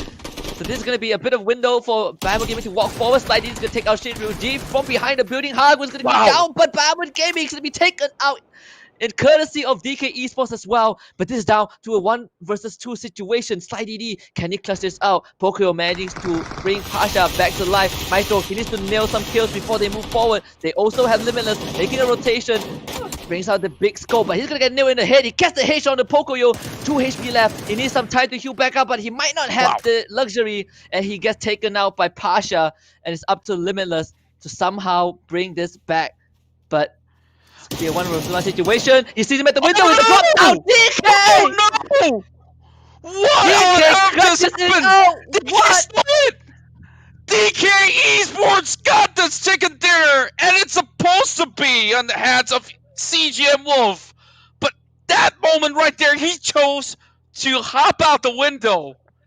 Why? The worst of times. Oh, he could have went for the rest. He could have went for the rest. He could have saw went the taps. Yeah, he saw the that taps was- coming in. He should not have jumped out. Like, he was expecting them to actually heal, but hey, this time around, CGM Wolf let this one Oh slide my because they goodness. wanted to save Sly DD. Yeah, that was such a huge mistake. They had, I believe they had Pasha. He had Pasha right beside him, but instead of rezzing Pasha, he just decided to jump out the window. But there was no objective to be claimed. They knew where DK Esports were. They knew that all they had to do is to outlast and outnumber Limitless. Oh, what a costly mistake. This could have been their chicken dinner, but DK Esports breathed a big sigh of relief. The second chicken dinner and 12 kills to go with it. Yeah, I felt like they definitely could have taken their time on to this one. Like, after getting that knock, they should have known how many more was left, and it was down to 1 man. And of course, that 1v1 could have actually went either sides, but I guess it's an honest mistake, or it just could be a slip of a hand in that sort of moment that resulted in this chicken dinner actually swinging the other way around. So DK Esports now they say thank you very much. If you don't want that chicken, I'm gonna take that bite of it. And well, now we're seeing 5 chicken dinners in the hands of the Philippines. I mean, the condition for them to leave the building is for the Blue Zone to close in, but the Blue Zone wasn't even close. They had the best position, but oftentimes it's probably the jitters that get to them. Bit of a impatient maneuver right there from CJ and Wolf. This is a pretty upsetting ending, but hopefully they can use the upcoming break to recompose themselves and talk about what went wrong at the end of the day. Because I'm pretty sure everyone watching, maybe even the teams that got knocked out, are betting their money on CJ and Wolf, and they just let it slide down the drain. So yeah, it's it just slide DD'd out of the drain. So I mean, honestly, I felt like maybe they were a little bit it's either overconfidence or not showing enough respect towards what the enemy side could have actually potentially put upon to, because this is a little bit costly at the very final phase. It's phase 9 already. Like, are you expecting that side to actually go for res as well? Very, very unlikely. So I felt, of course, yes, the pressure definitely was on, but hey, still good news for CGM Wolf. With that high kill volume and second place, they are still pretty much in the running. Yeah, maybe it's just a case of like down to a 1 versus 1, everyone is shouting, go for the kill. I think the panic did probably set in for slight DD. So slightly unfortunate, but there's still one more round to bring this back. We still have one more round on Miramar. So we'll see if CGM Wolf off of that previous game? Can they recover from that downfall? And if can DK Esports finally make their way back to the top? We'll take a short commercial break and we'll be right back for the final round on Miramar.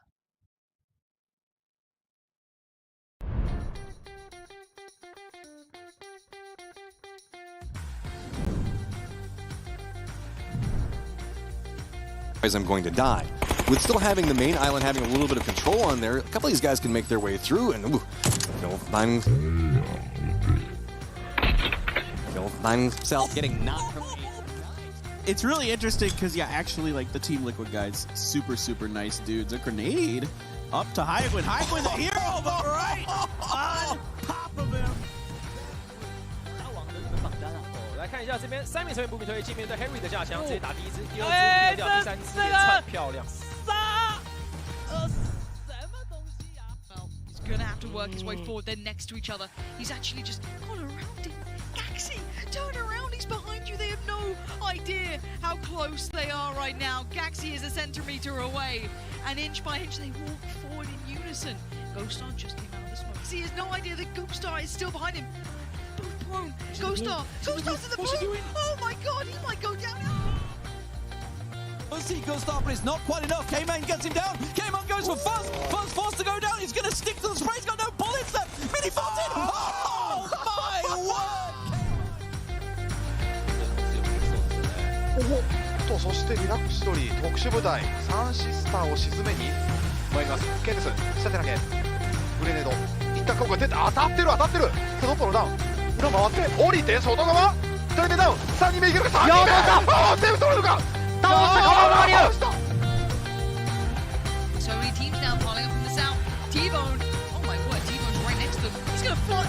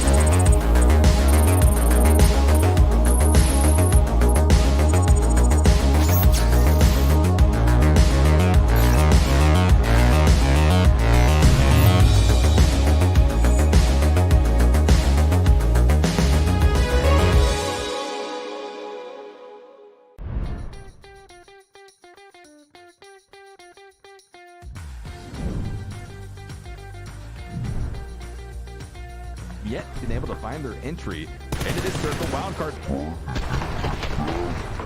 Yeah, oh, sharp shot! You see swapping son of a gun into the back seat of the buggy onto his butt and spraying down onto.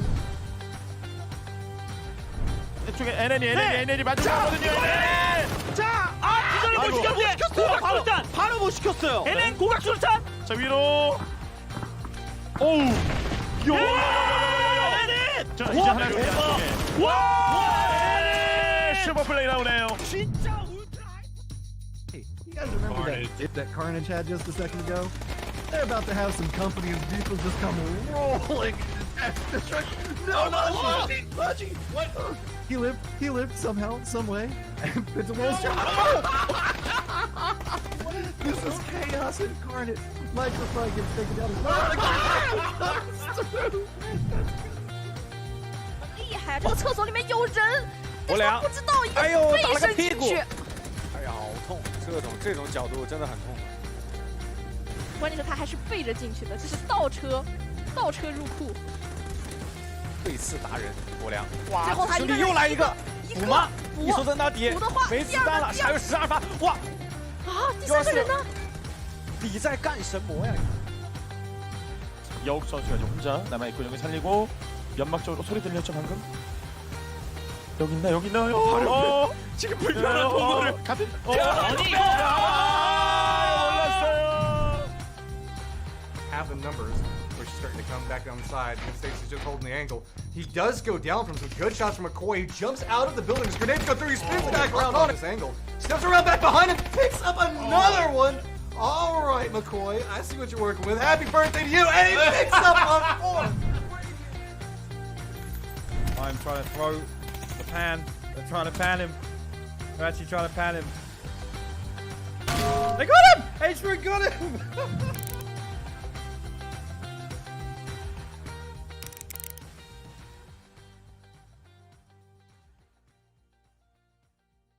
Is an SLR. What are you trying to achieve here? Run him over. What are you trying? He's flipped the car. All He's players flipped the car now. over. He does this. It's just Oh my god, this is absolutely 10 head. phenomenal. Yay! Oh no, Oh my God, 2 head, sorry. 2 head, 10 head. What is Hello. Didn't kill him.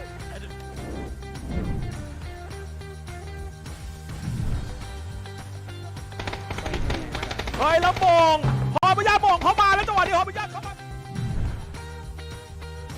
有一点问题啊，跟桑 sister 要揉点，但是 IFQI 老揉点，一定是看跳伞的一个技巧的，直接拿枪出来打，全是没枪的对。方喷子连子弹都还没有换好。哎呀，暴揍啊！这是桑 sister。Quốc Minh đã xuống xe, một tình huống bom bác sẽ diễn ra giữa Sa Pao cùng với các thành viên ở bên phía DIC. Ép lên rất nhanh đến từ đường DIC, nhưng DIC đã mất 2 người và có vẻ chỉ còn là một mình anh quân Money ở đây thôi. Giờ thì Sa Pao làm gì? Tiếp tục đổi mạng tới từ vị trí anh quân. Rất loạn đến từ các thành viên ở bên phía Division X cũng như là đội của DIC và quả nét rất đẹp tới từ vị trí của em. 지금 자 봤어요? 못 볼 가능성도 있어요. 못 볼 가능성도 있어요. 엔투스 큰일 났다. 날렸어. 와! 하나 더. 캐스트. 캔지. 야! 这波开到人家脸上去了，直接切座位跳车想反打，哇！干得稳！ มองเข้ามาในหลุมเดี๋ยวดูนะให้จอดชนมาตรงนี้แล้วลงมาไม่ไหวแล้วครับดูเขาเจ้าแมน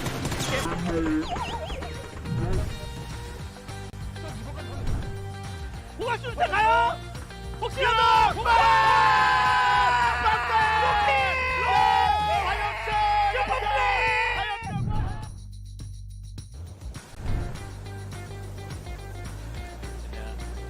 打掉第一个，这是一个慢动作。 And now it's getting back on, but Gemty, he can't make it count when it matters. And now Vascu left to find 2. He gets the tag on 1, but now he's down to almost no bullets. I think he's only got 20 in that 1 mag, and that's it. And then he's over to the mini, and well, what can you do with that? 17 bullets, 2 kills to find. It'd be a miracle for Vascu, but he's trying his best. Anything he has would be valuable here. He's considering, is it time for the blue? Can I do any damage? Oh my word, 5 bullets is all he's got to play with, and he's done it!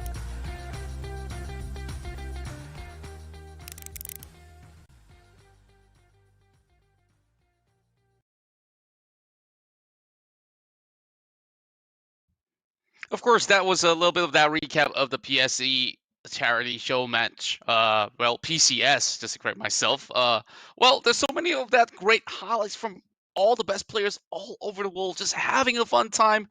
And of course, a little bit of bloopers here and there. And of course, the final clip was the banger where, 20 bullets to get that chicken dinner. And he nailed it. And of course, but back to what we are here for, Husky. It's the grand finals of the PUBG C series. Of course, brought to you by PUBG Corporation. Of course, big shout out to Geek Events, K&K Revolution, as well as Cause and Effect for having all of us here casting from our humble abode. So hope you're doing pretty fine there, Husky. Yeah, I'm actually ecstatic, especially after that previous round. I said halfway into the round that it's going to be a wacky one, but I don't think anyone expected that recovery or that unexpected comeback at the end from DK Esports. But what's done is done. There's still one more round left to go. But before that, in a while, we're going to throw up the overall stats from that previous round just to give you guys a quick idea of what went down. And obviously, with DK Esports getting their first chicken dinner of today, I think they have a total of 4 chicken dinners across the board. 22 points, 12 frags. CJ Wolf, you hate to see them in that second place. It could have been them at the top if they didn't make that mistake at the very end. But Bama Gaming also catching up as well, getting an impressive 12 points, followed by Architect Predator with 7, Next Wave Predator, Architect Predator with 9, Next Wave Predator with 7, FFG with 6, Ronin PUBG and Go Army Factory respectively 5 and 4. And well, the expected teams to perform well like Orpheon Gaming and Bosco Esports still have not really shown out. 24K Gaming as well at the bottom 8, excuse me, of the leaderboard. Yeah, I'm looking at certain teams, of course. Now need to reevaluate how they really want to actually play out the grand finals and towards day number 2 as well as day number 3 to make good use of whatever rounds that they have. Of course, it has been a long day.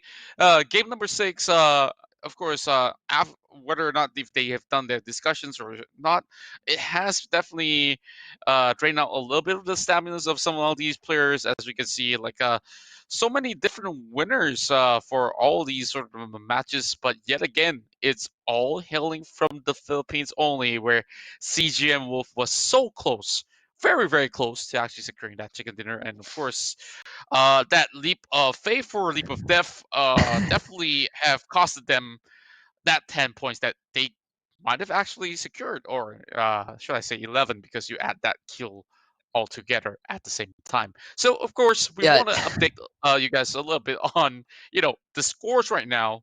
As we can see the leaderboards, Archangel Predator has not moved an inch from the top place as compared to the rest of the teams that have been playing for today. Yeah, but Bama Gaming and DK Esports are certainly catching up. Architect Predator, they don't have as big of a lead as they had in the previous few rounds. Now only 5 points different. 5 points separating them and Bahamut Gaming, and of course 6 points between Architect Predator and DK Esports. The rest of the teams are more than 20 points away. The Yakuza in 4th, and CGM Wolf in 5th place with 31 points. Ronin PUBG is same as well with 31. Carbon Gaming with 27. They've slightly dropped down from the leaderboard after that chicken dinner, and 24K Gaming barely scraping in the top 8. And if you look at the second half of the leaderboard, FTW Philippines, they're struggling. Next Week Predator, it somehow seemed like they were performing pretty okay, but they only had that 20 points, and 15 of them were from kills. So in terms of placement, they have not been doing well. Orpheon Gaming and Go Army Factory, they really need to step up their game.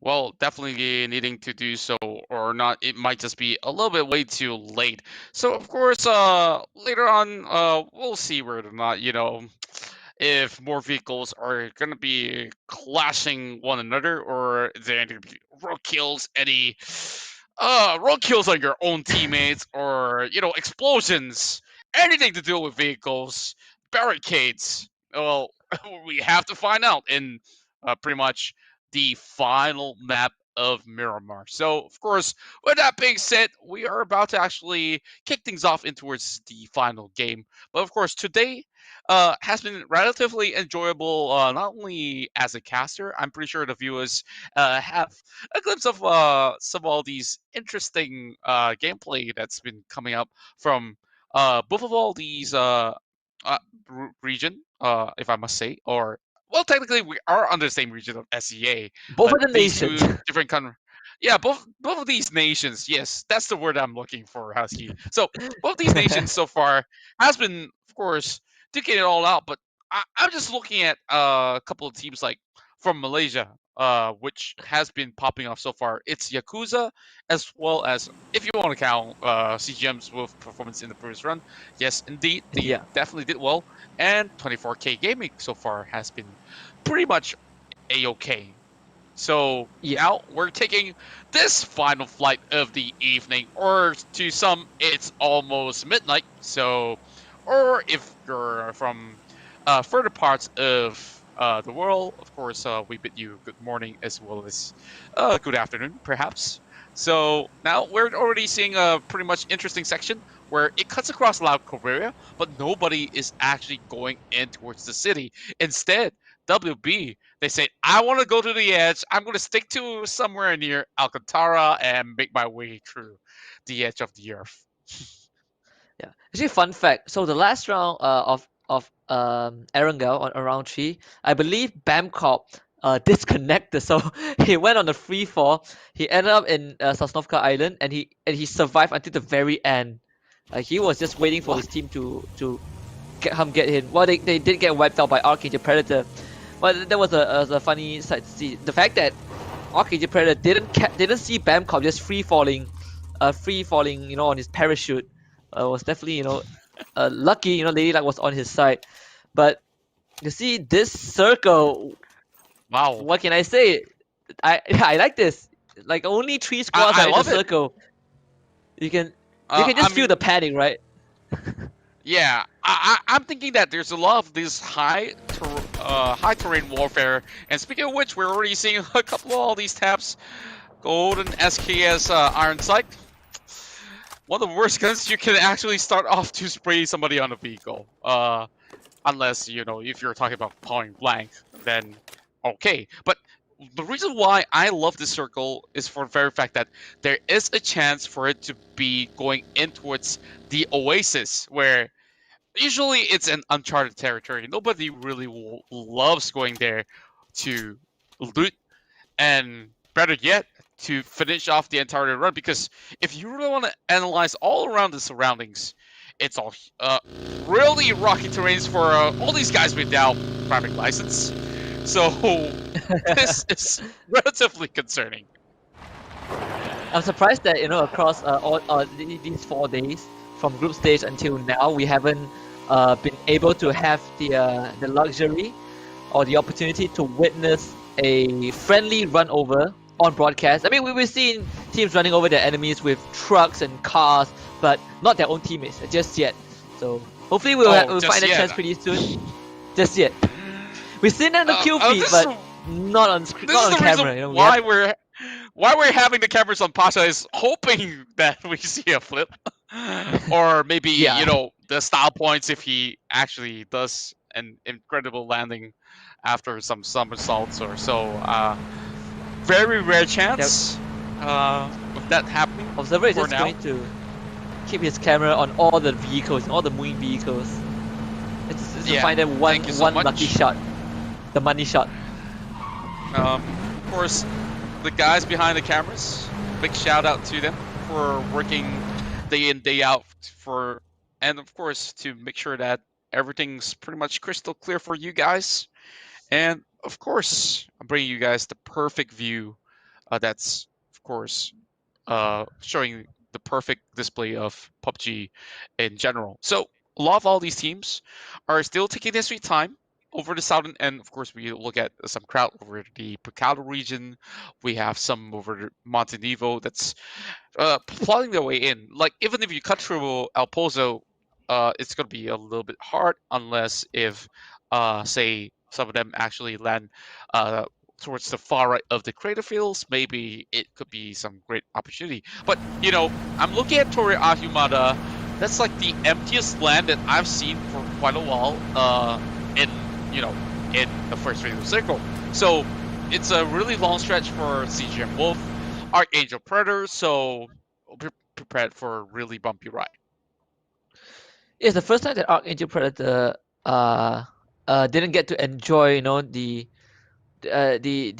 luxury of being within the circle from the get-go. There have been starting their rounds off in the middle of the safe zone, but you can see just mass migration.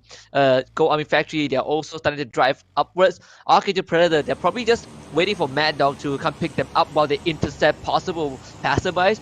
Bosco Esports will be the closest team in Archangel's crosshair. 24k, they're gonna continue looting for a while, same as SGM, who are still spreading out, but other teams are already trying to settle themselves in that safe zone, and FFG are the first team to make it there. Yeah, I know we're definitely looking at a lot of all these passerbys as well that might just get clipped off. FFG, of course, receiving a little bit more information than the rest of them, who are driving straight in towards, you know, a lot of all these high terrains that we talked about. But none of them seem to be fond of the Oasis for some reason, because there are a lot of possibilities in this circle itself. We talked about the north already in the most parts, but the central region that's covering the water treatment area is definitely going to be pretty much a high contest area for some of all these players.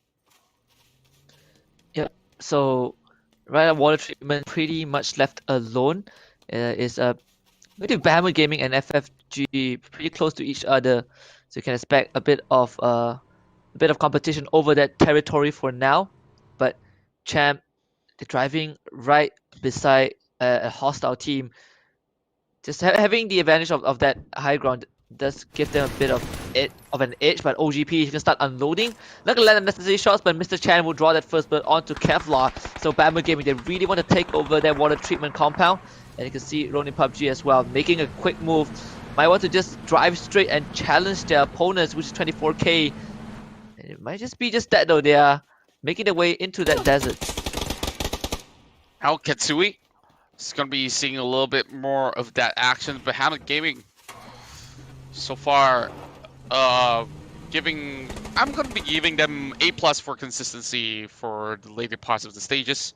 Of course, having a pretty much upward trajectory in terms of points being garnered round per round. Of course, they did have that really big monsters round to secure that chicken dinner. Other than that, you know, a couple of top 5 finishes, a couple of top 10 finishes as well. So things are looking pretty much great for Bahamut. So far, they are only 4 points behind Archangel Predator as of the time being. So if we're looking at this sort of consistency, that we can definitely wait out for day number 2, day number 3 to actually make even better comparison. Like the top 3 right now is gonna be having a little bit of shift if we actually see Archangel Predator here struggling too much, because they are still pretty much taking the latest of rotation, while CG, they are right outside of blue, and Archangel Predator looks like they want to go in for the chase. Yeah, I'm surprised that Archangel Predator are so late, you know, to rotate into the safe zone. But like you said, we might see a direct interception. Archangel Predator driving straight into Carbon Gaming. And Carbon Gaming, I don't think they're ready for this. It's gonna see a bunch of vehicles going for a chase on that highway, as FFG are already losing Kevlar to Bahamut Gaming. They're just probably going to stay away from that area for now. There's no rush. They can give away a bit of a control and wait for the next circle. But Ronin PUBG, they see CJ Wolf, and CJ Wolf drives off the cliff, and another bus gonna find Bamcorp. Meanwhile, Next Predator engaged in combat against Wasted Boys. Arvin's great P onto K-Bites. Wasted Boys, they're down 2 men. Rotation from the right side, but Pendragon is gonna get picked up by Mananabas as well, as Momonji on the other side of the map is gonna down Pocoyo and kill him off. Mananabas cooking that nade. He primes it perfectly over Ross XZ. Gonna be able to actually take down the final member of Wasted Boys. And wow, talk about ending things with a bang. They are also seeing a couple of rotations here that they can possibly hope to actually pick up a couple more kills. Boss Goal is going to hate some of all these situations, but hey, seems like they have got themselves checked for the next phase. I'm surprised that Nate connected, but it was a pretty smart move from Mananabas. He he lobs the nade towards the boulder, and he also does a suppressing fire as well. But Alina now gonna start unloading onto Fruity. Does land one of that shot, but Fruity just going to try and outrun the gun. He's gonna make it to safety. As Go Army Factory, they also have their own members making those long rotations on that perimeter and attracting fire from different squads. Speaking of attracting fire right here, we're also seeing Biceps bringing down the gun. Not really catching that hot rod of a Murado passing by, but we've seen next play, of course, having an RP just doing a lot of dirty work here to actually secure those kills. Now he's being stuck in pretty much the open, and this is one of the worst plays you can stop by for now. PDCM actually tries to make a rotation from behind, but Moscow Esports have members behind PDCM on vehicles as well, so he's not going to be able to make that ambush as Roulette not landing those crucial shots. And because of the state of that circle, you can see that all these terrains is really causing a bit of a problem for most of these teams. And all these late rotations is allowing teams who are there earlier on to get the drop on them. And okay, Archangel Predator finally making it in. They're going to be encountering 24K, Go Army Factory, as well as Carbon Gaming. But taps coming in from inside of limits, of course, getting that knock, but we are seeing the circle leading towards Oasis side as well as Doria Ahumada. And Arcot will be able to actually pummel down Nine Holy and Devices out as well, making a pretty much great run for the side of Bahamut once again. So these guys, of course, are stopping it at nothing, knowing that they are so close to chase upon Archangel Predator. Like, before we even start this round, we talked about Archangel Predator not being moved in terms of the ranking charts of the leaderboards, and this might just change by the very end of the day. Yep, and you can see that the how late Carbon Gaming are in the circle. I see one of the members is really low, and here comes a nade on into the second floor. It's not going to connect onto anyone. Archangel Predator going for a super aggressive push. They want to sniff out the final member of Go Army Factory, but they have to be pretty careful as well. It's going to take a while, as Go Army Factory they just need to keep this last member alive. They need those calls coming in from the rest of the team, but AAP, we know what they're capable of, and they're capable of chasing down this last surviving member of GAF. Comes the spray down over on the top side of the hill, and it seems to me that he will be able to actually land the final blow. OG with the Great Addy bringing down that truck, and there goes Go Army Factory. We'll see pretty much some smokes right in between those hills, while Bahamut Gaming still finding more opportunities to actually pressurize the likes of DK Esports. Sayuri falls and gets incapacitated, but Bofoy not so lucky. Momonji does catch Carbon Gaming, who are the latest into that safe zone.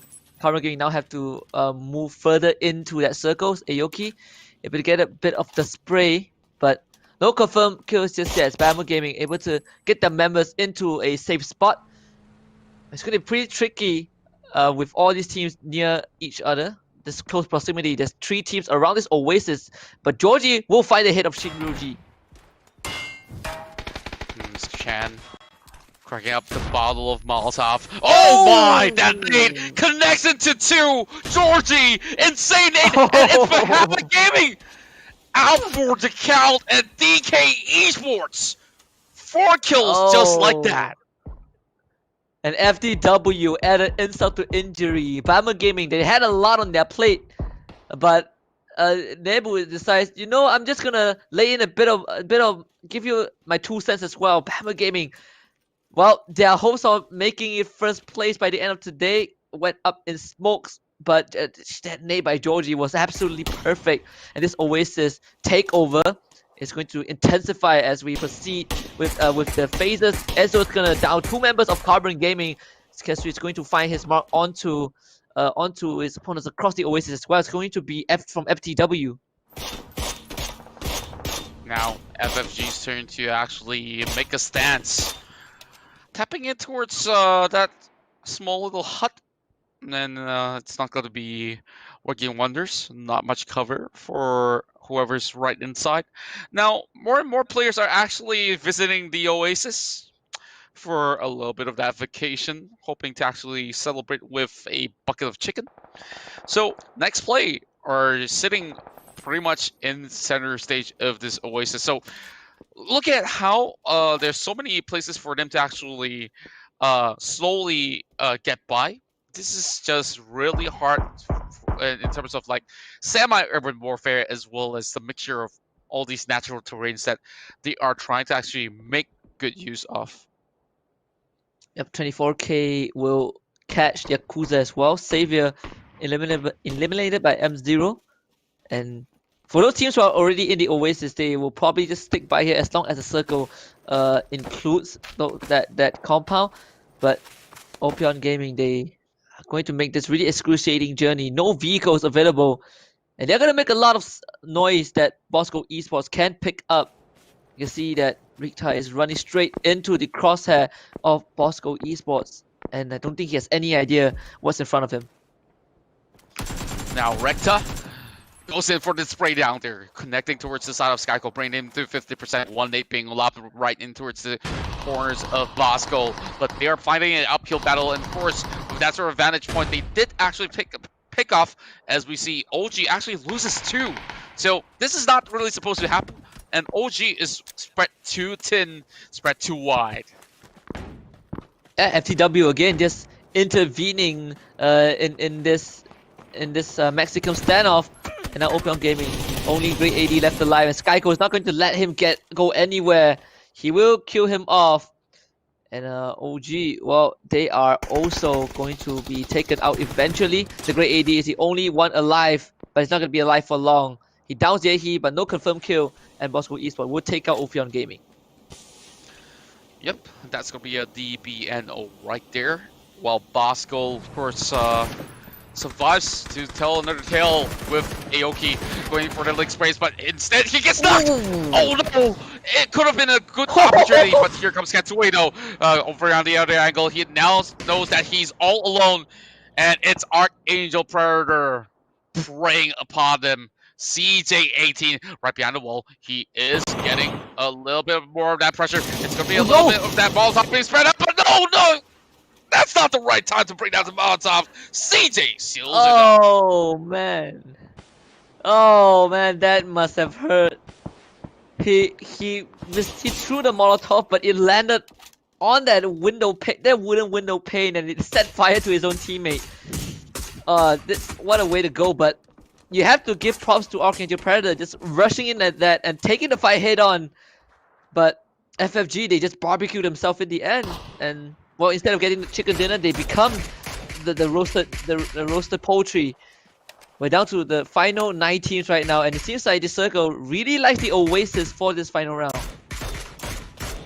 Yes, indeed, and of course, this is what I have been expecting after a long day. And this definitely is one of the most challenging places to play from. And now we're looking at the very outskirts as well.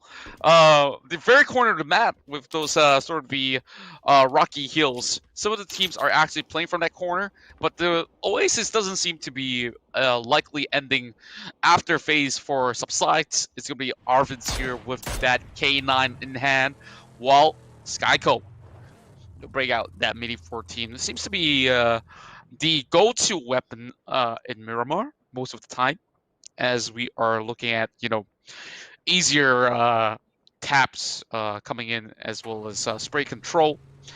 And now with only 30 more players and 9 more teams, things are getting a little bit more quiet, but it's going to be pretty much having the Oasis leaving the zone. Well, I guess like the water park's closed for now, as next play are just zoning some of all these areas off limits.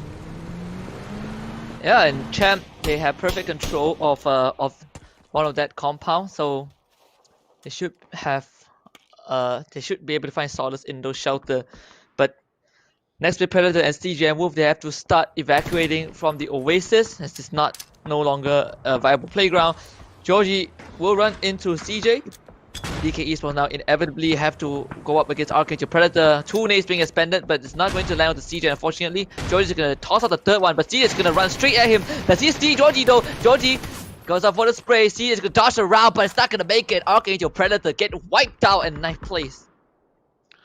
2 of the best one-on-one players actually going against each other, and it seems to me that it definitely wasn't CJ18's advantage in that sort of a position, and he was just forcing his way to push. Of course, he knows that his days are numbered in that sort of point, but now as he donates 1 more point towards the side of DK Esports, they need 3 points to actually tie the knot alongside with Archangel Predator. But hey, you know, I talk about all these rivalry and all these kind of stuff. So these sort of teams hailing from the Philippines, they've met each other quite a number of times. Of course, they do have a really strong community support that is keeping them pretty much afloat in such challenging times. And we are looking at DK Esports might just be surging their way in towards the top of the leaderboard by the end of the game. Pasha. Yep. Now getting the angle straight, but oh my! Oh, there we go. Of course, with that perfect spray down there, he's going to be getting Aihida as FTW. Now still having another 2 members on the other corner, while this is going to be taking a while before things get a little bit more dicey. Yeah, and as much as we keep mentioning about the front runners, we still have to remember the fact that the difference between 3rd and 4th is enormous, right? There's a 21-point difference. So Ronin PUBG, this is their best chance alongside 24K and CGM Wolf to rack up as much point as they can, be in terms of frags and placement, to place themselves closer to that top 3 spot. Because Bama Gaming, off of frags alone and that 1 chicken dinner, is already 57 points. Not to mention how Archangel Predator and DK Esports have been performing respectively in a outstanding way. If this carries on and teams from Ronin PUBG onwards were not able to keep up, they are going to be left behind and we'll be left with this 3-way showdown. Now DreamsYR does get those angles in, but this is quite a long shot, so he really has to actually align that zeroing distance on his sight so that he gets that perfect tap. So now, as it stands, like the 7 teams that are on board, like we got a lot of all these chats, of course, running in as well. Voting for their favorite teams. I hope you guys can actually pop in the chat as well. Give them your utmost support for this very final round, as we are looking at some of the best talents here fighting all out to actually represent their fellow country to, of course, raise the flag up high in the international stages of the PUBG circuit. But Arvids! Oh! He did not check his back, and CGM Wolf, having slided in, he instantaneously secured that 1 point. Yep, but DK Esports, they also have their scope in the open. PJCM nails Sly DD with the nade, but Hargos will also be down. So CGM Wolf, they lose 2 of their members, and this volley perfectly lobbed, and Pasha will be roasted by PJCM. The nade just to blow up his corpse. Oh, what a way to go. CGM Wolf out in 7th place, and it's a brutal way to be taken out by your opponents. DK Esports, they have Georgie right in the middle of things, and Limitless will find his shot onto first, but Nebu, she'll be able to down Maestro. FTW getting some space for themselves to breathe, and Maestro will not be able to survive. Nebu gets his revenge on the top fragger of DK Esports. Now back towards the side of Nebu. Getting better aim for this game for sure, as we are looking at him just suppressing his enemies right behind that broken vehicle. Now Teezy's going to be getting 1 over on the side of Ezo, as Ronin now settles for 6. Now this is going to be a top 5. 24K has finally hit their 10 kill mark, and they are the ones who are responsible for taking out the Ronins. Yep, but Ezo also loses his life to DK Esports, and This is slightly getting scary. DK Esports, they have been in this position before where they are zoned out of their safe zone with a team right in front of them. It's a exact reenactment of round number 5, but this time they have to go to 24K Gaming. We'll see if they can find a way to do so. Next Play Predator, on the other hand, pretty safe. The champ is pretty far from them. 24K Gaming, not to worry as well. So we see how DK Esports is going to do this. Their vehicles are already blown up, so the only way to get in is to run across the desert and duck behind all those rocks. And all of the members are pretty far apart from each other.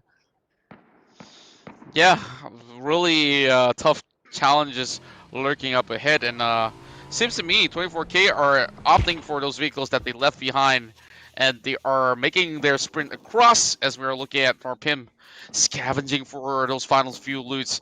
They are pretty much out of smokes, and lucky enough, he actually finds 5 inside of the crate. So these are the members of Next Play here getting prepared for our next bit of the battle as we are looking at Next Play here up the hill. They were going to be pinning down Nimble right here as we are looking at M0, of course, finding another takedown over his PJCM. Lim is now on the ground as well, and we are looking at Next Play Predator coming in with that 5th place finish. But there is going to be 24K actually rushing right in towards the middle. He's booking it, and now he wants to teleport it in towards action. He might just be able to do so. First, might just actually get this revive off. He's staring right at it, but the smoke's there we go. He will be teleporting it, and he gets that kill. But they're still further back though. 1v1, and this is going to be at that moment. Then it's going to be DK Esports that's out. My word! Fruity. Now it's down 4v1, 4v2. Is it certain? Oh, this is the exact script with different teams. Champ against 24K. We wanted this performance, and Bio62 nails LC Tennis with that one headshot. There's a few more members that he needs to look for, and 24K rushes right in. This is a direct challenge. Zayahai is gonna punish M0 for that though, and Shogun will be able to get the revive onto LC Tennis. Things are getting pretty heated up, pretty tense. M0 has no one there to revive him. So 24K, they have to settle with what they have. This is now a official 2 versus 4 champ. They have the protection of the compound. Zayahai trying to find those headshots, but the peak is just not at the right timing for him to do so. James YR will do the same with their Car 98. M0 will be the first one to be taken out. Now, quite a long distance ending for both of these teams. It might just be the phase 8 that decides the fate of some of all these players that are just far apart from each other, and we can see that sort of spatial surrounding that they have. But champs, they know that they have the numbers advantage. They are actually sending Shogun here to actually scout out a hit and hopefully get a couple of that sort of flank coming in from the right section and over the left side. Oh, this might just be it. Yeah, this might see Shogun. He got the nade damage. He sees them, and he's gonna get the spray onto Bio62. Grissom does get down, but it's now up to the final member of 24K. The molly, the frags, everything gets thrown out of the vehicle. The flashbang is out as well, and it seems like champs, they got this, and they get that chicken dinner to close out this last round. Well, Stow and Steady wins the race, and champ will celebrate their 2nd chicken dinner after such a long evening of games. And of course, this is definitely well deserving as we are looking at them taking down 24K to finish off the final game of today in the PUBG C Series Grand Final. So, with that being said, of course, there's going to be more games for tomorrow, but of course, let's get into that a little bit later. We can see so many kills on the hands of M0 as well as Ezo. So, 24K, they actually reap the rewards in terms of those kill points. So I wonder how does this actually tallies up by the end of it all. Of course, we're going to give our observers as well as our production team a little time for them to actually prepare the score lines. But hey, we have so much of this sort of clips that's out there that was just too good. Like, I will definitely watch over again like this whole matchup on how challenging it was. The Oasis side, we have so many teams that has been climbing in and out of those hills, and yet again, it was actually champs who managed to find themselves with that sort of the upper hand and clutch this one out, and they are the only teams for today, the only team out of the many to actually secure 2 chicken dinners. Yep, but you also have to give a bit of props to 24K, 14 frags in this round. Sure, they ended second place, but these 14 points is really much needed for them, because the entire day we've been talking about how 24K does not feel like 24 carat, because it just feels like they've rusted away since that first day of group stage, and this is pretty invigorating or revitalizing to see 24K getting such a good performance to close out the day.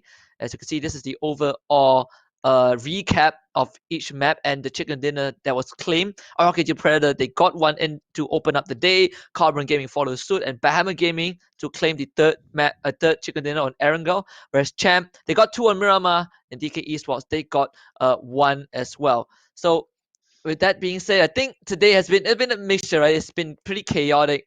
I just can't wait to see what comes after this. But we are going to go on a short commercial break, even though it's the end. But when we come back, we'll show you guys the overall result for the first day of Grand Final. So do go get your drinks, use the washroom for a bit, and come back for the overall stats. We'll be right back.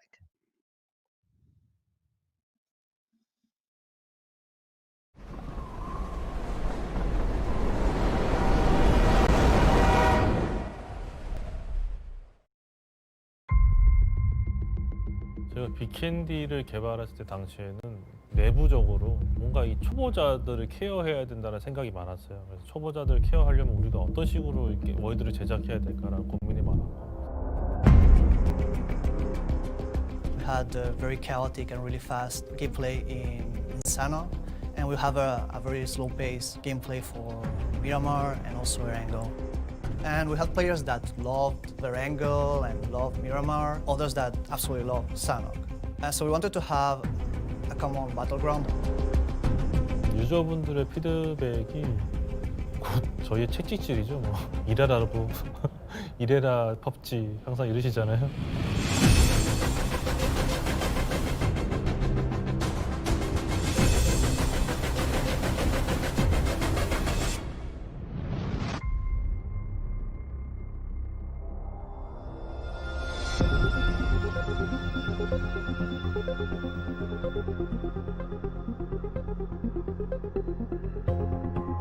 When we designed Vikendi, we wanted to create a different map experience. I think we introduced new features in Vikendi, like the traceable footprints or the new vehicles with new mechanics. And I think all that together contributed to renew the interest of players in our game. We decided that we could improve the experience in Vikendi.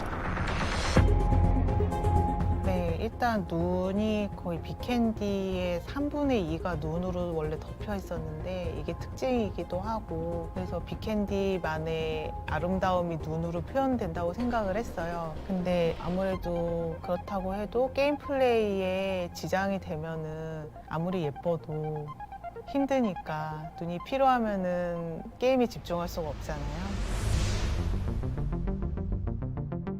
We wanted to do a very beautiful map and see how much we could push our limits. We didn't expect that snow would be such a big problem for the players as well. We reduced the amount of trees, the amount of snow have decreased. The terrain has been also modified for gameplay reasons. So now we don't have so many flat areas. We try to make the terrain a little more bumpy so you can cover behind it. 오픈, 그러니까 원래 빅캔디는 3분의 2가 눈으로 완전 덮여 있었다면 오픈 데브 때는 3분의 2 눈 중에서 그 중에서 반 정도가 덜어진 것 같고요. The main complaints were the brightness of the snow and the performance. So now with this remaster also we try to improve that. Keep in mind that we needed also to improve the performance because we are adding new stuff, like the new Dinoland that is huge, and the train that will affect performance as well. So we needed to balance all that. We reward almost every building, I will say, and every location. We reduce the tree count, the materials, textures, everything. We are trying to keep the same looking and the same quality. Everything is more pleasant to the eye.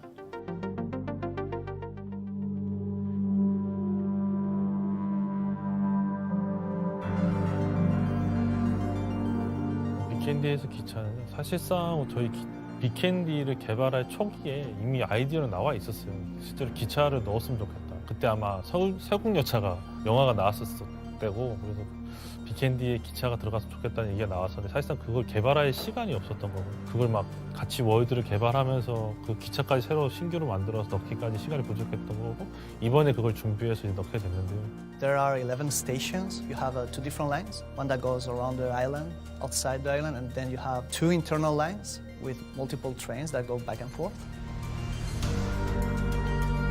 I'm really looking forward to see how players use it. The good thing is that you know where the train goes and where the lines are, so you can plan your next move, hoping that the train will add new unexpected and funny moments. But you have complete freedom, you don't need to drive, so you are free to fight.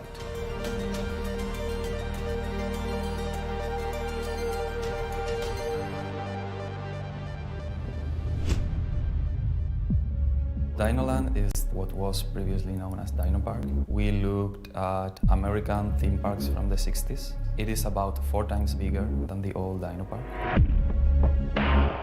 Dino Park was already an area that was beloved by the players. When we started to work on Vikendi, we organized a trip to Slovenia. That was our main inspiration for the map. And we were traveling and we passed by an actual abandoned dinosaur park that looked super creepy, but amazing. We added a lot of verticality, so you can actually climb even to the top of the volcano. Dinoland kept this chaotic feeling with these maintenance areas, for example, that you can access from the back part of the stores or restaurants. And you can run into an unexpected fight with a team that was on the other side of the park by accessing to these areas. So that will keep that chaotic feeling.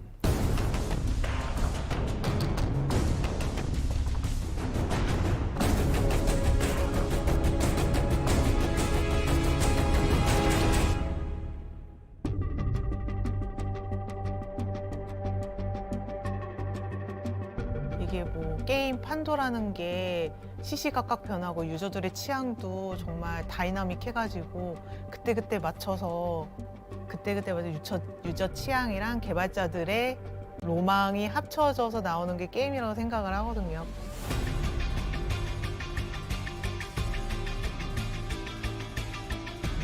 Fun feedback is one of the PUBG core values.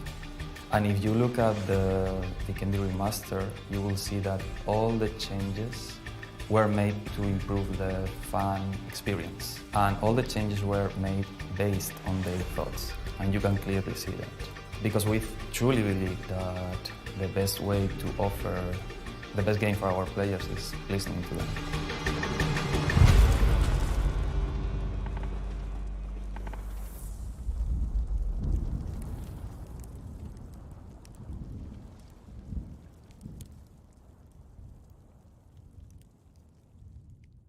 Hi, this is Annie of Weekly PCS. With the grand finals of PCS Europe Charity Showdown held last week, the PCS Charity Showdown has come to an end. First, let's see which team became the champion in Europe. After 18 matches of grand finals, Northern Lights won the PCS Europe Charity Showdown.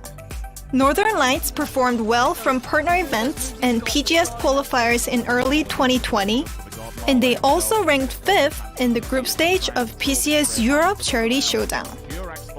They could take 4 chicken dinners out of 18 matches, showing their strength in the grand finals. They gained remarkable kill points as well as high placement points so that they could end up first with 39 point gaps from the second place. Tornado Energy, who finished second, is a team that has been playing in the PUBG esports scene since 2018. They barely made it to the grand finals by placing the 15th in the group stage, but they could recover their performance in the grand finals. Navi placed second with only 7 points away from Northern Lights until the second day, but they failed to pull up their scores further enough on the last day and finished third from the PCS Europe Charity Showdown. PCS Charity Showdown across from all regions have finished, and I would like to introduce our champions. Congratulations to all! PCS Charity Showdown is over, but don't be sad.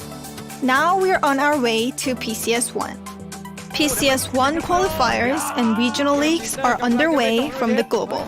Let's take a look at the participating teams, schedules, and more of each region. In Europe, 24 teams will participate in the group stage, and only 16 teams will advance to PCS1. First, total of 12 teams already secured their tickets for PCS1 group stage. And remaining 12 tickets for group stage will be decided by regional qualifiers from Europe West, Europe East, and MEA region. Find out which teams will advance to PCS1. Let's take a look at the Asia region. Many teams have already secured their tickets to PCS1. In Asia, 16 teams will participate in PCS1, including 6 teams each from China and Korea, 2 teams each from Japan and Chinese Taipei. China has granted PCS1 seats to the top 6 teams in the PCL spring season, so the same 6 teams from PCS Charity Showdown will participate in PCS1. In Korea, Team Quadro, Genji, and Element Mystic, who placed top 3 among Korean teams in PCS Charity Showdown, will advance to PCS1. Korea qualifiers are underway to decide the remaining 3 teams, so you can check finalists from the Korea final qualifiers. Top 2 teams from PJS Season 5 Phase 2 will be representing Japan, and the top 2 teams from the PML 2020 Spring will be representing Chinese Taipei in PCS1. In APAC, all 16 teams will be decided by regional leagues or qualifiers. 5 teams will be selected through the PUBG Thailand series, 5 teams through the PUBG Vietnam series, 2 teams through the PUBG Indonesia series, and 1 team through the PUBG C series. In Oceania, 3 teams will be decided through the Oceania qualifiers. There's a slight change in seats compared to PCS Charity Showdown. Vietnam secures 5 seats, and Indonesia gets 1 extra seat. Let's see if teams who've participated in PCS Charity Showdown could advance to PCS1 as well. In North America, all 16 teams will be decided by regional qualifiers. 24 teams will participate in PCS1 North America qualifiers group stages. 16 teams from PCS Charity Showdown and 8 teams who couldn't make it for PCS Charity Showdown in the qualifier last time will be participating in PCS1 qualifiers. The best 16 teams will advance to PCS1. The group stage is now underway, so don't miss it. Here's a schedule for PCS1. PCS1 will be held for 2 weeks, starting from June 25th. We have plenty of events on Thursdays through Sundays, and it is a perfect time to stay home and watch PUBG Esports. For more information, check out PUBGesports.com and regional channels. One more thing, Pick'em Challenge is back in PCS1.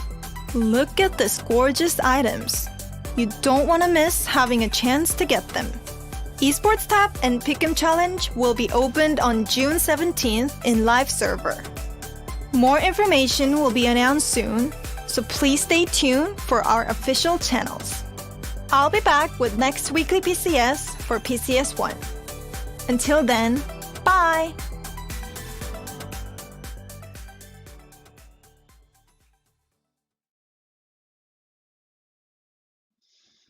And of course, thank you so much for still being here, tuning into the broadcast of the PUBG C Series Grand Finals. My name is Aaron Contra-Chan, alongside with Zen Husky Ung. Of course, bring you all the matches that will be happening over the weekend for the showdown of the PUBG C Series. Of course, all thanks to PUBG Corporation, and a huge shout out to Geek Events, KK Resolution, as well as Cause and Effect. So far, there's so many of all these matches that has been great highlight us coming across, and I just can't wait to see what tomorrow brings. But today, if you guys missed out, we definitely have all these sort of highlights and everything all lumped into one. But most importantly, we've concluded the matches.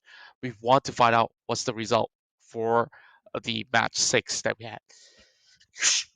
All right. Excuse me. And well, let's take a look at the overall results from that round 6. And to start things off with the final round with Champ being the only team who got that double chicken dinner. So we're gonna check out the stats in a bit. Wait for the Q production to throw that up on screen. But I think to start things off, it has been an amazing evening, considering the fact that we've seen teams, some of the teams, in fact, being able to make a resurgence. Arcade Predator, amazing as always. Teams like Bahamut Gaming came back. The second half of the what do you call the day, excuse me.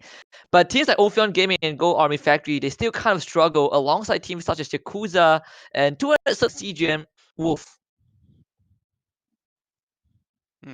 And of course, we see so many of all these teams definitely having a little bit more of that rough time in day number 1. And in that very final map, we look at the Yakuza's dropping out early alongside with the Wasted Boys, Carbon Gaming, Go Army Factory as well. So there's a lot of catching up for some of these names for day number 2. But looking pretty in game number 6, it was definitely 24K Gaming with a staggering amount of kills being amounted with 14 in the back, which of course led them in towards securing quite a fair bit. So that's 20 points for them. As we go down the list, of course, we see so many of all these teams of hailing from the Philippines that are pretty much on the front page news, of course. The very final game, we don't really see too much of that high volume kills coming in from the middle of the pack. And of course, there was so many interesting events that went on inside Miramar, which of course, hopefully we can actually bring that up in all these highlights to come.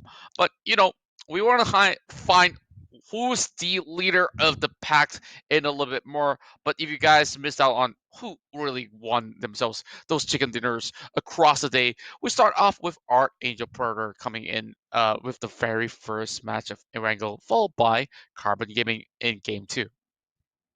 Bahamut Gaming took the third chicken dinner, followed by Champ, who took 2 rounds in Miramar, and of course DK Esports, being one of the front runners, also backed themselves one as well. So pretty even throughout the day. Champ, we can say that they don't have the highest or the most powerful fragging prowess, but the stability that they brought today was a direct reflection of their first day or day 2 of that group stage. But we still have the overall stats that we're going to show you guys in a bit.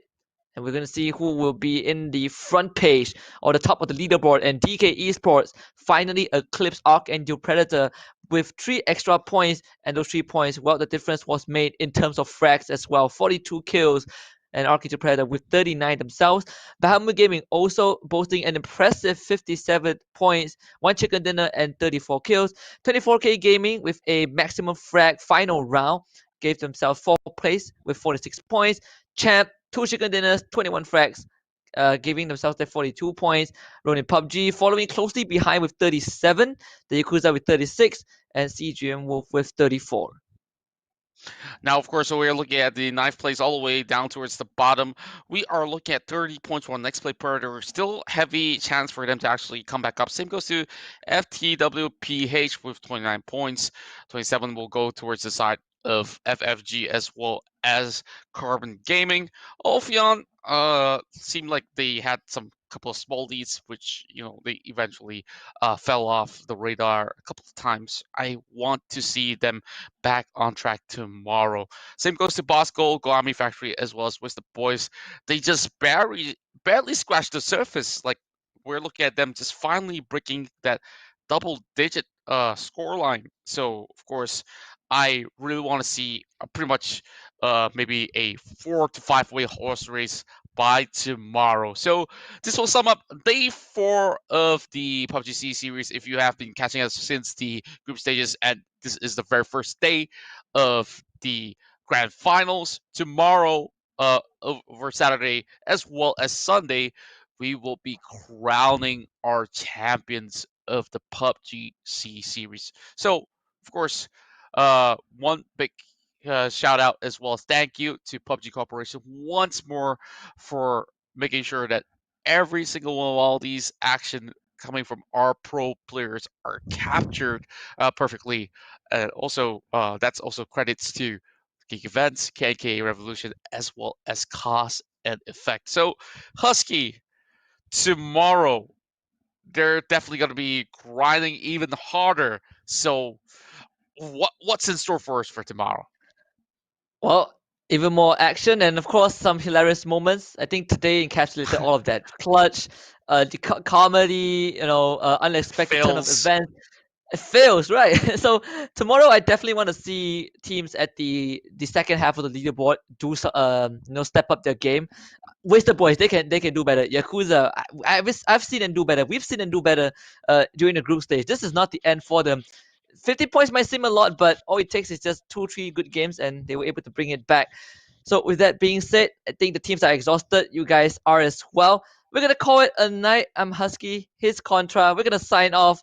Good night, and we'll leave you guys with the highlights. We'll see you guys tomorrow.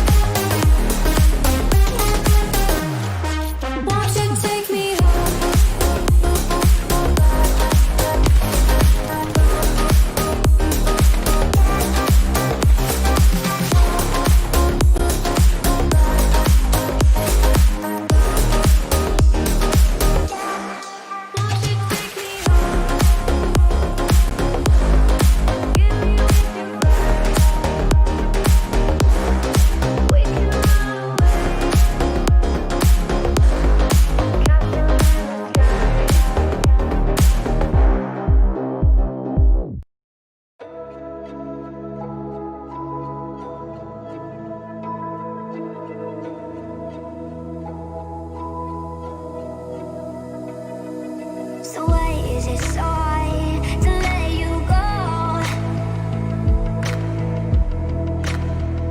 To let you go.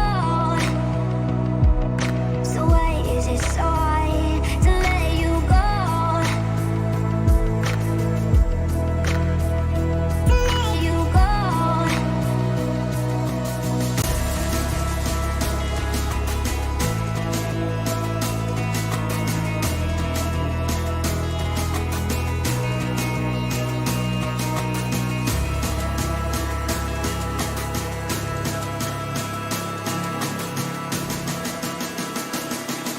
So why is it so hard to let you go?